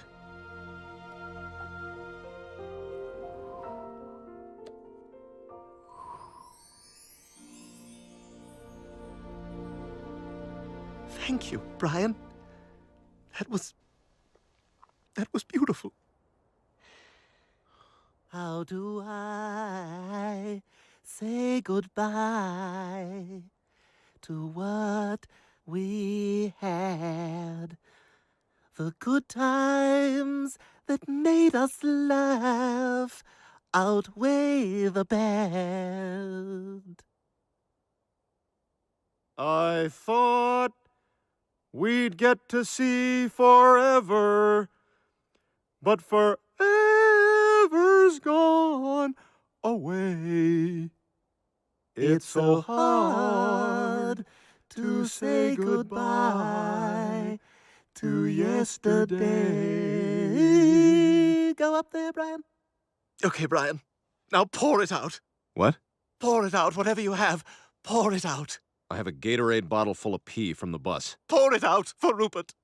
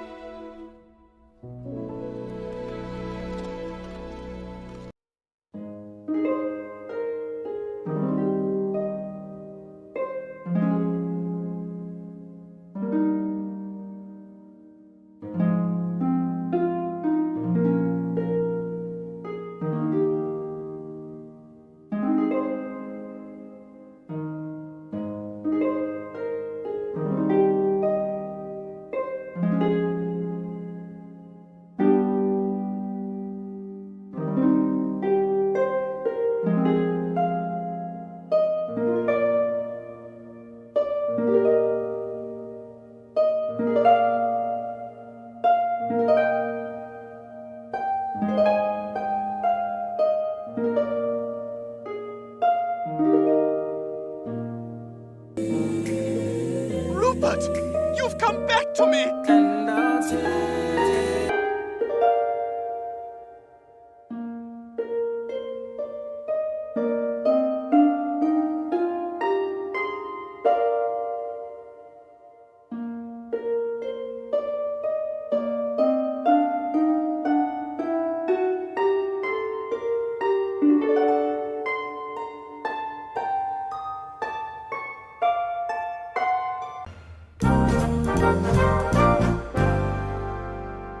Peter, come on. Time to get dressed for our Valentine's Day dinner. We don't want to be late for our reservation. Reservation? Yeah, I decided we're going someplace nice this time. Not like last year when we went to the Outback Steakhouse. But it's out, as in the gay way.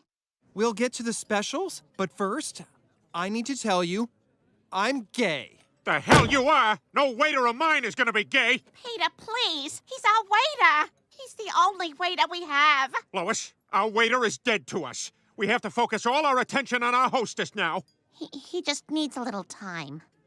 Scott, I'm finally ready to hear the specials.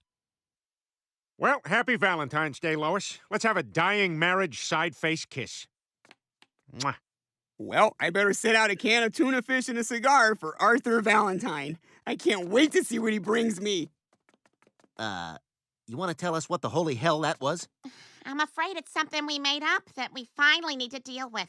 You see, years ago, when Chris was in preschool...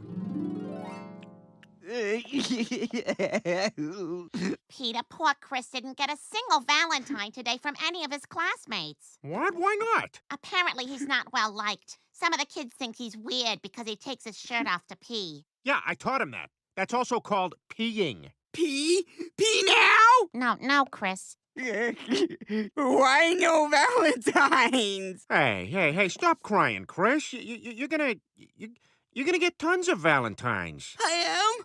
From who? From Arthur Valentine. Really? Yeah, that's right. Who's Arthur Valentine? Only the most magical man ever, and he comes every Valentine's Day on a purple Vespa to bring candy and sweet notes to children who've managed to not use any swears in the last year. He does? Uh-huh, and he has a long beard. Oh, and he's got an eye patch. But not for medical reasons. He just likes the look. Plus, he wears a cat-in-the-hat hat and sometimes a scarf, no matter what Lois says, because it gives him a youthful vibe and adds some color to his face. We were just trying to cheer Chris up. I assumed he'd outgrow it in a few years, but Peter, it's time we have a talk with Chris. We've got to put an end to this Arthur Valentine nonsense. I guess you're right. Well, I best be going anyway. Donna and I are spending our Valentine's Day in Johnny Cochran pajamas, just caressing each other in a very beige bedroom. Dad, hopefully Bonnie and I'll do a sexy bath night like last year. It was amazing. She laid out a trail of rose petals, and I elbow crawled to the sponge and shower chair. I go down to the video store and put my hand on Love Actually at the same time as a woman, and I go, oh, ho, ho, ho, oh, ho, ho, ho, ho, ho. What about you, Brian? What are your plans for Valentine's Day? What? Oh, no real plans, I guess. Ha! Looks like Brian's the only guy with nothing going on. You can come over to my house, Brian. I thought you had that whole thing with Bonnie. I do, but she needs help lifting me into the shower chair.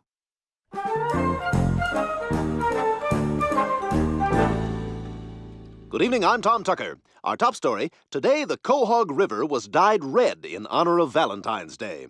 So if you're looking to do a river murder, this could be your window. Stupid Hallmark holiday, anyway. Oh, hey, Bri. How's your night going? I hope Rupert and I haven't been too loud up there. Happy Valentine's Day! Oh, yeah, we're gonna go all night. Just leave me alone, Stewie. Well, Brian, if you're stuck being a single loser, you might as well just embrace it. Oh, yeah. Oh. Wait a minute, what am I thinking? Chocolate is poisonous to dogs. I better stop it. Happy Valentine's Day! Stop the damn banging! People are trying to have dignified relations.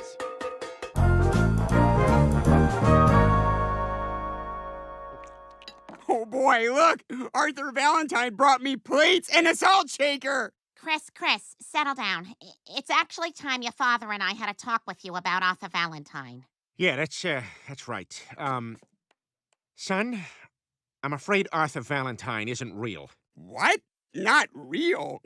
Then who leaves those notes with all the misspellings? Well, first, Chris, English is a very fluid language. We're sorry, but you're old enough now to know the truth. He doesn't exist. No, you're both lying!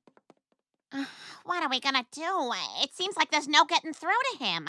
You know, if Chris is this hard to convince, we may just have to kill Arthur Valentine. What? What do you mean? Maybe we make Chris believe that Arthur Valentine is dead. Huh. Well, we just might have to. Hey, what's the matter, Brian? Have you fallen and can't get up? Turns out still using that joke is a felony. Guess I better not drop the soap. That one's the death penalty. You were very lucky. We managed to pump your stomach just in time. Oh, thank God. I had him pump my stomach, too. Doc, what was in there? Well, it's a pretty extensive list. I'm gonna need Billy Joel to help me out. Lots of Legos, rubber bands, web shooting, Spider-Man, an old pet rock, an antique clock, a ton of red Play-Doh. Colored pencils, lots of nickels, half a jar of Vlasic pickles, banjo strings, chicken wings, a single by Skilo. I didn't poop those items. They were in my tummy, 'cause they all look yummy. He didn't poop those items. He tried to eat them, so you shouldn't feed him. Wow, that was great, Billy. Hey, does anyone call you Bill Joel or William Joel? No. Does anyone call you Petey Griffin? No, they don't, because I'm an adult, which is kind of what I was getting at.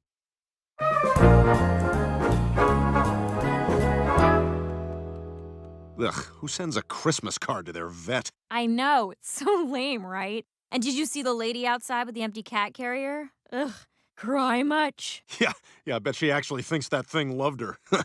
Hey, I'm Brian. Shake. Nice to meet you. I'm Ellie. What are you in for?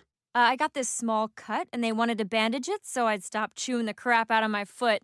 Oh, that sucks. I love chewing the crap out of my foot. I know, it's the best. But while I was here, I also had to get a prescription filled. Listen, I gotta go. You want to continue this sometime? Let me give you my number. It's on the back of here. It's this. Got it. See you around, Brian. Definitely. Bye, Ellie. Is this the veterinarian's office? No, this is the veterinarians. I think you want the veterinarians center next door. Ah, I see the confusion. This must happen all the time. We're ready for the German Shepherd. Yeah, that would be me. This is a very confusing lobby.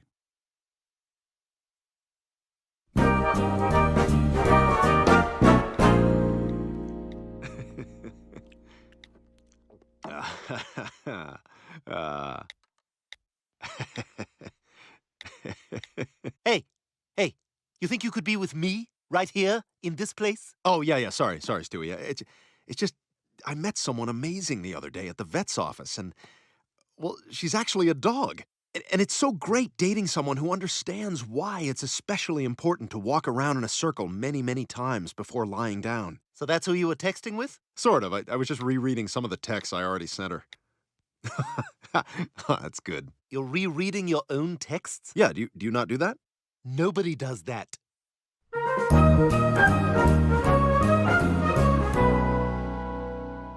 Golden Eagle to Red Shrew. Ready for the plan? Come in, Red Shrew. Peter, we did not decide on those names.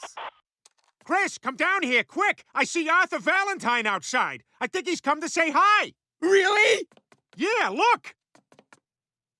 Oh my God. Hi, Arthur! I love you so much and I haven't cussed once today! Dad, get the bowl of tuna from under my bed!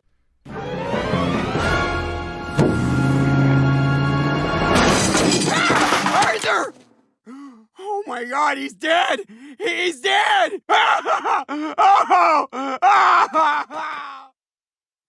Mission accomplished, Red Shrew, over and out. Huh. That looks tasty. Little walkie-talkie piece.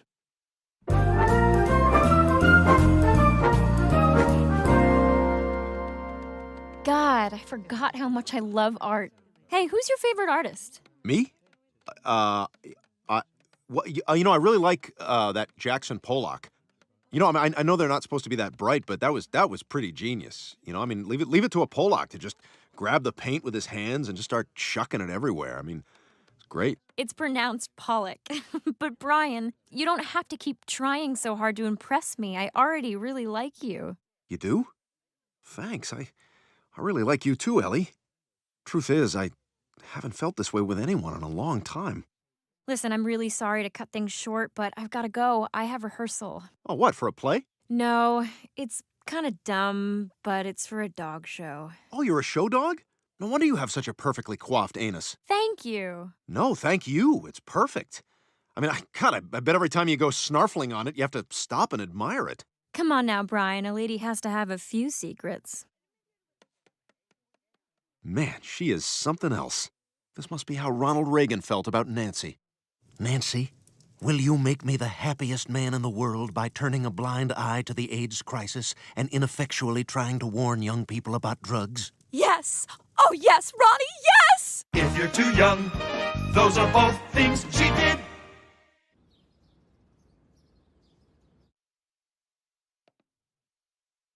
Peter, I'm really worried about Chris. The shock of seeing Arthur Valentine die seems to have really gotten to him. I've never seen him so depressed and catatonic. Well, you know, in Awakenings, Robin Williams tossed a baseball to Robert De Niro, and he snapped out of it and caught it. Maybe we do that? Chris, you doing okay? It's Mom and Dad. We thought we'd... Awakenings! Peter, I'm not sure that's Awakenings! You're gonna hurt him if Awakenings! Peter, knock it off. I never thought Chris would take things so hard. I think we went too far by killing Arthur Valentine. We have to bring him back to life. What? Are you serious? It's the only thing that'll snap him out of it. Well, maybe, but what if I try it with a basketball? Awakenings! Oh, God, that broke his nose. He didn't even flinch. It's bad. Let's do your thing. Let's twirl some toilet paper up into his nose, and then we'll do your thing. Wow. Thanks again. What a nice dinner. I'm so lucky to have met you, Brian. You're such an amazing guy. I'd say we're both lucky. Oh, no, wait. Don't do that. What? What's the matter? Oh, brutal. Yeah, that's gonna be a terrible car ride, man. I would hate to be you, and I'm me. I'm really sorry, Brian. It's not that I don't want to kiss you. I smell the poop on your breath, and that's all I want. But my owners made an arrangement with the organizers of the next dog show. They paid a lot of money to schedule me to breed with whichever male dog wins the competition. What, like breed? I know it might seem odd to you, but this happens in the dog show world. I have to have sex with whichever male dog wins, whoever that ends up being. Stewie, we're entering a dog show. Where's Stewie? He ate me! I ate him. He ate Stewie, holy crap! Family Guy will be right back!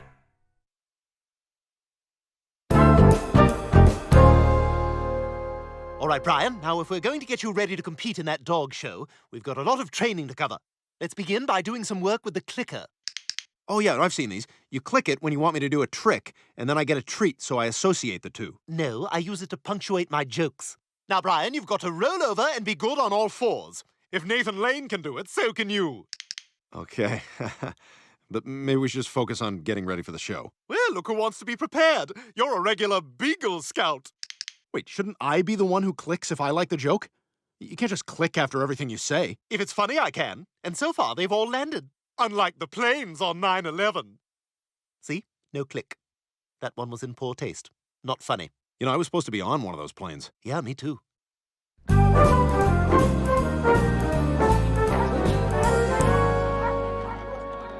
Yes, Brian Griffin?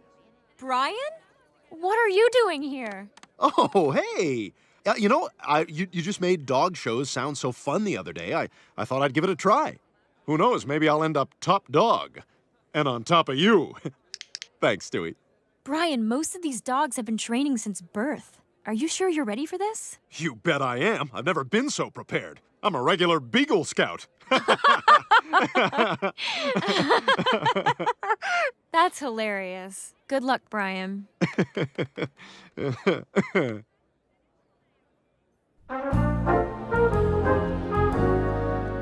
Chris, you gotta snap out of this. I mean, I've been where you're at. Listen, I've never told anyone this, but I killed a jaywalker in 2002. She looked old, but she was only 51. I mean, back then, that was old to me. It's why I always talk and ask questions so much. When there's any moment of quiet, I think about her. That's why all mothers do that. Every mother has killed someone. Now drink your ginger ale. Hey, it's Arthur Valentine here to accelerate awkwardly into a bush. Damn it. Arthur Valentine? Chris, you're okay. But I saw him die. That can only mean one thing. He must be a zombie. What? No, what? Ah, stop! What the hell are you doing? I've seen The Walking Dead. I have to destroy your brain and then talk about it for the next hour. Chris, take it easy. You're gonna kill me. Dad? But I don't... How did... I'm not Arthur Valentine's son. We're so sorry, Chris. Now do you understand? There is no Arthur Valentine? We never meant to hurt you, buddy. Valentine's Day would take on new meaning for Chris in the years to come, but he would remember none so bittersweetly as this one. This is Joe Swanson, signing off. Joe, your mom died. Seriously?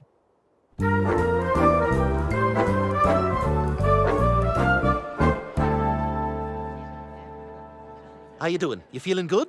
Because this thing is going to come down to the arbitrary whims of whatever elderly volunteers were able to get transportation here on a Tuesday. Yeah, Hey, watch it! The hell's his problem? Careful. That's your competition. His name's Max. He's a 4-time winner and kind of a crowd favorite.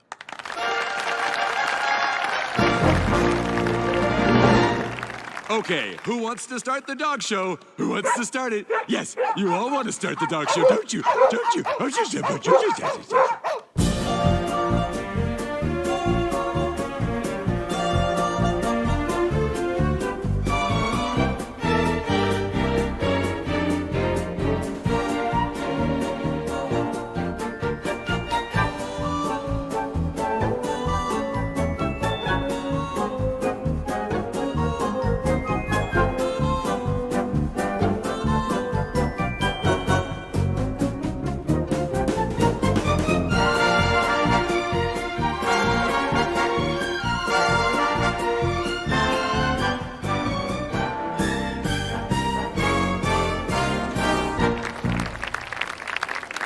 That'll do it for the males. And as our judges tabulate the results, we can now announce our female division.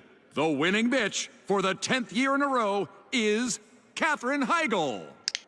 Thank you, thank you. No, but for real, it's that dog, Ellie, over there.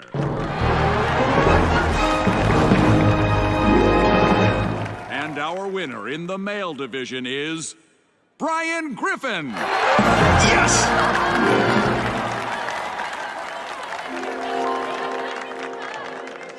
Man, thank you for all your help, Stewie. I really couldn't have done it. What's going on? This is it? It's happening right here? Right now? Uh-huh. They have to certify the union, Brian. Stud is ready to mount. Please turn up the lights. What? No, the opposite. In fact, could someone maybe turn on some Drake or The Weeknd? Ha! He's blowing it. He can't do it. Quagmire? What are you doing here? Oh, I have an all-access pass to anything in this town that's sex-related. Offering manual assistance. Commencing union. Okay, thanks, man. But I got this. If you just give me a second to get like a scenario in my head. Maybe a hot babysitter who needs to pay for college, so she... can somebody please shut those dogs up? This specimen is unable to perform. Please bring in the boxer.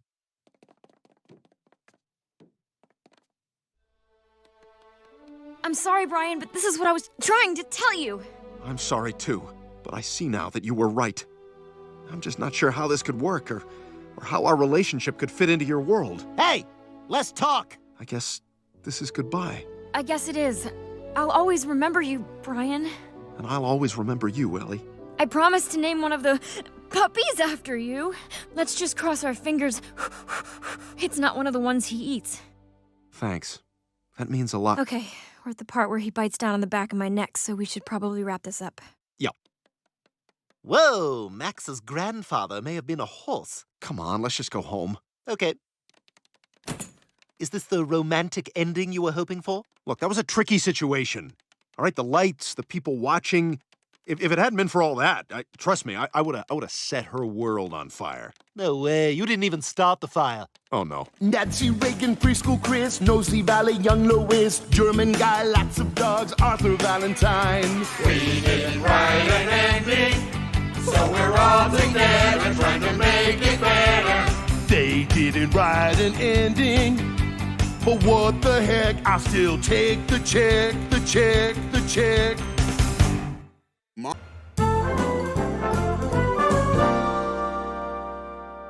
Hey, guys, look what I got. It's a magic genie speaker that plays music, talks, and knows stuff, all without wires. But there's a wire. No more from you, please. All right, let me squinch my face up and put on a pair of glasses I never wear to look at these directions. Boy, if they were giving out medals for tiny writing. Huh?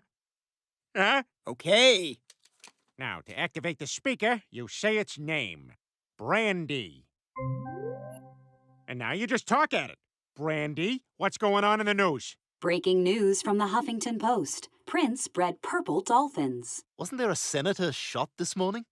You see, right there. This device is a perfect example of how we continue to become more inept due to our dependency upon machines. There was a time, not too long ago, when people would talk to each other. Yeah, the bad times, the sucky ages. Our society is doomed. People and technology are a bad match, just like moms and Radiohead. Oh, no. No, this isn't music. No, I don't like this, David. No, that's enough. No, David, I don't like that. No. Sharon, hey, it's Brian Griffin.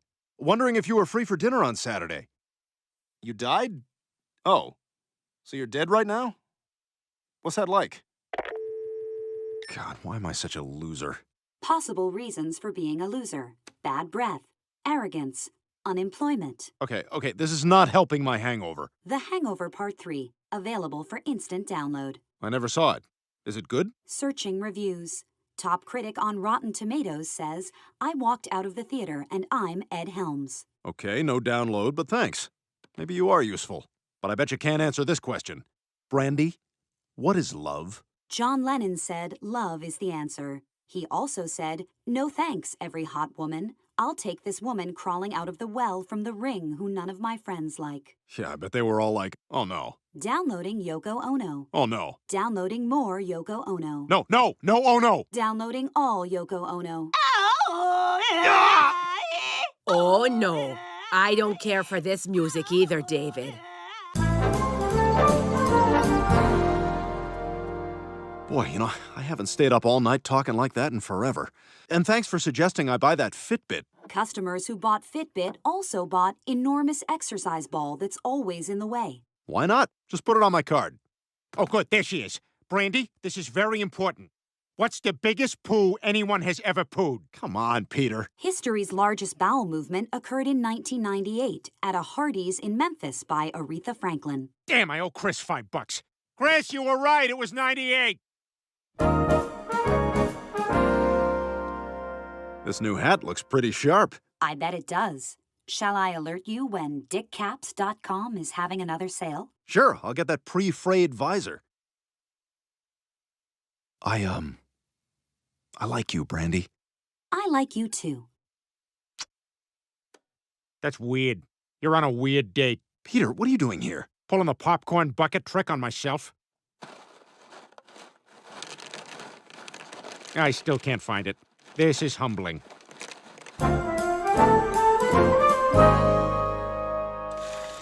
Whoa, welcome to Hodgepodge Lodge. What the hell is all this crap? Oh, just stuff Bran suggested I buy.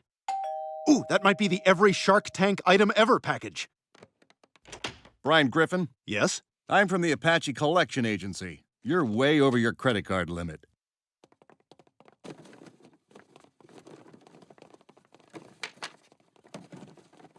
Whoa, hold on. I didn't buy that. Peter bought that. I know, but I need one. Brian, before I go, there's something I want to tell you. What? What is it? The Grand Canyon spans 277 miles. I'm gonna miss you too, Brandy.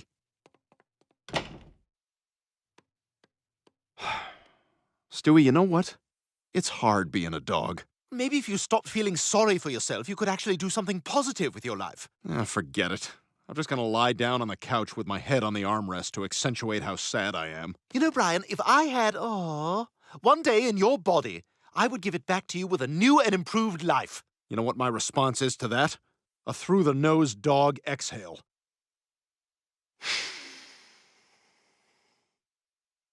I realize I've wasted most of my life being a pathetic jerk. You know, like you were at Disneyland. Hey, kid, can you duck down for this picture? What? Why? It's our family photo. You're kind of getting in the way. I'm not ducking down. You duck down. You're getting in my way. Stop being a brat and duck down. No way. In fact, I'm standing.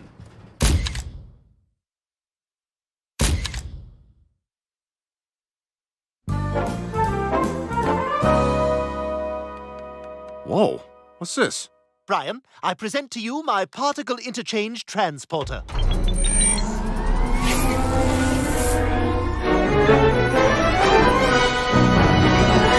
Wait. So when you said spend a day in my body, you were being literal? That's right, Brian.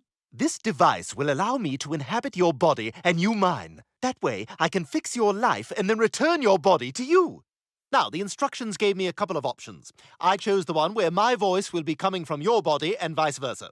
Still, from time to time, we will have to imitate the other person's voice to fool those who don't know what we've done, which is everyone.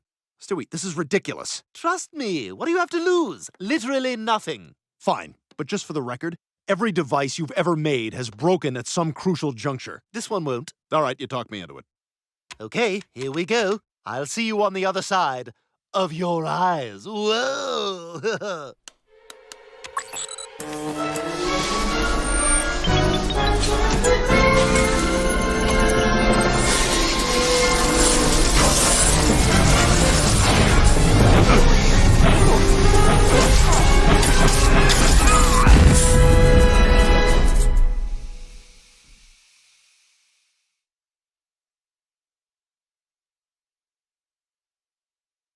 My hand!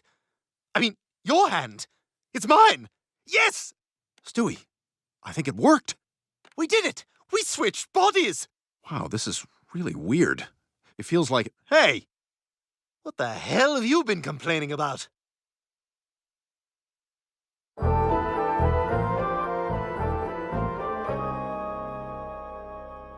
can't believe we actually switched bodies, Stewie. And God, your head! It's so heavy! Yeah, you gotta have a wide base. Let the shoulders do more. All right, I think I'm getting it. Okay, I'm off to get you a job, a girlfriend, and onto the road less scummy. So how exactly are you planning to get me a job here? It's very easy. My research shows that every 7 minutes, a professor is fired for having sex with one of his students. I simply wait until... Oh, here we go. Are there any unemployed professors here who haven't had sex with a student or tweeted about assassinating the president? All right, it's you. Welcome to Poetry 101. I'm Professor Griffin. Please open your books to the introduction, which defines what poetry is. Now rip it out. Do we include the foreword? Yes, I suppose. What about the preface? Yes, the preface too. So, not the acknowledgments? What about the frontispiece? That's not even a thing. Yes, it is. It's the illustration facing the title page. Just rip everything out that's not poetry. You wrote on the board, everything is poetry. Ignore that. He didn't know what a frontispiece was. Professor Griffin sucks.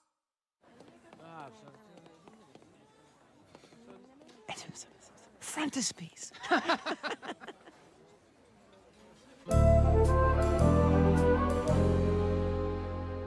What's wrong, honey? Well, it's a long story, but I was really hoping to come home with a job and a girlfriend today. I could be your girlfriend and give you a job. Really? This day is starting to look up. Follow me into the men's room. Is this dating? Is this how dating works? You're cute. I like you. Help! She's trying to eat me! Get back here! You owe me $100! Anton! We got a runner! You better pay my wife, bitch. Go, go, Brian Doglegs!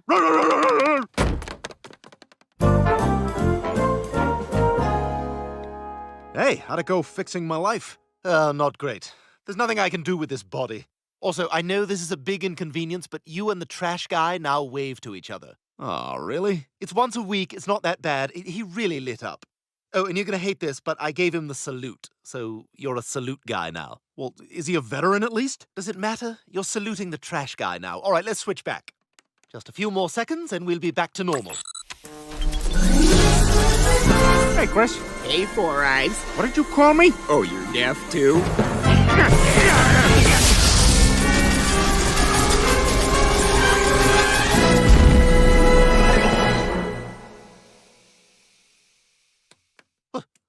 What happened? Stewie?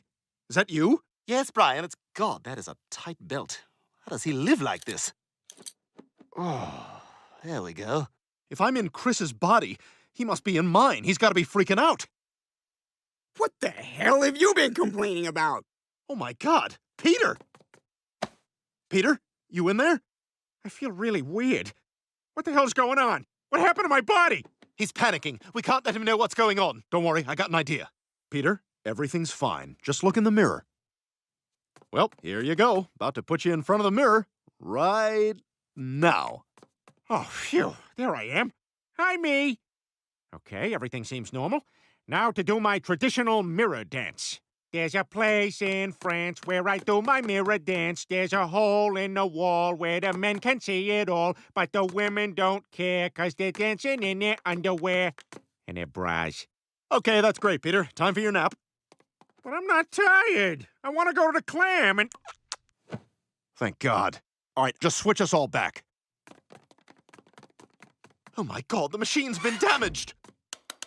It's broken. Swapping 4 bodies must have overloaded its system. If I can't fix it, we'll be like this forever. This is a total disaster. Like when the fat man tried to keep Michael Shannon from going insane.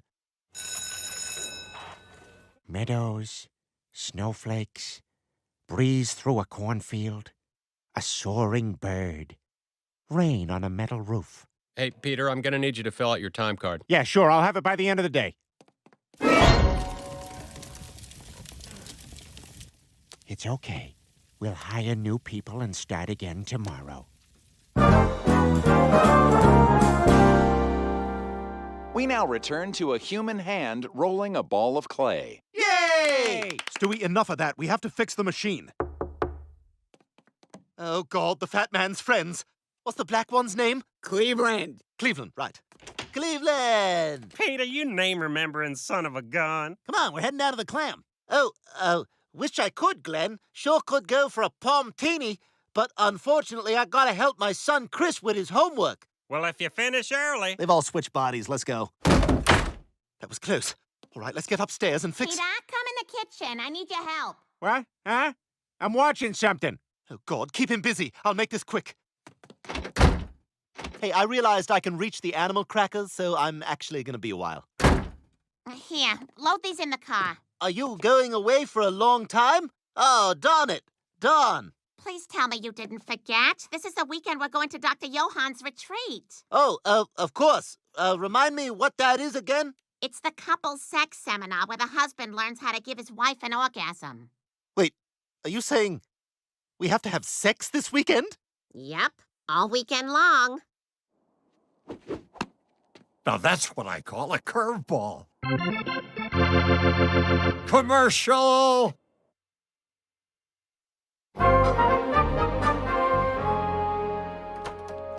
Peter, everything okay?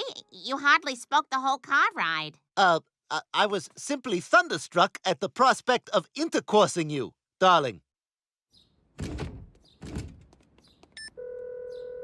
Brian, you've got to help me. Lois signed us up for some perverse PP-related class on the female orgasm. She's crazed. Wow. You've got to get here with a machine so I can fix it. Right, so I can take your place in Peter's body. No, bring everybody. We've got to get things back to normal. And hurry, she's all revved up.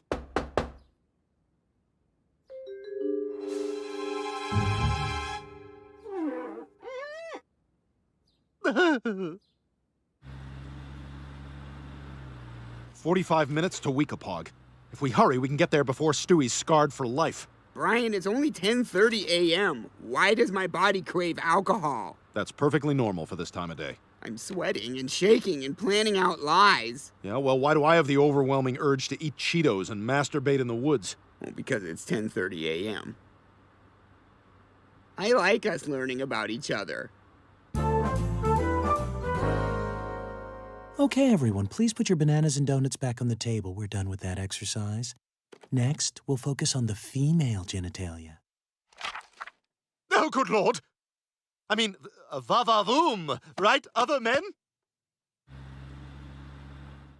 I'm confused as hell, but I'm enjoying these graham crackers, so I'm not going to say anything. What the hell was that? I think that was on purpose. Oh, you think I forgot about you? You owe my wife $100 for a lavatory misunderstanding. Hey, sugar.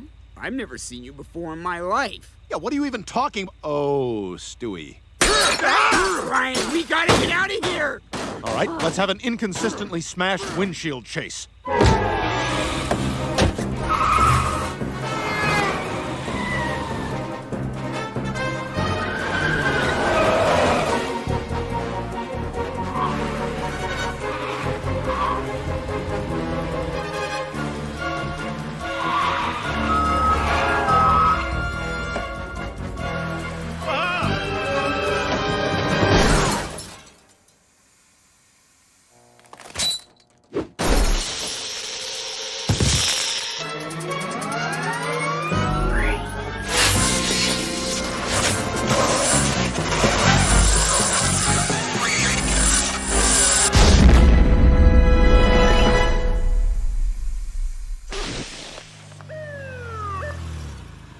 Joe, thank God.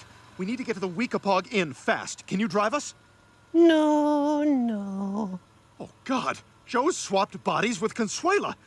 That must mean the Everyone whole town swapped bodies. Damn it, I was gonna say the whole town.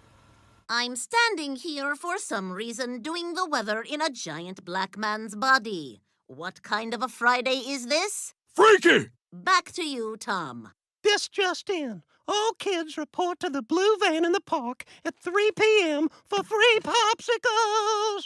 What the hell? Am I doing them a deal? Oh, Lord, this time I'm gonna need a chainsaw. Don't do it. Don't do what I was gonna do. No! No! You've perverted something beautiful! Oh, no! Oh, yeah! Ho ho! It's funny because different voices are coming out of different mouths. Ha ha!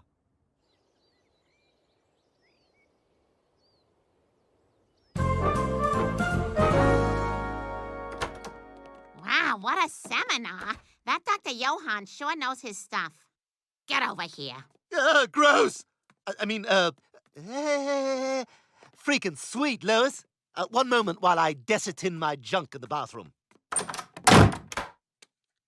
Stewie? Brian, where the hell are you? Lois just asked me if I want to see her kid's first apartment. What does that mean, Brian? I'm so frightened and confused. We've got much bigger problems. We hit a telephone pole, the machine activated, and it swapped everybody in town. Good God! We've got to fix this!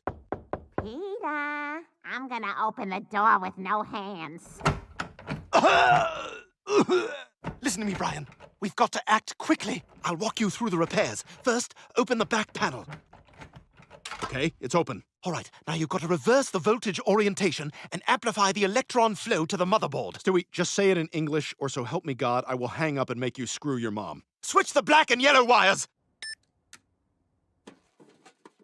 Stewie, I see the wires, but Chris's pudgy fingers won't fit inside the panel. Crap! I do this all the time. Where's me? Hey, who installed this car seat? It's not even attached.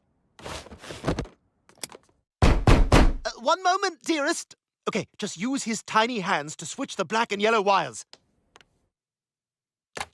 Okay, got it. I helped. Great. Now we need to find an energy source powerful enough to match the electrical surge that swapped the town in the first place. According to my GPS, you're 20 feet from the base of the Quahog cell phone tower. Okay, I think I found it. Now I need you to strap the body swapper on your back and climb to the top of the tower. There's no time to waste.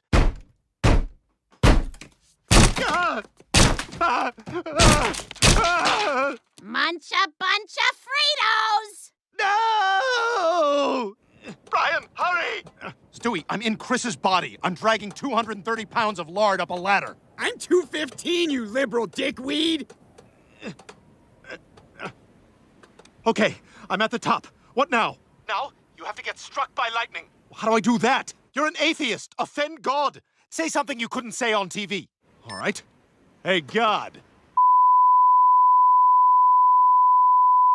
Not me. You can't say that. No, no, no, no, no, no, no, no.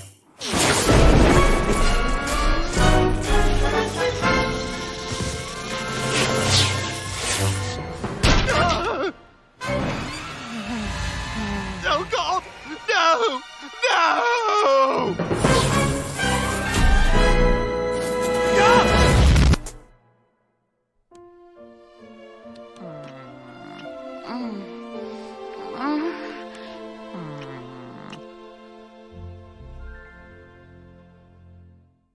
You didn't listen to a word Dr. Johann said, did you?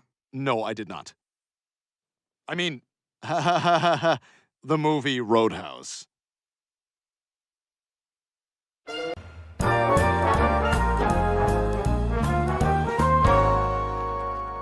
You guys know what this meeting's about? No idea.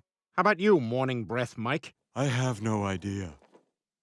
Listen up, everyone. Sales are down across the board, but mostly we're failing to connect with a group called Millennials. I saw this guy cry one time. To learn more about our target demographic, we're all going to watch this instructional video. News on the march. Millennials. Who are they? What do they want? A millennial can be defined as anyone born between 1982 and 2000. or anyone who thinks loving sriracha or Austin, Texas counts as a personality. Millennials crave things like instant gratification, authentic experiences, and for some reason we haven't figured out yet, improv comedy. Here's one millennial who has a parakeet with 9 million followers on Snapchat. Here's another who single-handedly started the hashtags that canceled 12 network TV shows she found offensive. And now I'm told she identifies as a man, so I'm being fired. Hello, I'm your new announcer. And actually, he was just about done. Thank you, and good day. So please welcome someone who's going to help us reach millennials. Our new head of social media, Hammer. Oh, he just group texted us hello. And now here comes a text from the guy who doesn't know this is a group text. Nice to meet you, Hammer. Let's have lunch later, and I'll tell you who's gay. Right on. Sup, I'm Hammer. First, I'd like to not thank you for hiring me because I just expect good things to happen to me without working for them. Second, I'd like to give you all a list of my trigger warnings. What's a trigger warning? Actually, bruh, asking me what a trigger warning is one of my triggers, bruh. I feel traumatized, bruh. And now I'm tweeting about you, bruh. And now you're trending, bruh. And now your life is ruined, bruh. And now you're fired, bruh. What happened to Bra? Also, the lack of diversity here is horrifying, bruh. Bra's gone. Now, if we want to get some social media attention, we gotta start with a group selfie. Excuse me, didn't Ellen do this like 3 years ago? Hey, does Tay Diggs follow you on Twitter? No, but Kraft Singles does. That's what I thought. And posted. Do you know what I just did? I just made you all viral. Also, my band is playing tonight at an inconvenient time. It's 6 unshowered guys and a pale woman with a ukulele shouting hey in unison. Because that's what music is now. Hey! Hey! What is this? They just keep saying hey. I know, it's my favorite song. Oh, 'cause hay is for horses.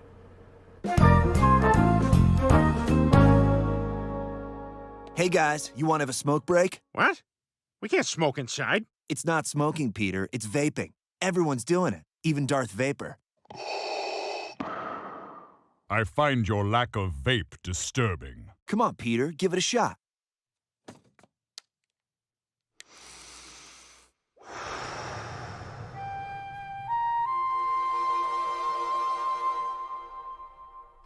What happened? All of a sudden, I feel like I know better than everyone else. That's because anytime someone walks through a cloud of vape smoke, a millennial is born. I think I feel it. Broad City is so funny. No, Broad City is genius. No, Broad City is everything. There it is, grossly exaggerating the quality of a just okay TV show. Peter, you're officially a millennial. Hey, you want to ride in the Millennial Falcon? Ah, look at that, we found another one. Peter, a rite of passage for any millennial is attending Coachella. It's a great place to see bands that are either really new or really old. Which one should we see? Well, on the main stage, it's Tame Impala that formed in an Uber pool on the way here. And on the side stage, it's Neil Young asleep in front of the television. I always get him confused with Bloom County's Bill the Cat.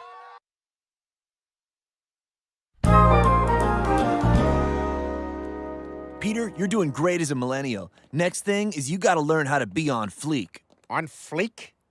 People still say on fleek? No, Peter, that's not what I meant. I want you on fleek. This is fleek. Oh, can I ride him? Sure, Peter. Get on fleek. Yay!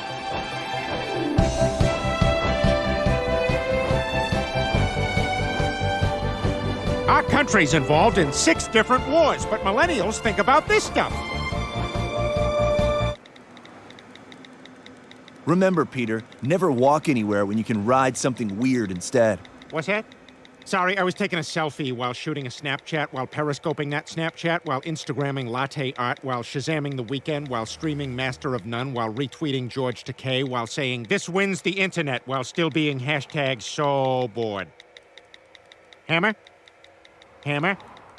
Come on, man, don't make me look up from my phone. Oh, you're texting me.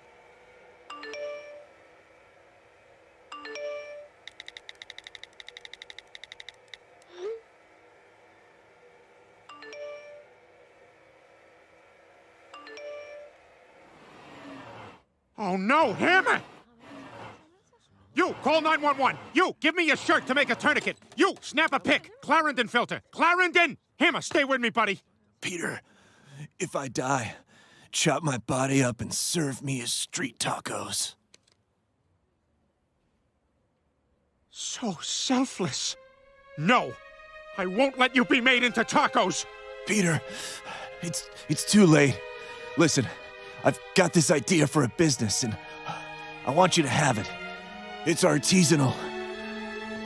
Artisanal. Artisanal what? Is it pretzels? Is it artisanal pretzels? Has that been done? Does anyone know if artisanal pretzels is a thing? It seems so obvious, yet I don't think I've ever seen them. I better do millennial CPR. 1. Ugh, whatever. 2. Ugh, whatever. 3. Ugh, I'm gonna let my parents take care of this.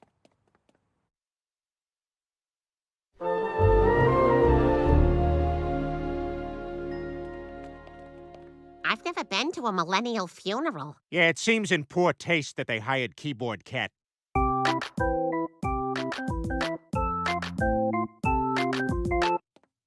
Assembled congregants, no worries to you. And also to you. Let us tweet. Peter, why is he naked in there? It's an environmental statement.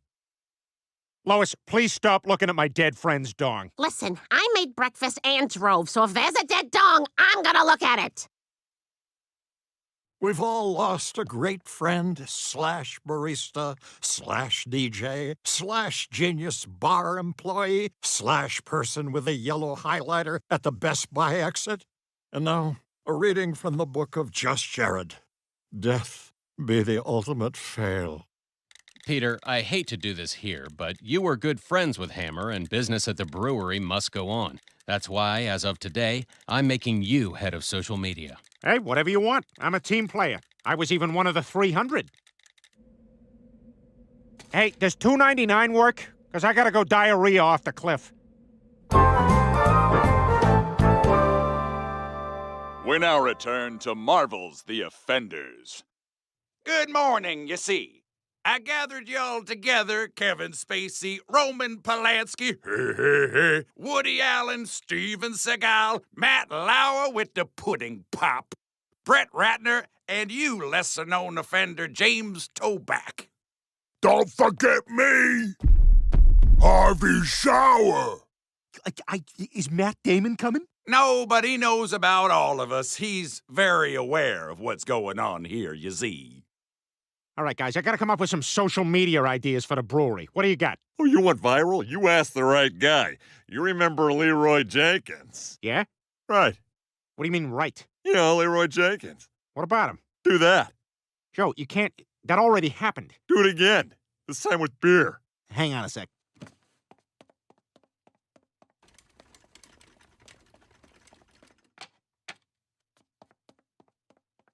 Thank you. How about some fruit in the beer? No, guys, we need social media-specific plans to reach a younger audience. Remember Charlie bit my finger? Do that. You know what? I give up. We've given this, what, almost a minute? Peter, that's the problem with kids today. They have no attention span. Wait, that's it. We'll do a show for people with no attention span. We'll call it the 6-Second Talk Show. Well, I guess that could work. But it's just so sad that young people can't pay attention to something longer than 6 seconds. Oh my God. Whoa! What the hell, you guys? I was talking. You know, there's more to life than just what's on your phone. Wrong, idiot. Anyone know how to turn these things off? All right, 6-Second Talk Show in 3, 2. I'm Peter Griffin, and this is the 6-Second Talk Show. My guest tonight is Joe Biden. And that's all the time we have. Thanks for watching. Good night. How was that? Yeah, kind of dragged. Well, Congress is at it again. Good night. It's the 6-Second Talk Show. And now, your host, here. Welcome to the 6-Second Talk Show. I'm Peter Griffin, and now our musical guest, Bare Naked Ladies. It's Ben. I'd like to thank our musical guest, Bare Naked Ladies. Good night. Peter, I can't believe your talk show is such a huge hit for the brewery. And thanks to that, I'm now a huge social media star. Oh my God, what the hell is that? Hello, Griffin family. I'm coming to you live via living room hologram. I'm Parker Stanton, CEO of Boop, the most powerful company in Silicon Valley. Do you know Mr. Skin? We'll talk later. Look, Peter, the reason I'm here is because of your 6-second talk show. Now, I haven't had the time to watch it, but I hear it's the buzz of Silicon Valley. I want you and your family to visit us here as my guests so I can find out what the next big thing is. Oh, I got lots of ideas. I've been working on something called Look at It, Kick It. Look at it. Excuse me, can I help you? Kick it! Pure genius. See you in Silicon Valley. Oh, this is exciting. A family trip. Yeah, I love traveling. Except that trip to Europe where we spent most of our time trying to refold our map. All right, the museum is that way, so let's fold the map and go. Okay, a couple more folds. Nope, okay, wrong end. Now, let's see. Nope, that's wrong. Find the corners. It's not a puzzle, Chris. You gotta fold on the creases. I'd be able to find the creases if somebody had folded it correctly last time. I did fold it correctly. No, you didn't. And then you jammed it into a backpack, and now I'm in this mess. Don't blame me. You ripped it up when you were tearing through the backpack for your snacks. Okay, this is why I wanted to bring a globe. All right, you don't have to fold a globe. Who the hell would bring a globe on vacation? See, bud, we're eating food, and they're tearing each other apart. Where to next, mon chéri?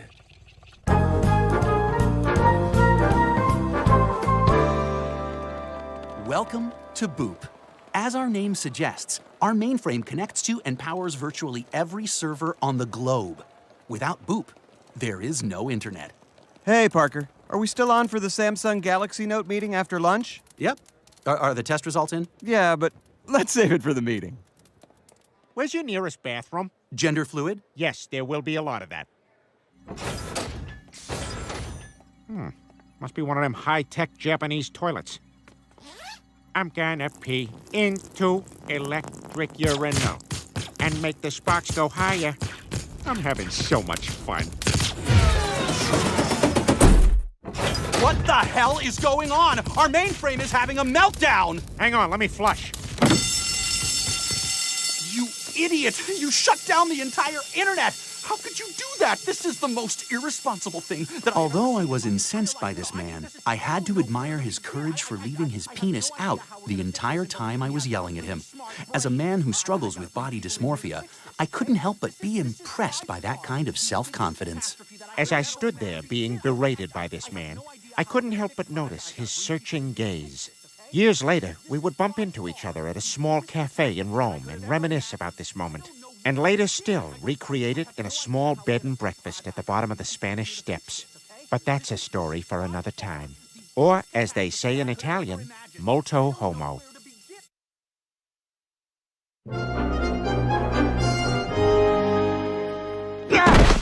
Peter, you've done some stupid things, but crashing the internet has to be the dumbest yet. Look at the chaos you've caused. I have no idea how to drive without texting! Why can't I post this video? Hello? What did you say? Why aren't you looking at your phone, you psycho? Why is no one liking my posts? Well, I hate all your posts. Hello?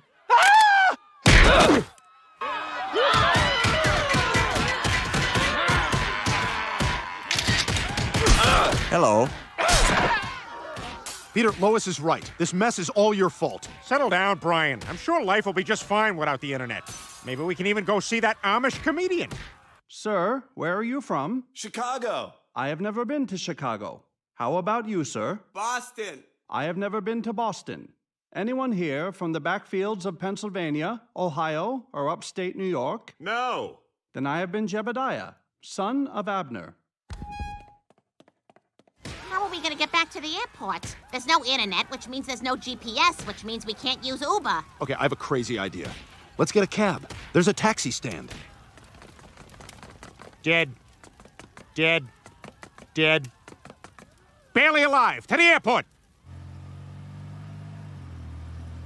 Now, because you can't stare at your phone anymore, enjoy a disturbingly loud clip of Jimmy Fallon on Cab TV.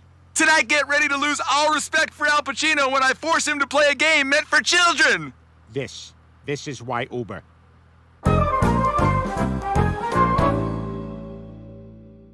No Netflix, no Hulu, no Amazon. I'm so bored. Come on, Meg, you're overreacting. We still got network TV. We now return to Kevin Can Wait on CBS. Well, that's not gonna work.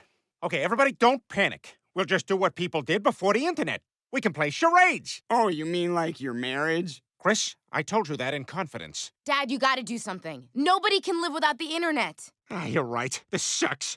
It's even worse than when I was roommates with Oscar Pistorius. Somebody's in here. Somebody's in here! I'm the one who screwed this up. I'll be the one to fix it. I'll be the internet. What are you talking about? We can do all the things we loved about the internet. We just gotta do it without technology. From now on, if you want to tweet something, you do it the old-fashioned way. Write it on a piece of paper, staple it to a bird, and throw it out the door.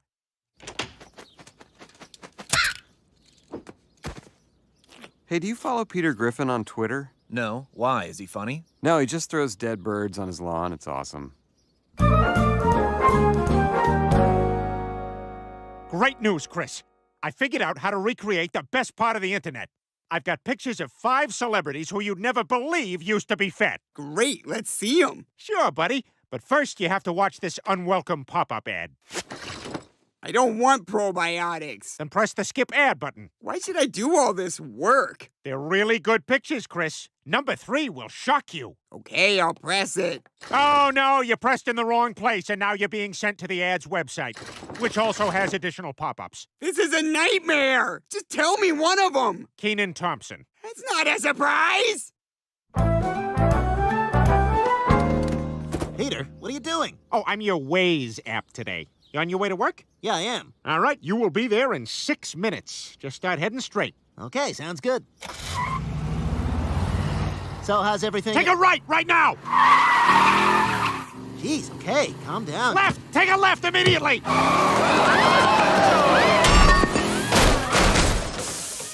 Would you like to upgrade to an ad-free experience for $4.99? No. Try new Domino's Pizza.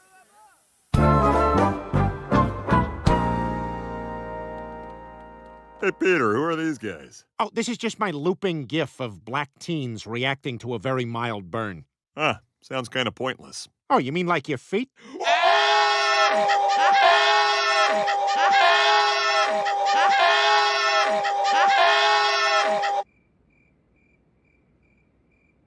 All right, trying to be the internet is impossible.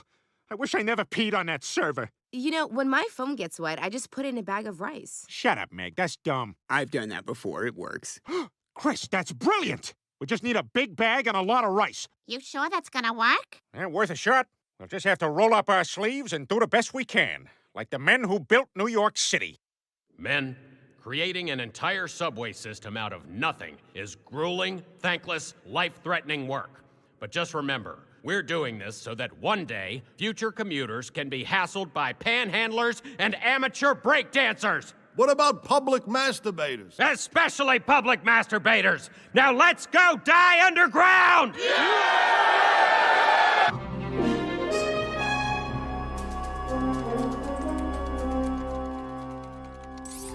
Look, we're getting a signal. I think we fixed the internet. Something's coming through. It looks like an ad. Smithwick's Artisanal Pretzels. Son of a bitch!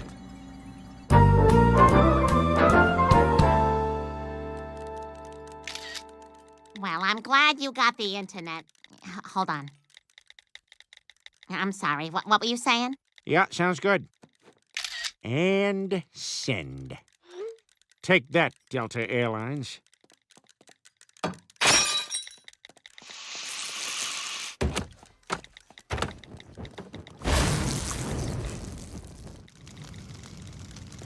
Submitted for your approval. A restaurant full of people so distracted by their phones, they're unaware that they're all about to go up in smoke, just like the Fox Tuesday night lineup.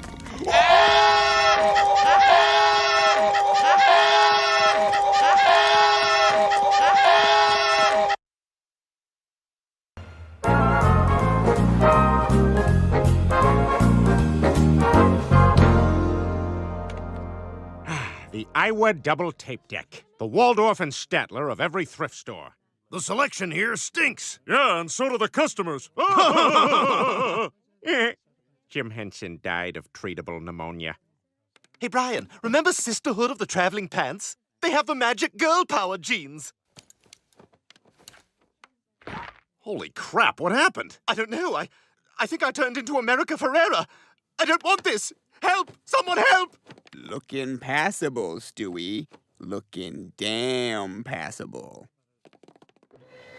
Oh, crap. People we know. You know the drill. We're donating, not buying. Just doing our part to give back to the community. Gonna go wait in the alley. Could you just ball them up and throw them out the window? Putting on strangers' hats is always a good idea.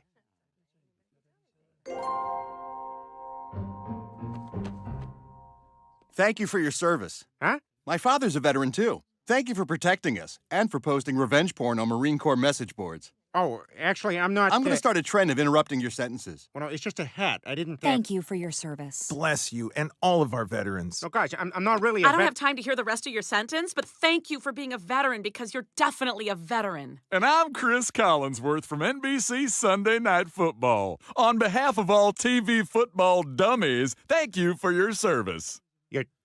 You're welcome. Wow, feels real good to be a veteran. Even better than buying a bottle of Newman's Own. This makes me a good person. Hey, someone just bought a bottle of bland salad dressing. Now we can use all proceeds to do jihad stuff.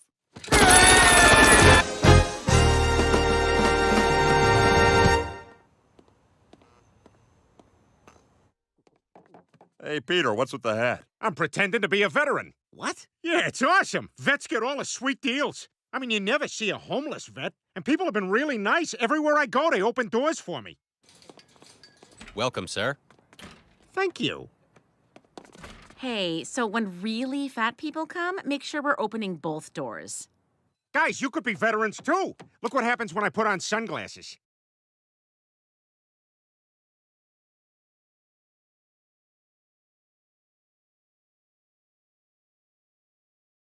What's wrong with you guys? Do I need to remind you I actually am a veteran? And I'm sickened by the thought of trolling for free handouts on account of being a vet, much less pretending to be one. Quagmire, what if I told you your glasses do playing with the boys? The volleyball scene? Go ahead, give it a whirl.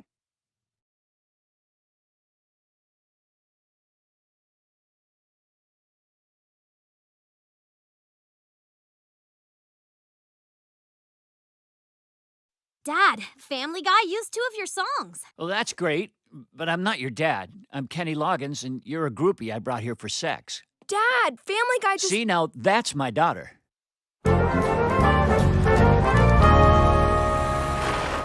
guys got your video cameras ready? Yeah, what's going on? Well, as a veteran, I get to star in a viral YouTube video of me reuniting with my beloved pet. So here goes.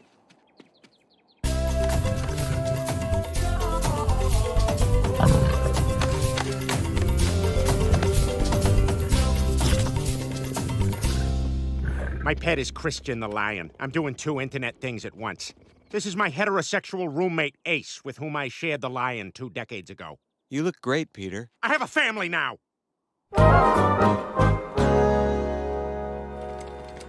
You know, guys, if being a veteran is about anything, it's about getting half-hearted applause on a Southwest Airlines flight. Veterans. Yay, veterans. Holy crap, you're Eric Dane from Marley and Me, and other stuff. I'm afraid you gotta give us your front-of-the-plane seats, because that's what celebrities do for veterans. Well, clear out, kids. It's just part of the Hollywood deal. Thank you. Thanks. Thank you so much. This is why I served. USS Nathan James? Yes, sir. Boats. Military, sir.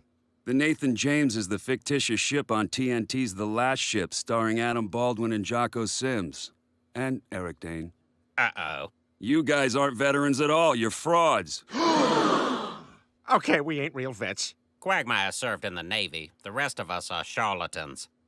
Boo! You're terrible! I fly Southwest to have a classy experience, and you've ruined it!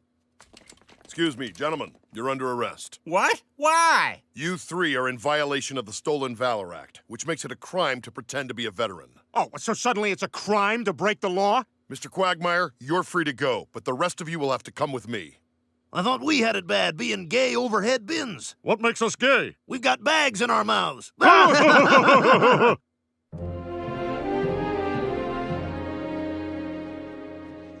Hey, quick, put these on. You're not gonna throw a veteran in jail. Is this some kind of joke to you? No, it was a sincere idea.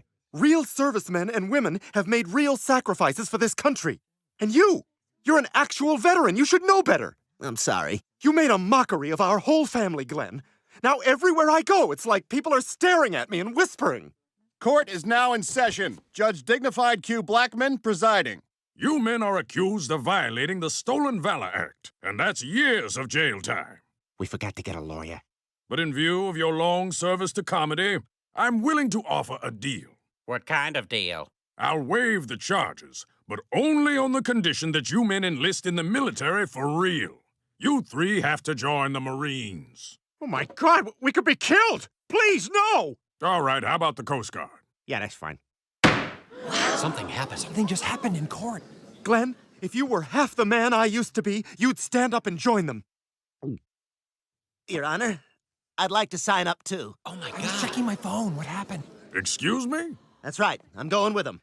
The four of us will join the Coast Guard together. All right. Report to the induction center tomorrow. Court is adjourned. Next case on the docket, The People versus Ted 2. Okay, come on, let's get out of here. Let's go, let's go.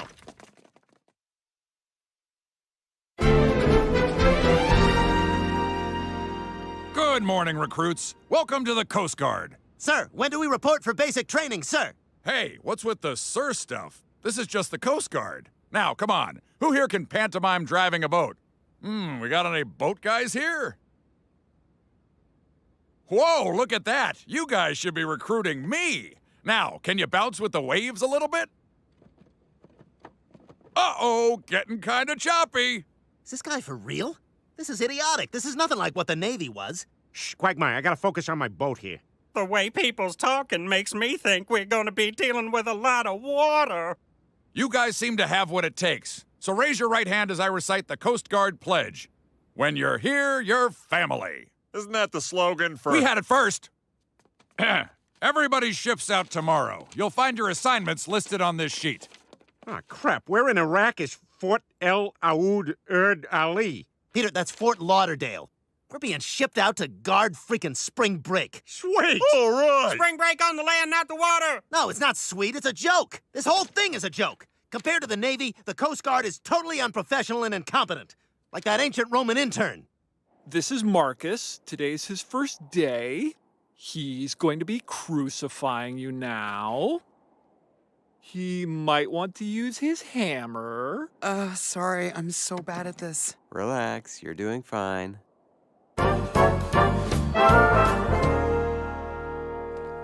Well, I'm off. Oh, Peter, I'm so worried.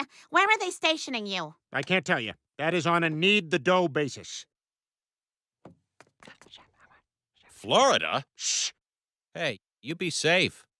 Wait, Dad, before you go, can you teach me to shave? Well, for starters, bud, that's supposed to be on your pubes. You got a secret inch hiding under there. This is what I'm gonna be missing. Well, that's an unrelated car honking, but I'm gonna go now.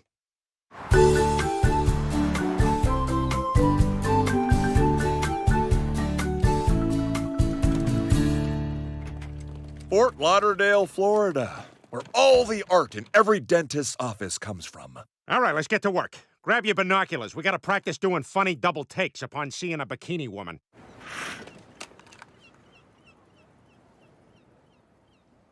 Sir, should I say ooga, sir? Affirmative. And Joe, I order you to just let the binoculars fall right out of your hands, but you don't even notice because of how foxy the woman is. All right, yeah, I can see that we got the right skill set for this assignment. Okay, guys, knock it off. But Quagmire, there's spring break boobs everywhere. Come on, guys, I mean it. This is important. I want you to start acting like it. Wow, he's serious. He's very serious. We're in the motel now. Guys, we have to complete a 160-point inspection of this coastal patrol cutter. I'll call them out. Item 1, hydraulic grapple winch. Guys? We're over here painting clever names on boats.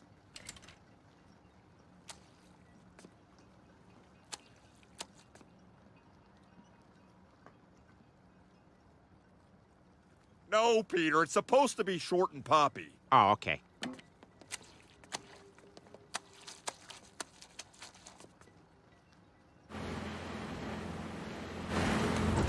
Okay, guys, while I scan for disabled watercraft, I need a status report on that hydraulic grapple winch. Guys? We're busy. We're hanging out with Aquaman.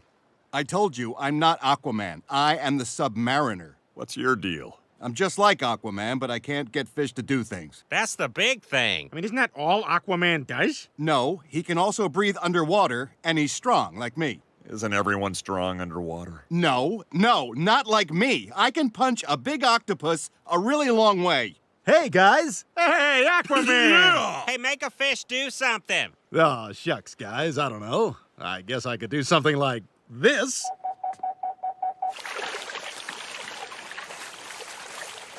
Wow, a real superhero. I have little wings on my feet. Yeah, and it's over.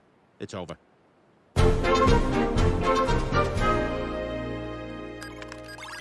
Hey, can you guys keep it down for a bit? I gotta have a FaceTime conversation with my wife where we talk at the same time and then stop and then start again, then laugh. Hi, honey. No, you go ahead. Go ahead. You first. Hi, Pop. Oh, God, Stewie, you've gotten so big. No, I'm just in the foreground. You're as tall as your mother now. He doesn't understand perspective. All right, let me say goodbye to Mommy. You Goodbye, take honey. care. You Oh, what? Oh, I was You just go. gonna say. Oh, everything stinks. Hey, Quagmire, where you going? I'm going home. What? Why? Because I'm sick of this. I'm the only one taking the job seriously. Hell, you guys still don't even know how to operate a simple hydraulic grapple winch. Okay, that's the third time you've mentioned the hydraulic grapple winch. Is that going to be important for later? I feel like maybe it is. Quagmire, you can't just go home. We're stationed here. I wasn't sentenced, but I came anyway because I thought I could try and teach my friends what it means to serve their country, the way I did. But you're hopeless, so I'm done. And I'm still the voice of Chris Collinsworth, and I'm done too. Up, closet. Now I got it. Oh, I disappointed the stupidest guy in football. I gotta go take a sad pee. Me too. We should probably all go urinate together outdoors as a group of guys while wearing backwards baseball caps per Fort Lauderdale municipal law. The Florida ways are the best ways. Are we ready to attack? We are, and many people will die. What the hell's that?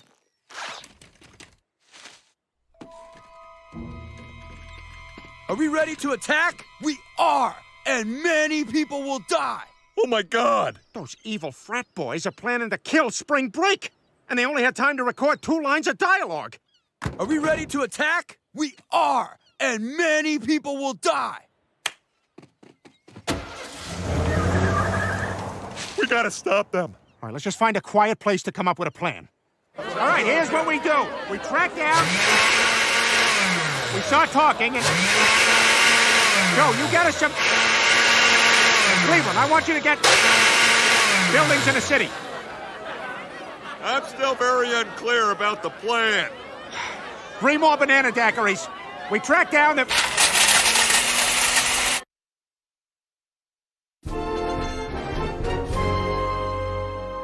Did you see all of those guns and weapons those evil frat boys had? I sure did.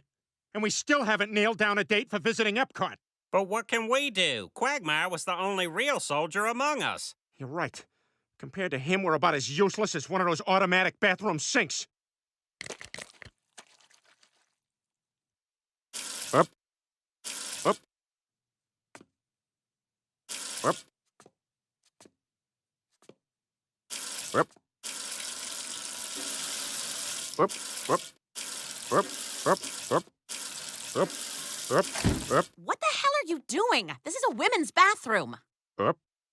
Come on, guys. We don't need Quagmire to do the right thing. I love that movie. If there's going to be an attack at spring break, we can't just stand by while people get hurt or even killed. Joe's right. It's up to us to stop it. Because we're in the Coast Guard. And when you're here, you're family.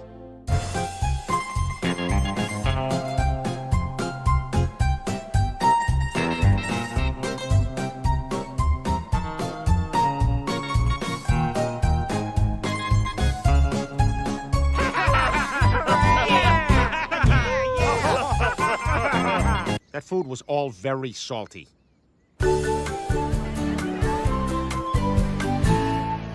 There are so many people. We gotta find those frat boys. Look for anything suspicious.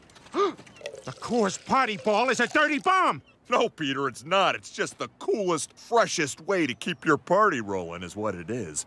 This is hopeless. There's no way to guess what their target is. Final boarding call for the Are We Ready to Attack? We Are, and Many People Will Die booze cruise. Okay, I got a feeling about that one. Let's go! No, guys, we'll never make it on foot. We gotta steal that kid's jet ski. Peter, the boat's right there. We'll totally make it. It's the only way, guys! Peter, we're now literally standing on the boat. That's how close the boat is.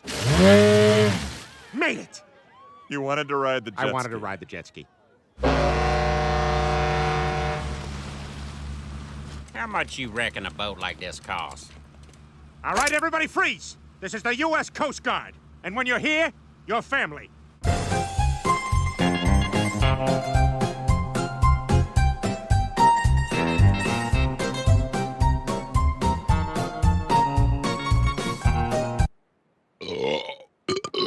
Anyway, U.S. Coast Guard, you kids are...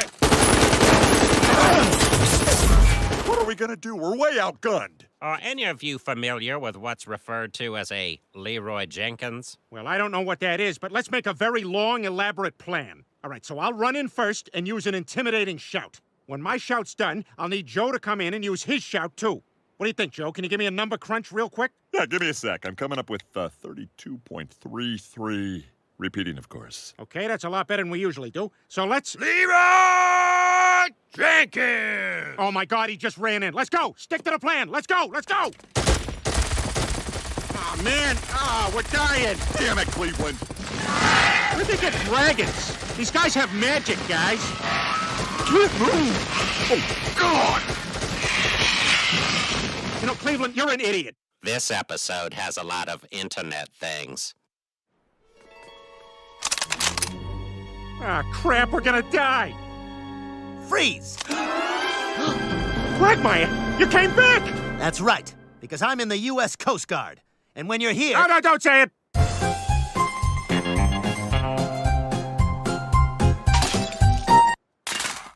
I'm glad you came back, buddy. You really saved the day. Hey, where'd you get the machine gun? From the Coastal Patrol cutter. Machine gun is item 49 of the 160-point inspection. Oh, that was when I was writing homosexual stuff on the boat. Too bad about the bomb. Bomb? Yep, right here on the boat. Soon you will all do the foamy dance of death. We are, and many people will die. He just says that one thing.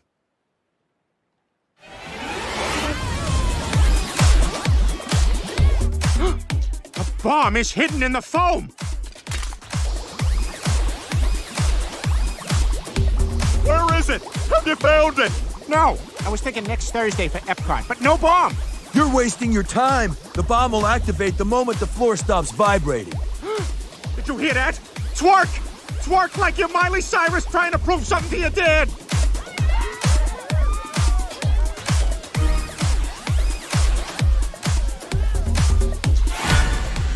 Found it! We're all gonna die! Oh, no, we're not. I stole a jet ski from a kid.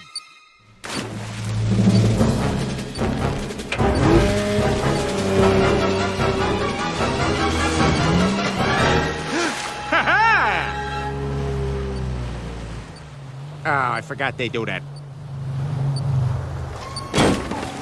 Hydraulic grapple winch. Oh, yeah! From earlier!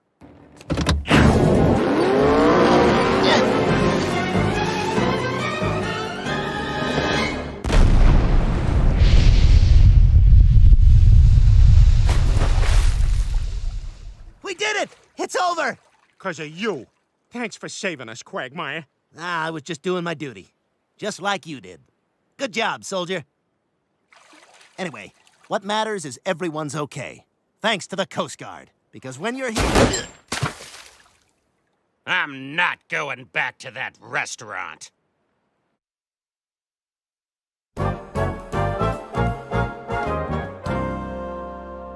I'm so happy you're back home where you belong, Peter. It's just not the same here without you. Thanks, Lois. And I thought about you not at all. Well, I'm so proud of my Coast Guard husband. And I'm proud of my Coast Guard dad. And I'm bisexual, like all members of the Coast Guard. Good night, Coast Guard. Chào các bạn, chào mừng các bạn đã quay trở lại với phần 3 của video móc chú cú mèo bằng len. Ở phần 3 là thì chúng ta sẽ tiến hành làm cánh và mắt của chú cú mèo nhé.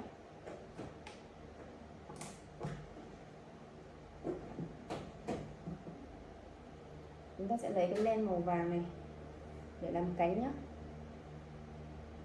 Tạo một vòng tròn ma thuật. Móc vào bên trong vòng tròn 6 mũi móc đơn.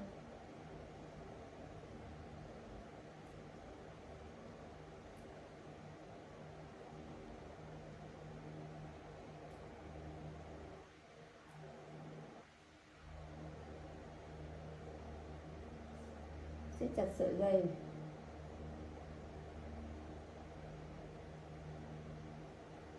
Trượt mũi vào chân móc đầu tiên.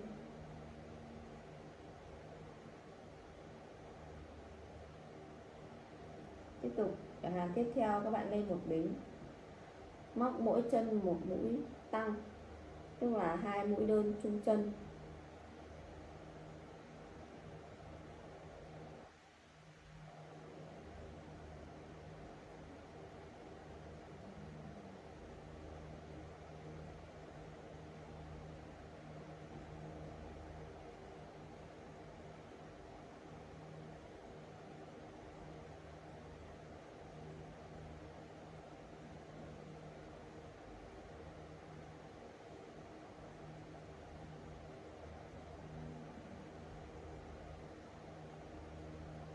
Trượt mũi vào chân móc đầu tiên. Ở hàng tiếp theo các bạn lên một đính, chân móc đầu tiên móc một mũi đơn, chân thứ hai móc một mũi tăng. Chúng ta có cụm một đơn một tăng, lặp lại đến cuối.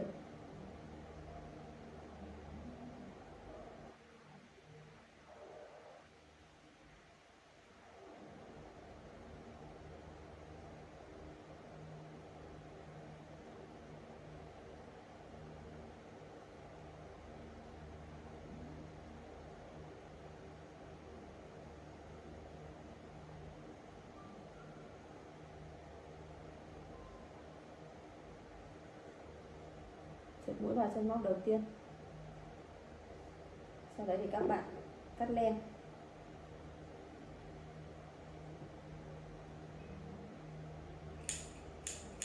Cắt một đoạn dài một chút để chúng ta khâu nhé.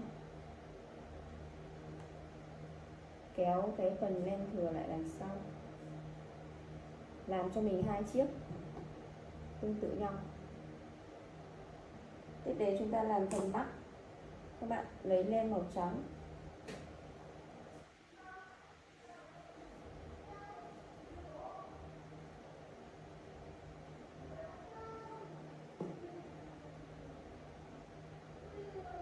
tạo một vòng tròn ma thuật, móc vào chân trong vòng tròn 6 mũi móc đơn. Chúng ta móc tương tự như phần cánh nhé.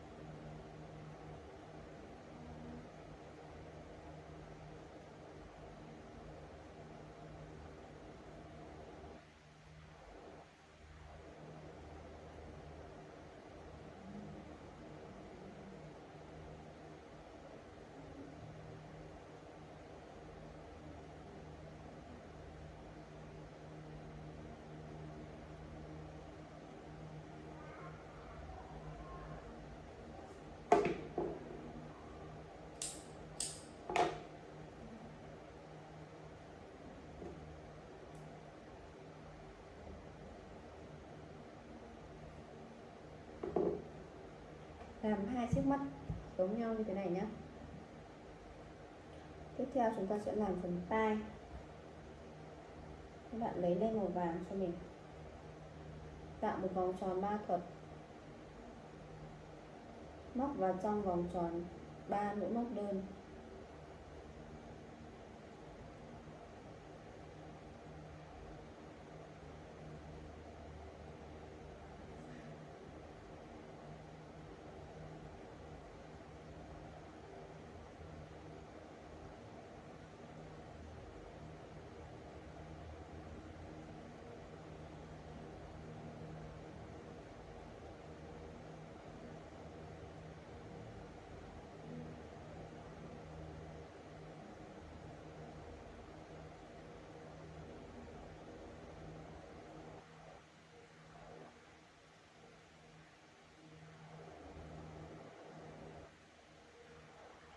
Chụp mũi vào chân móc đầu tiên và lên một đính.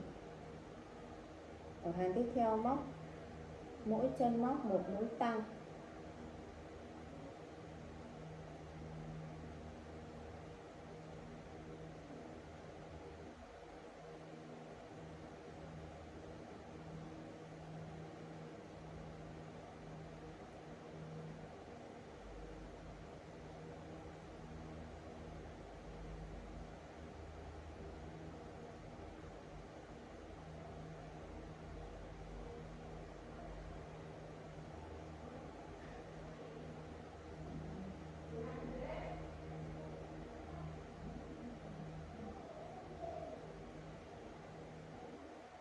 Chụp mũi chân móc đầu tiên.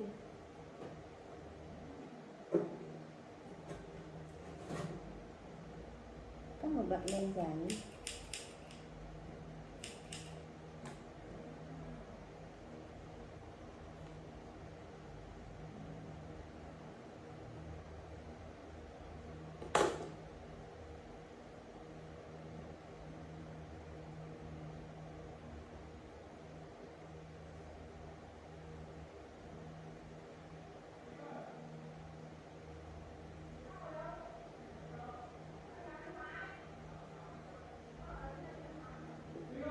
Hả?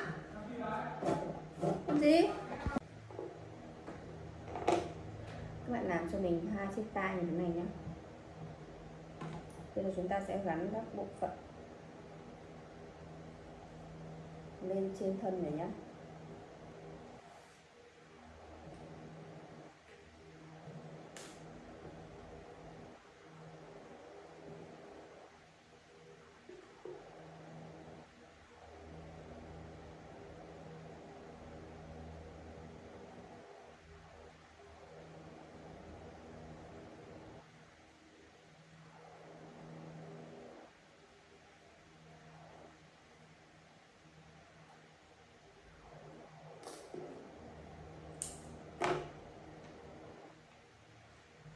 Mình gắn hai chiếc tai trước.